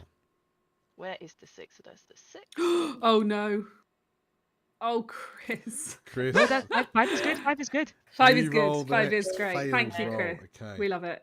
I think that's the 12. There we go. Right, let's do this. Ooh. Oh! Okay. Oh. Oh, fuck. Oh, no! Mm. I remember something about rolling the same number, and I'm a bit Oh, yeah. afraid. So Yeah, Jason Stone does something it is interesting. It is a success. You have rolled under 7, and we've got a re-roll fail in the tanks, but we don't need to use that. As you look at, like, as you kind of round up the security guards, and you're like, yeah, sorry, and you're just kind of like trying to smooth things out. It's performative art. The guards are like, okay, yeah, I mean, I don't understand art, but yeah, okay, fine, yeah, that sounds good. That sounds legit. Actors, am I right? And as you sort of like take a step back after a job well done, you hear behind you, and like Jason Statham comes like karate kick, flying kick through the air, surrounded by bees. And he kicks one of the devils in the head, and he just goes down like a sack of potatoes. And then Jason sort of like lunges his arms out, and bees fly out to envelop the other security guards. And you, oh, there's so many. There's 2 complications. Oh no! Can we not save one of them for the next scenario? Okay, okay. I think yeah, we'll do one. We'll do extra Thank complication. you. Okay. So, Yes, thank you. Thank you but for also, supporting oh my indie god. businesses. Thank you for 80 pounds. Well, 85 pounds in very, very quick succession. Thank you so much. We're only £30 away from a French maid outfit. And if we can get that before he takes off the bald wig, That would be So, amazing. That'd be Jason, ideal. like Dragon Ball Z, Kamehamehas, all these bees onto the security guards. And like, oh no, we're allergic. Ah! Collapse to the ground. In the chaos, you all hear an ever so slight.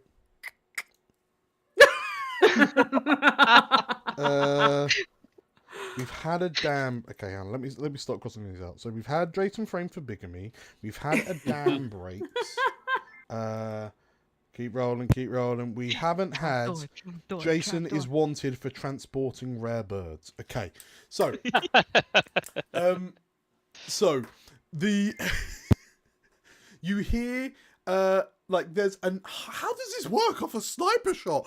You hear a click and then there's another bang, and you hear a tire pop. And in the confusion, like the people who were in this van happen to step out, and as you look over your shoulders past the devilish security guards that are being stung to death by bees, you see out the front door of this art gallery, an RSPCB. PCB? Is that the Royal Society of the Protection of Birds? Yeah, that one. They're parked outside. And is it not the ISPB because it's the Infernal Society for Protection? Wait, we've gone through 250. Wait, what? Oh, yes. What? How did that happen? Yeah. What happened? The £80 put us through to. Oh my! Right, Been blessed. the time is 3:30. Thank you, people. Wonderful. How do I do this? You know what? I'm gonna chuck us onto everyone. Put in chat. Like, write down what's happening in chat. I'm gonna move us to the pause screen, if you will, and when I come back, actually, you know what? I'm just gonna let you lot brew. Yeah, okay? we can talk about what's going on. Yeah. Oh, Dan's been dreaming of this moment. Okay, once again, let the cat out. Ever since the wager the other day, Dan's been planning this, and yeah. Well, I mean, he's had that dress for years, hasn't he? I mean, yeah, he's just been looking for an excuse to dust it off. and if it's in the name of supporting the youth, I mean, that's just a good excuse, isn't it? Exactly. Yes. But does this mean he needs to do 2 Restless Knife shenanigans at the same time? I don't know. I'm hoping to save next scenario. Yeah, Have one extra fair. today and then another extra in the next. or something. They were just Greg and Meg are responsible for this. Yeah, thank you, Greg and Meg. Thanks, Greg and Meg. Thank you so much, Eggs. Right.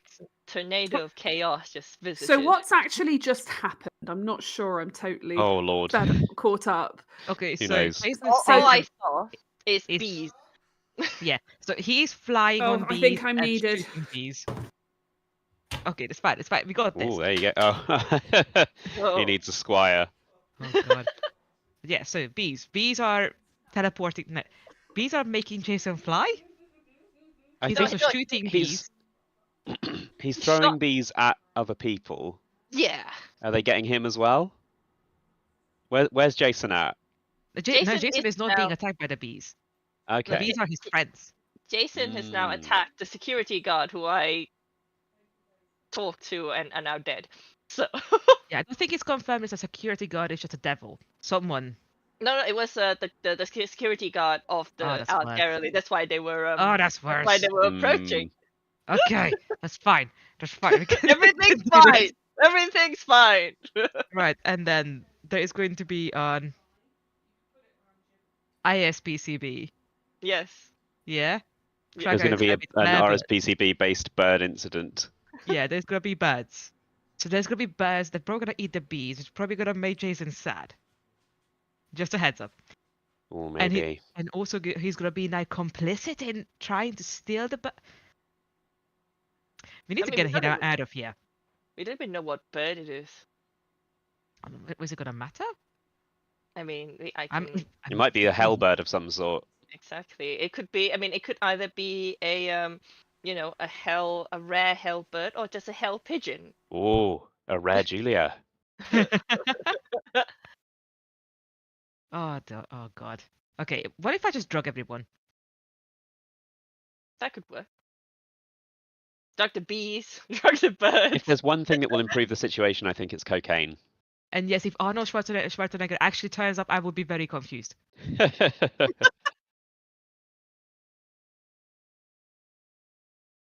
Just But have yeah, no, I don't know.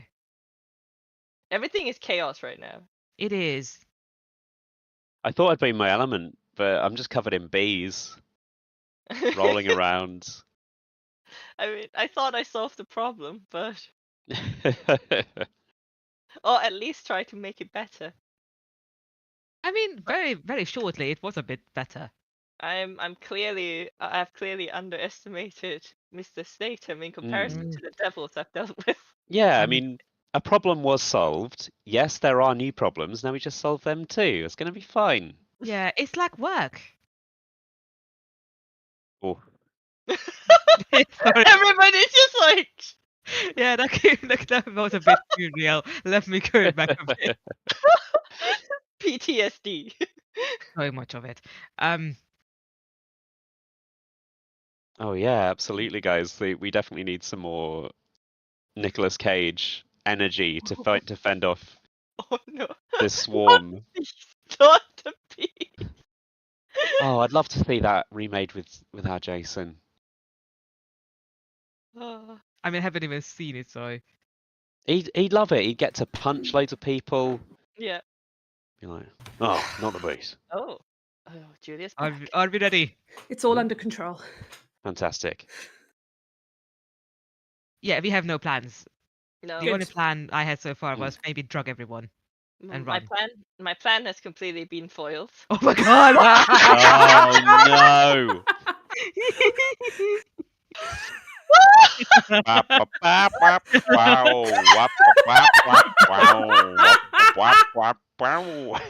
Oh, funny.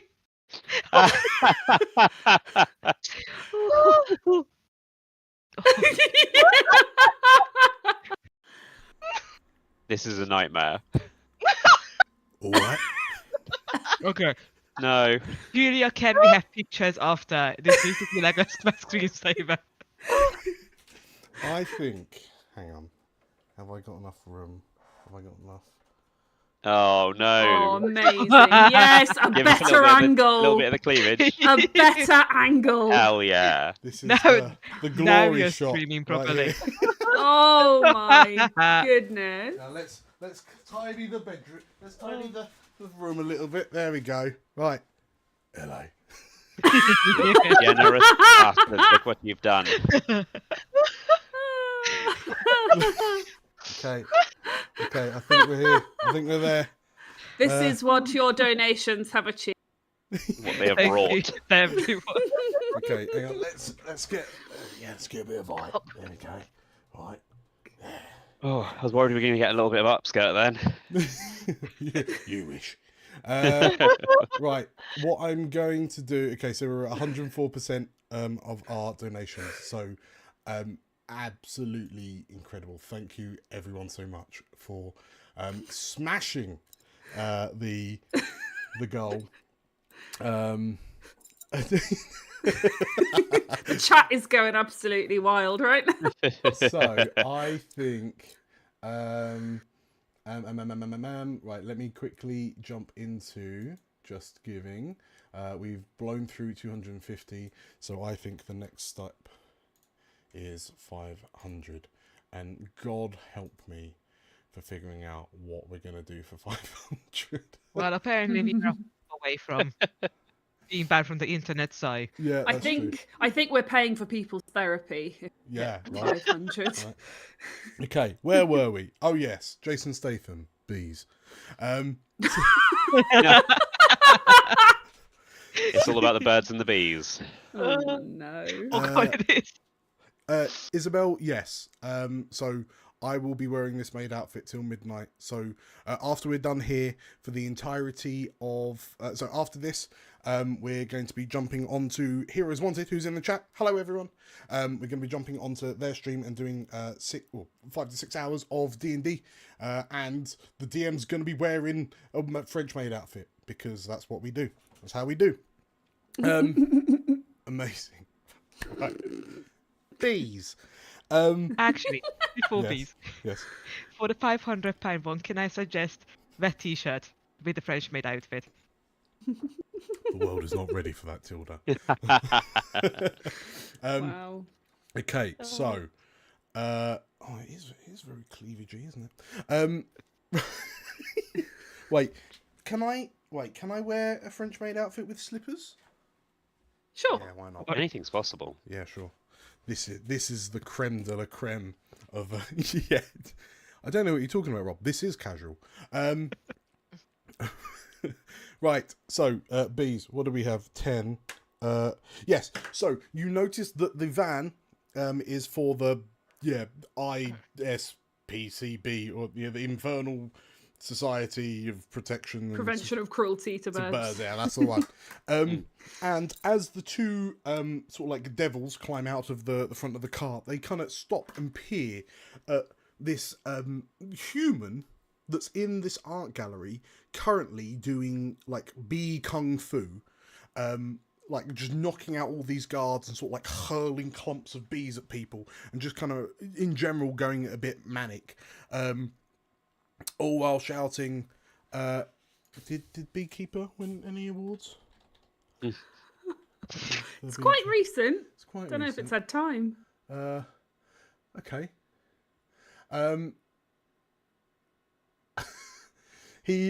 As he sort of like fires a funnel of bees at one guard, he sort of like bellows, just again to no one in particular, "How's that for a 71% Rotten Tomatoes score?" He's just kind of going on a bit of a rampage. But these two drivers go, "Wait a minute. Isn't that the guy who was smuggling all of those grey pigeons disguised as owls in Southend on Sea, Essex? I think that is Barry. Oh, get him!" And these two, these burly infernal ISCPB just kind of come running in, and as they approach, like Jason sees them and like does a big kind of bee beam towards them, just in time for these two bird watchers to do the same, and just like budgies and like little tiny garden birds, and they fly, and there's a zoomed in aerial dogfight between hell bees and hell birds. until they're all wiped out. I would like to point out to those I was the ISPCBs Yeah. people that they've just committed bird cruelty. I mean, this is hell. Yeah. Yeah, but they're like the Yeah. organization against bird Is it cruelty. Yeah. promotion of cruelty to birds? Oh, Exactly. It is hell. So it's like Sorry, Rob in the chat has just informed me that yes, Jason Statham is currently performing Stung Fu. ah, Very good. yeah, yeah. Okay. Oh. I can't even remember who had a go last. Tour guide. I don't think you've had a go. I've not Right, done no. So I'm Jason yeah. begins scrapping with the bird watchers. What do you do? I'm probably just gonna attempt to lead him away from the whole situation and say something like, Master Statham, did you know there's many more amazing bits of wildlife to be seen in hell? Follow me! Okay. Is this a? Oh, it's This is a literally follow follow me. me. Okay, yeah. Roll me a d12 and a d6. Oh no. No, not again. Oh god. Oh no. Okay. same roll. Okay. That's the same It's the same roll. At least it's a success. It's a Okay. success. Let's Please go and do take it. another We unpredictable still have thing. a re-roll failure in. Jason looks to you while he's like scrapping with these two sort of like bird keepers. And like he looks deep into your eyes and like there's something within you that stirs. And I agree, he says. And from seemingly nowhere, he pulls out a bazooka. Oh no. Oh And- Jason. With a grin and a cheeky scamp wink. He fires the bazooka at the inexplicably exposed supporting pillar holding this whole art gallery up. And as bits of bony debris and masonry fly off in all directions, and like people, like devils are like running around screaming as like the building begins to collapse, he just whoa and like summons the remaining bees to form like a cloud underneath him, and then he just sort of like Emperor Zims his way out, just like flies out of the art gallery with you, the four of you in tow, as you're kind of hefted up by more of the bees. And yeah, you're flown out of the art gallery, back into like the end of the scene as like the masonry and the whole building collapses. And after a little while, the bees tuck themselves out and perish as the hive is gone. I don't know, the magic projector is gone. And as you're kind of deposited on the street, he looks around and goes, "What should we do now?" He says. 10. Smash cut. We've done a yoga Pilates class. Yeah, that's it. The smash cut is you're flying away on a cloud of bees. We've done. You smash cut Oh no. to what would be a tranquil scene. Gentle waters, rolling green hills, the clouds lazing overhead in a relatively clear sky. And in a small little boat for five in the middle of a lake is Jason Statham with a fishing rod. Unfortunately, this is hell. So the water is lava. The five-person canoe you're in is the ship of the damned. And Jason is currently fishing up the souls that have been lost in the River Styx. And he looks to you and, now what I need is a bit of a cult following. This is one of the territories I haven't really broken yet, you know? Like, if I can get support behind me in hell itself, then I might finally break America. I might finally get my own Fast and Furious film. And like, I would argue that the four of you are just at the point of like acceptance at this point. Yeah. Yeah, I'm fishing with him. Sure. I'm in You're my fishing. element. You're fishing, and like Jason's plan sounds legit until you hear the sound of a double-barreled sniper rifle Oh no. being fired. 18. Okay, you've had the 14. We haven't had the 18. We have. Okay.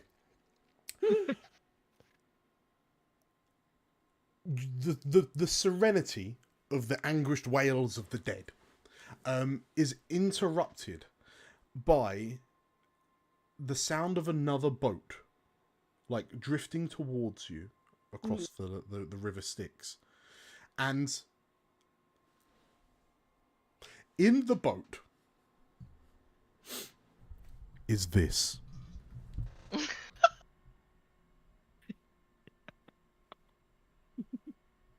Is what now? A sexy Lady Statham. Oh, oh no. Don't fall for it, Jason. And Jason looks across at sexy Lady Statham. And like, you know, in the second episode, we figured out that he and Rosie Harrington, what's her name, they've gone through a bit of a messy divorce after he was accused of bigamy. But like, he just goes goo goo in the boat, and like his eyes just kind of go all wobbly. You can almost see the love hearts kind of radiating off his head as he looks across the lake at what is effectively Jason Statham in a French maid outfit. Complete with shaved head and stubble. And she's beautiful, he says. And he begins sailing towards her. His defenses utterly lowered. But at this moment, the false sexy Lady Statham steps to the side to reveal that in her boat is a catapult. Sorry, what? And you watch as a number of devils load some loose livestock into the catapult, and with a fire, and you hear as this hell cow is launched from their ship towards yours, and it misses you, and there's a big sploosh of lava as the cow disappears into like under the surface of the river Styx, and like your boat is rocked, and you realise that they're trying to sink you, and Jason Statham is just in another world. Like, he's got the romance comedy music going on in the background as he's sort of like fantasizing about Lady Statham. What do you do, Agent? I would like to Statham law, failed act. Narcotics. Narcotics. Narcotics. Always fall back on narcotics. Yeah. Safe bet. To hit him with a horse tranquilizer. Can I do? Hi, Carl. Hi, Carl. Yeah, I'll give you no context. Don't look at it. Okay, so you're going to try. Wait, why are you trying to tranquilize him in this moment? He's too tranquil already. No, you can amp him up. Actually, no, you are right. Methamphetamine. I want Just be like crank. No. I want to give him a concoction that will make him hyper paranoid. Okay. So he to make him realize that this is a trap. A dragon? What? Sorry, what? Did you say it makes him think it's a dragon? No, that is not what trap trap. said at all. It's a hell cow spewing dragon. I don't know. It might be. Maybe. Okay. To be fair, in hell, dragons might be livestock. I don't know. Maybe. Okay, so you're plumbing him full of narcotics. Okay, please make me a narcotics roll. You need a 6 or less. Ooh. But we have a reroll fail in the tank from Chris. Oh, thank God. Thank you, Chris. Thank you, Chris. Come on, Grace. Who wants to bet it's going to be a 12? No. What's Let's it? not think No. that way. We're not going to think that. It's a 9. Okay. See, it wasn't a 12. So It's true. Not a catastrophic failure. you're like, okay, so you pull out this syringe and you're like, I don't know what this is, I don't know how old it is. Arnie used to love them.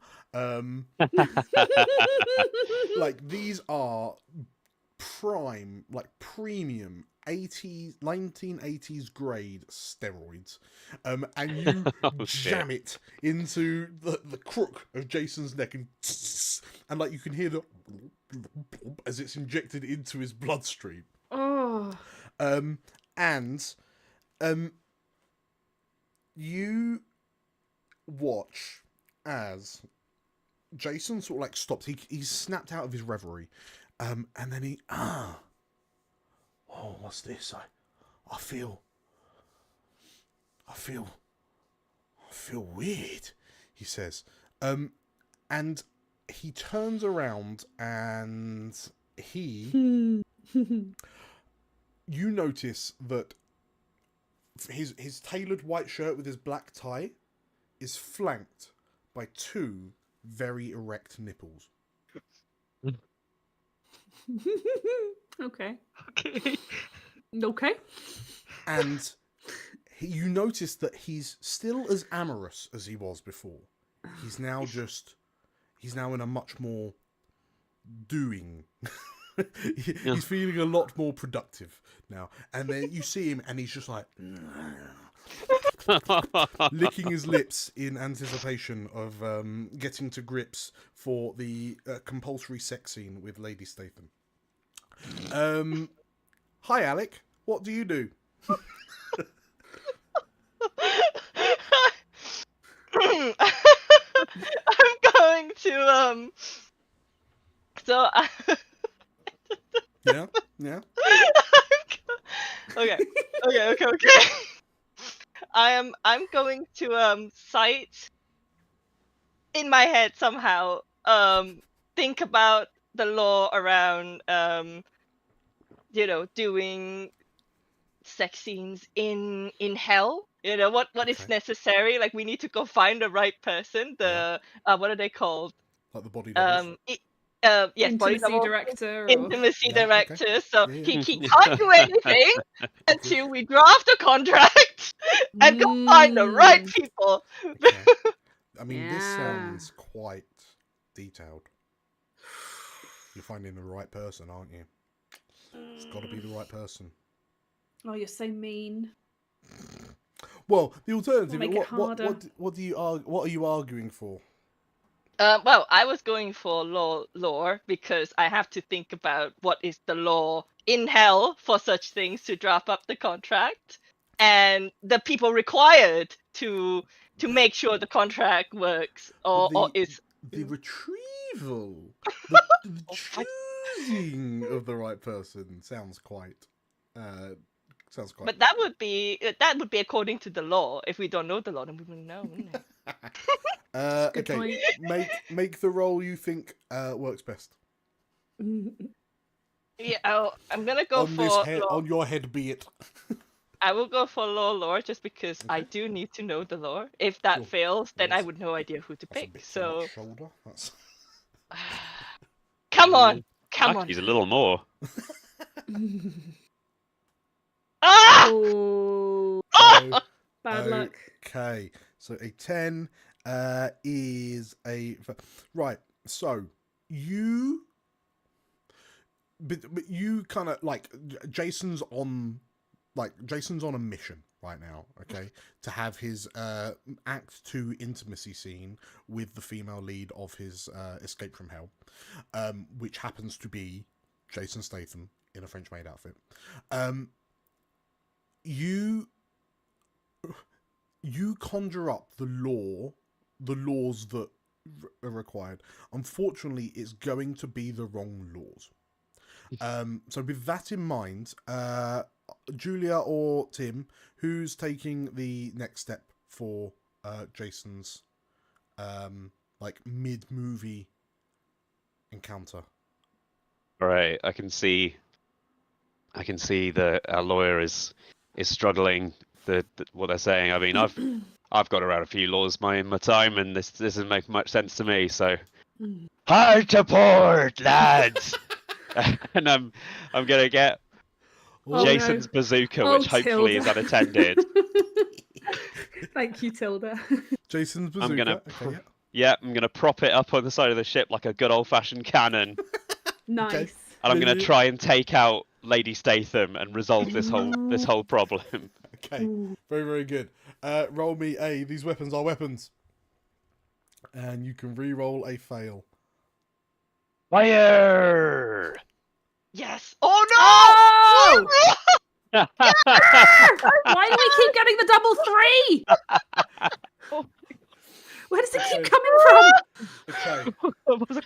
What's going to be the complication, though? Okay. What complication could there possibly be from obliterating Jason's love interest? That was to have sex with you. Okay. So, you, with a yar, you fire off this bazooka. Across the river Styx it goes. Jason has been secretly watching you as you were setting up the bazooka, and you don't notice until it's too late that as you fire the bazooka, Jason grabs one of the anchor ropes and lassos the bazooka missile as it's leaving the bazooka, and he uses it to fly across the river to his love interest. Okay. And as the missile sort of zooms in, everything moves into slow motion just for the two of them and the bazooka missile. And they have a really intimate love scene that stretches out for a very uncomfortable number of minutes. Whilst everyone's just the livestock's in the back of the boat still mooing, and the bazooka's and Aerosmith's playing in the background. And it finishes with a dreary shot of Jason sat on the edge of the boat smoking a cigarette and then looking over his shoulder and going, "But you got to understand, babe, we can't keep doing this." And Lady Jason Statham nods very solemnly, and he "I'll see you around, darling." And he flicks a cigarette, and so he's not in the boat, sorry, he's not sat on the edge of the boat, he's sat in the trebuchet, and as he flicks a cigarette, it lands on the last thread of the rope that's holding the trebuchet in place, and the cigarette burns through it, and Jason is flung from their ship just in time for time to go back to normal and the boat to explode from the bazooka shot, incinerating Lady Jason Statham and casting her soul into the river Styx. And as Jason, he disappears up into the smoke and fog overhead, and as you're wondering what's happening, you see a silhouette emerge through the smoke, and Jason Statham comes parachuting down and just sort of lands in the boat with you, and he, "Right, let's go," he says. And as he sort of looks longingly off into the distance, we smash cut to the third act. So the finale. What is banana boating? It's the big inflatable banana that gets dragged behind a boat and the banana trying. Oh, yeah. Right. Okay. We smash actually works pretty well for this. So we smash cut. Jason has fundamentally strung, has gathered up some of the hell cows, which are inexplicably immune to the lava of the river Styx, into some sort of hellish banana boat, which he's strapped to the back of Chiron's boat as it he's basically, Chiron's owed him a few favours, and Chiron is currently steaming up the river Styx towards the gates of hell, chaperoning Jason and the four of you to safety. In the meantime, everything looks like it's going fine, and he gives you some like zingy one-liners and smiles. But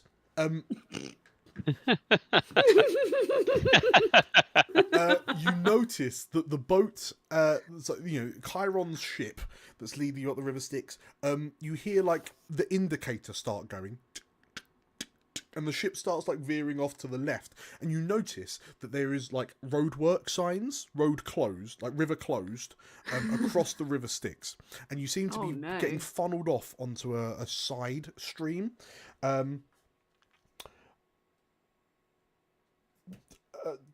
Where yeah, motorway. Oh wait, hang on, I rolled the wrong one. Okay, you're still on the river Styx. Still on the river Styx. Okay, ignore what I just said. You're on the river Styx. We're on number 4 on that one. Okay, fine.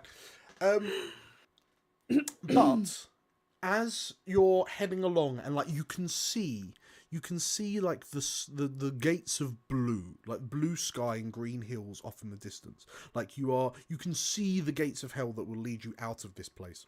But then you hear a booming voice. Do you really think you could escape me, Jason Statham? Roars the voice of Lord of the Abyss, Ross Kemp. You see, me and my friend Wesley, we've got a bit of a thing going on. It's a bit post-Watershed, if you know what I mean. Oh, wow. New law just dropped. And there's not a chance in hell that I'm letting you escape, he says. Oof. And with a single bang, a sniper rifle bullet flies over your head and hits the ceiling of the rock ceiling overhead. And there's a small ping. You feel a small bit of pebble and dust, like rubble, fall on your heads. And then suddenly the whole cavern begins shaking violently. And it says here a chandelier falls from the ceiling towards Jason. But we're going to have hell stalactites start like raining down from the ceiling towards you on your ship. And like if any of these were to strike Chiron's ship, your banana boat is going to be flung. You'll be lost to the river. So, who's not been for a while? Julia? Okay. I will harness my knowledge of extreme sports to guide the banana boat between the stalactites. Yes. Okay.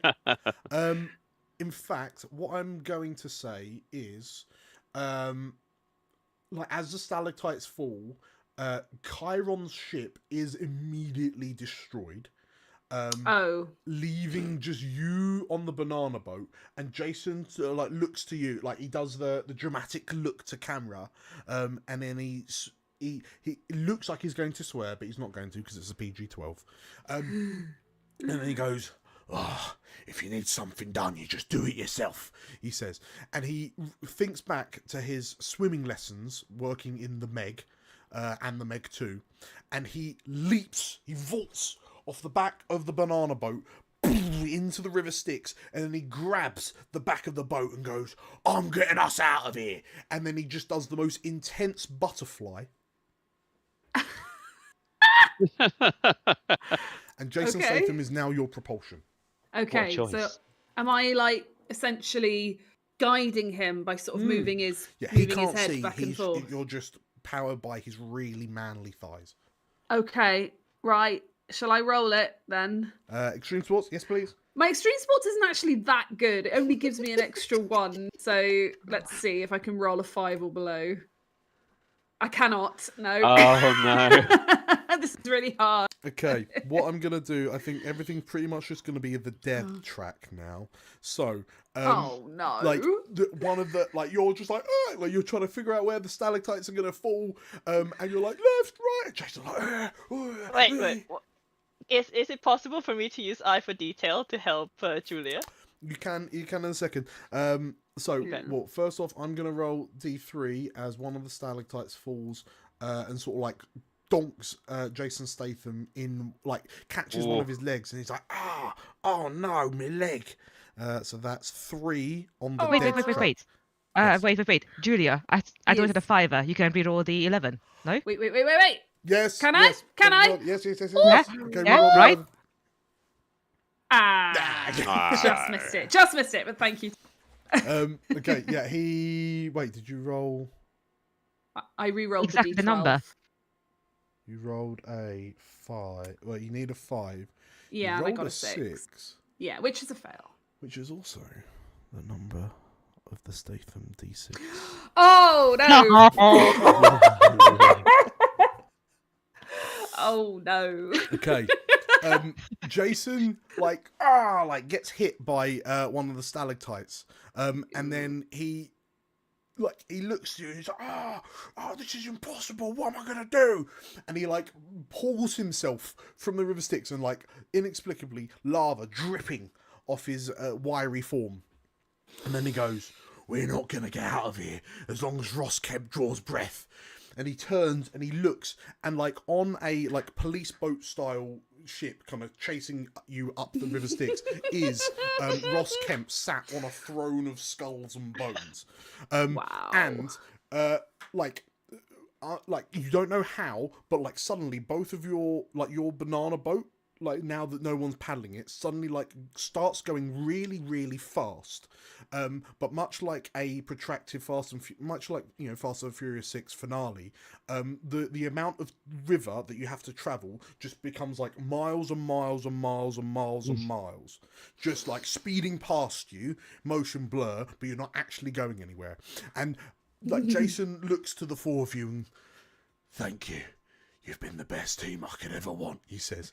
And he reaches down and grabs a battle axe. And very 300 Leonidas, 300 style, he just leaps from the back of the banana boat. And because he's going in slow motion, but the boats are going so fast, and Ross Kemp's boat catches him up, and he lands on the prow and just starts swinging this battle axe round, chopping down skeletons left, right, and centre, before working his way towards Ross Kemp. Oh my god! You also realise, however, that Jason, because he's a very particular man, he's got all your passports, so you're not able to escape the gates of hell without him. So let's say, Alec, what do you do in this moment? So I'm going to, as for the benefit of us getting out of here, I'm gonna use my eye for detail. Okay. To point out the skeletons to him so he doesn't die as we try to make our way to him. Sure. Okay, please make me a eye for detail roll. I need a 6 or how much? Come on, £5. Okay, another £5. Okay, so you get to re-roll this, but you don't need it. Okay, so as you despite the fact that originally you were travelling at the same speeds, Ross Kemp's boat just kind of catches up enough that you're within earshot of Jason, and as you start what is it you're shouting out to him? Sorry. That way. To your right. 6 o'clock. Okay, and in a number of action shots, it's just 7 different angles of him hefting up an axe, but you never actually see him swing it to take out a skeleton. The skeleton's just gone in the next scene. And all of the CGI, all of the stunt actors that are being CGI'd as the skeletons, they're just standing off to the back and doing and just waiting for their turn before they run forward. But yeah, he just thanks, yeah, and he just starts swinging the axe around his head like a fan, like a propeller.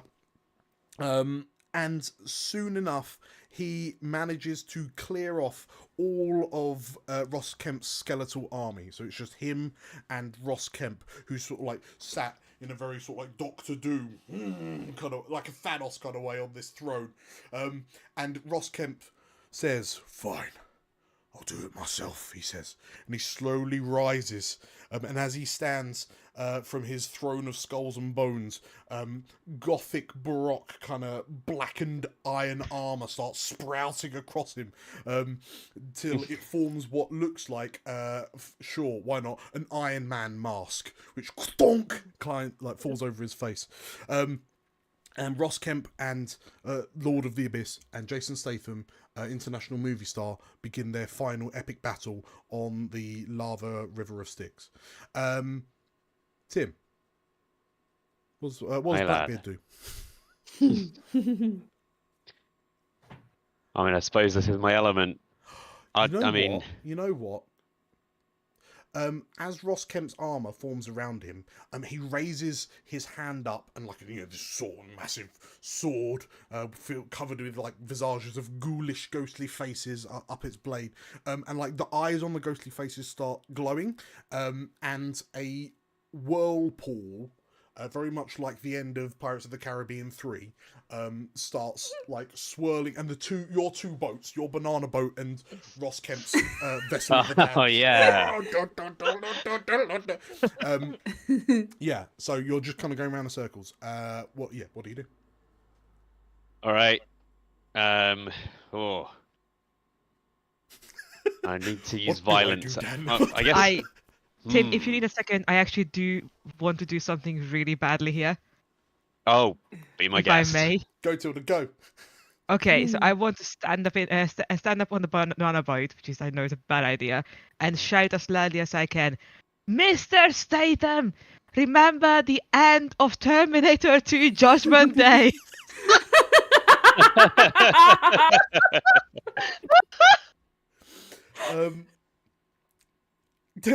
Sure, yeah. I'm trying to think. Okay, which bit of the end? Like, is this the lowering himself into the lava with the thumbs up?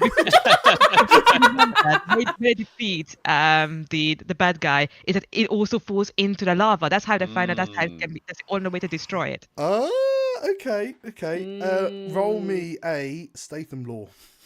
Okay. Statham law. God, please. Oh, yeah, I remember Terminator 2. Oh no! It's a double 4! Maybe that's good. How do we keep doing this? Maybe this is great. Maybe. I mean, it's a success. Okay.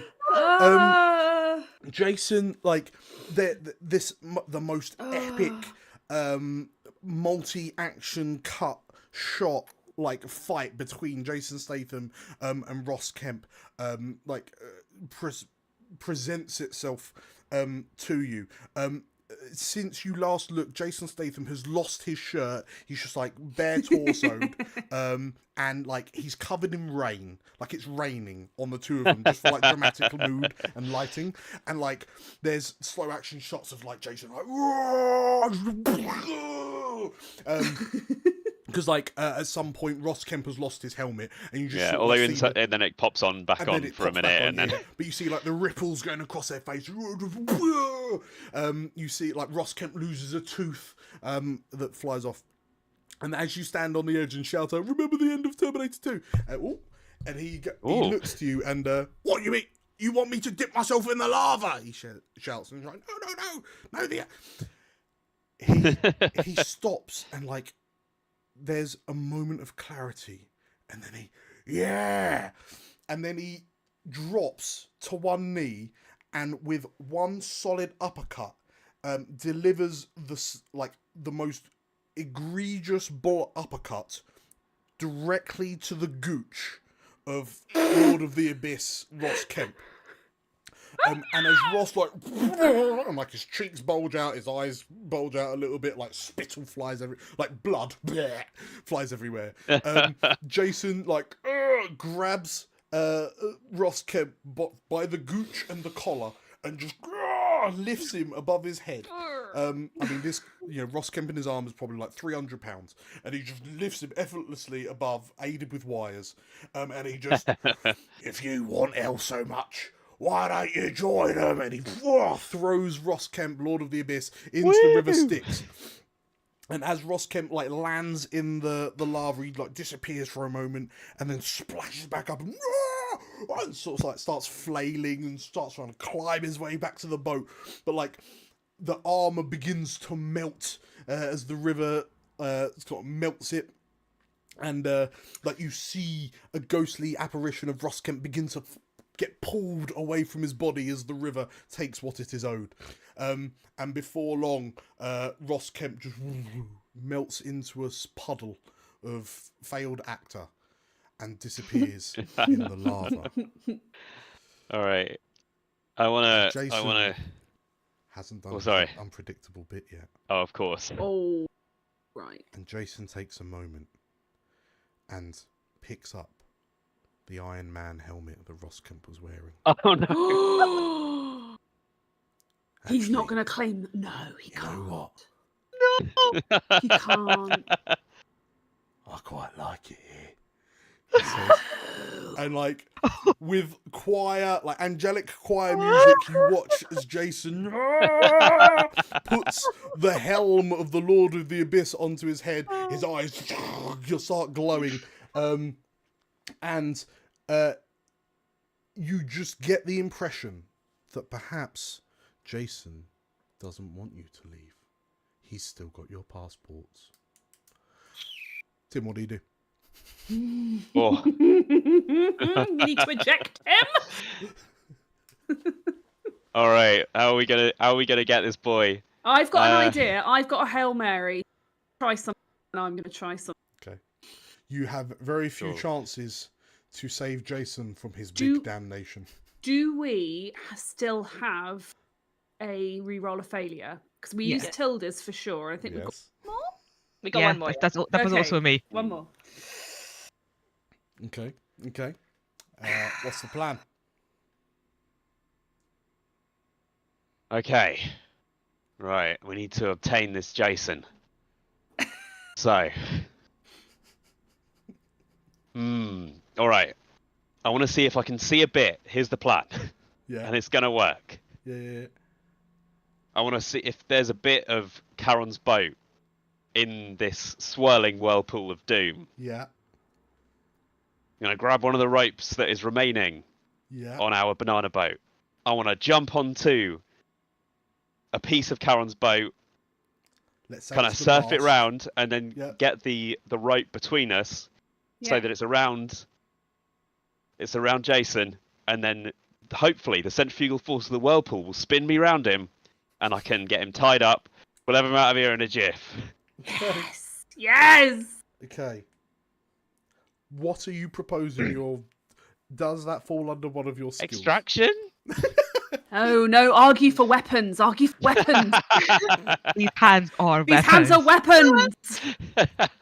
Which is true. Please argue for weapons. Much better chance. I would argue that they can't be weapons because you're not looking to damage him.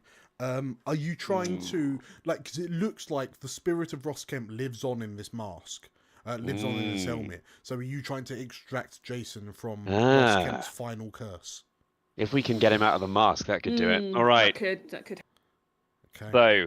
So punch him in the face. Punched by his own private security. I can't punch Jason Statham in the face.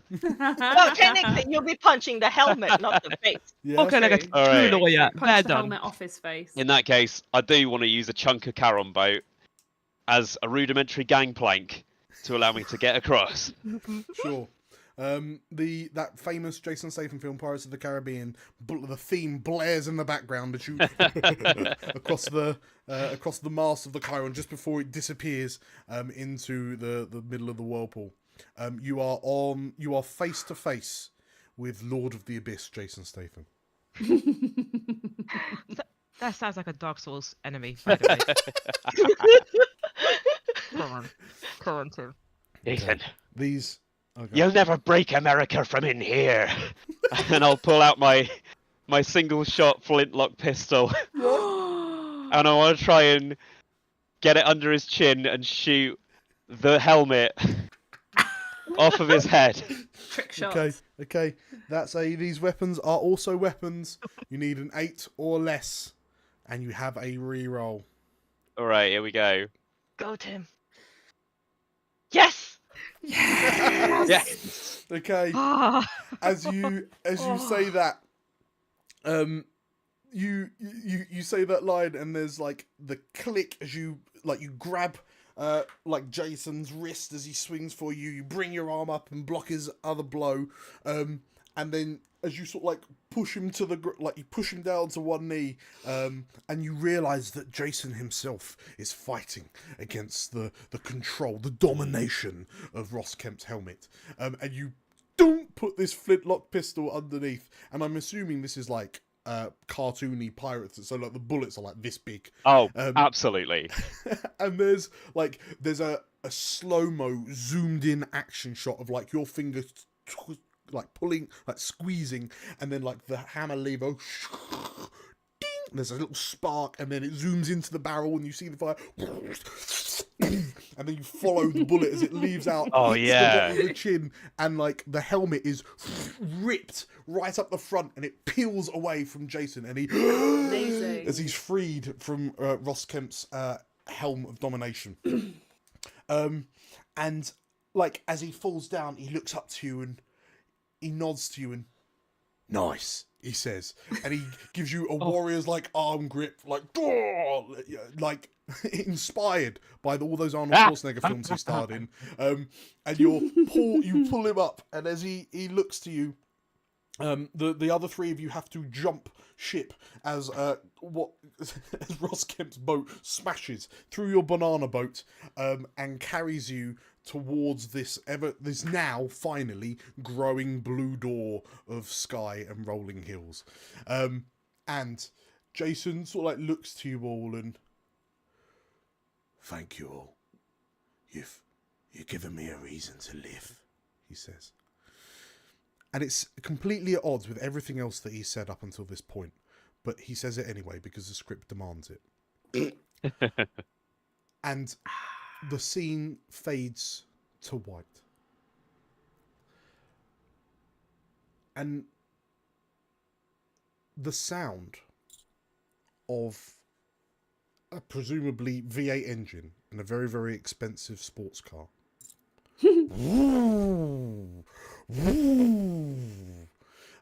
dispels the whiteout, like the white fade. And you find yourselves on that iconic kind of seaside ledge in Miami that all the action films use for their final shots. And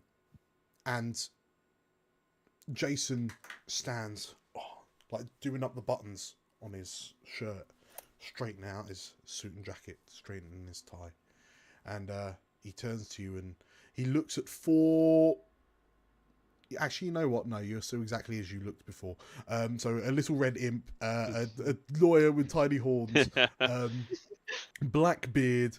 What was your character looking like again? Sorry, normal. Just a douchebag. Just a local talent actor, agent. And like there's sort of like Wiz Khalifa like upbeat rap music playing in the background.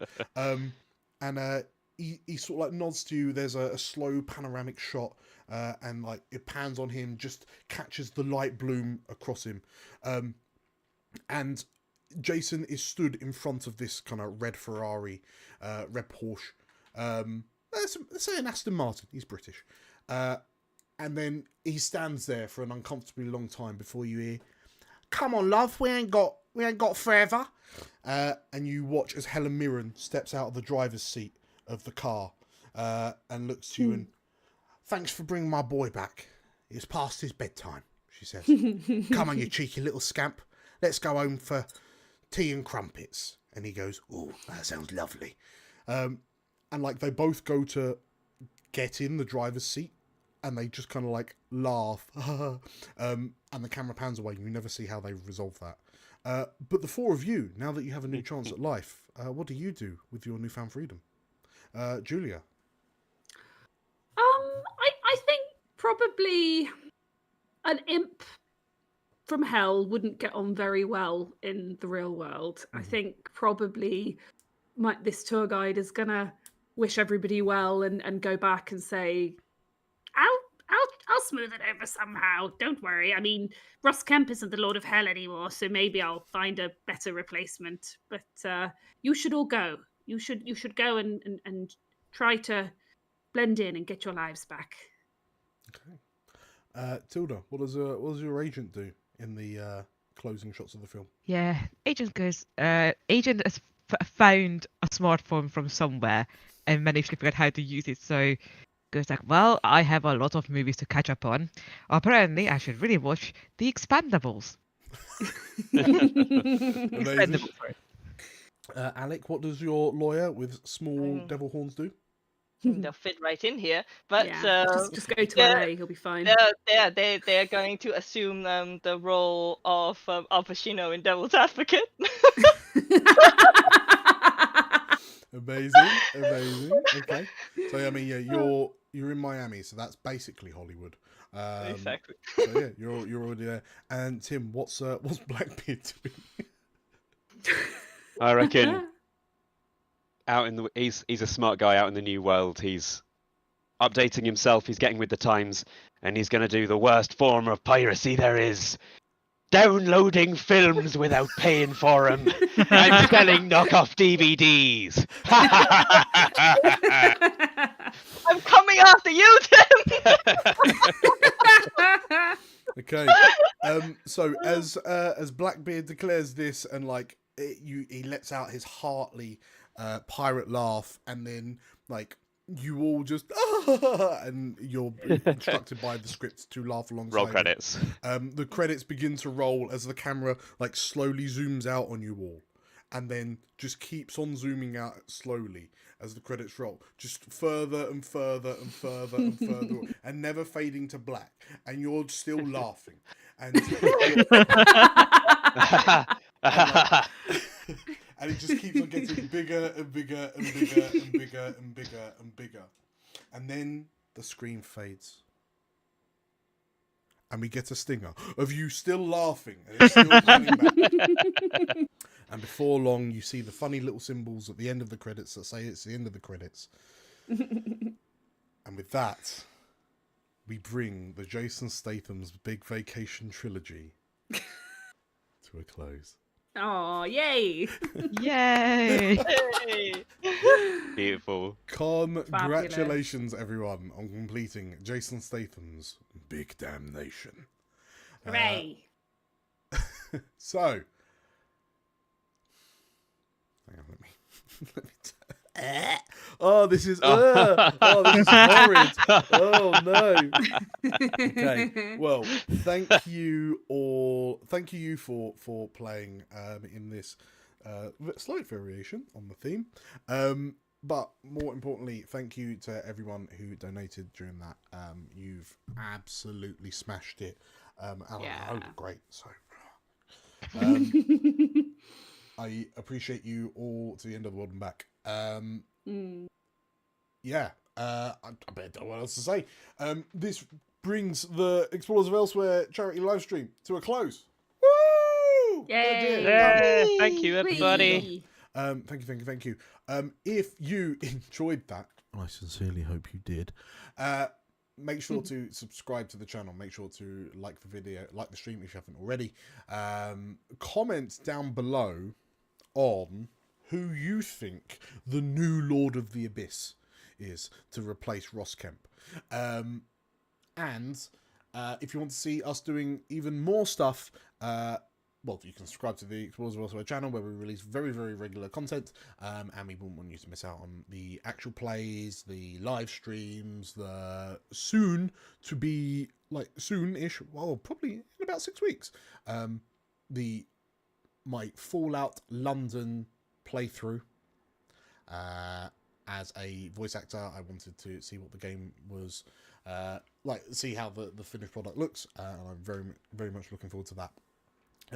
But you can also catch me and 4 other explorers as we do a hostile takeover of the Heroes Wanted 1625 Gaming for Good stream. So you'll find us over on their Twitch channel from 6 PM. And I want to give a massive shout out to Rob and Isabel for all of their support in getting this all sorted. And yeah, those two have been amazing. So give them all love now that we're wrapped up here. Yes. Thank you again. Thank you again. We'll see you next year. Well, Thanks, guys. Bye. Thanks. Bye. See you in hell. Bye.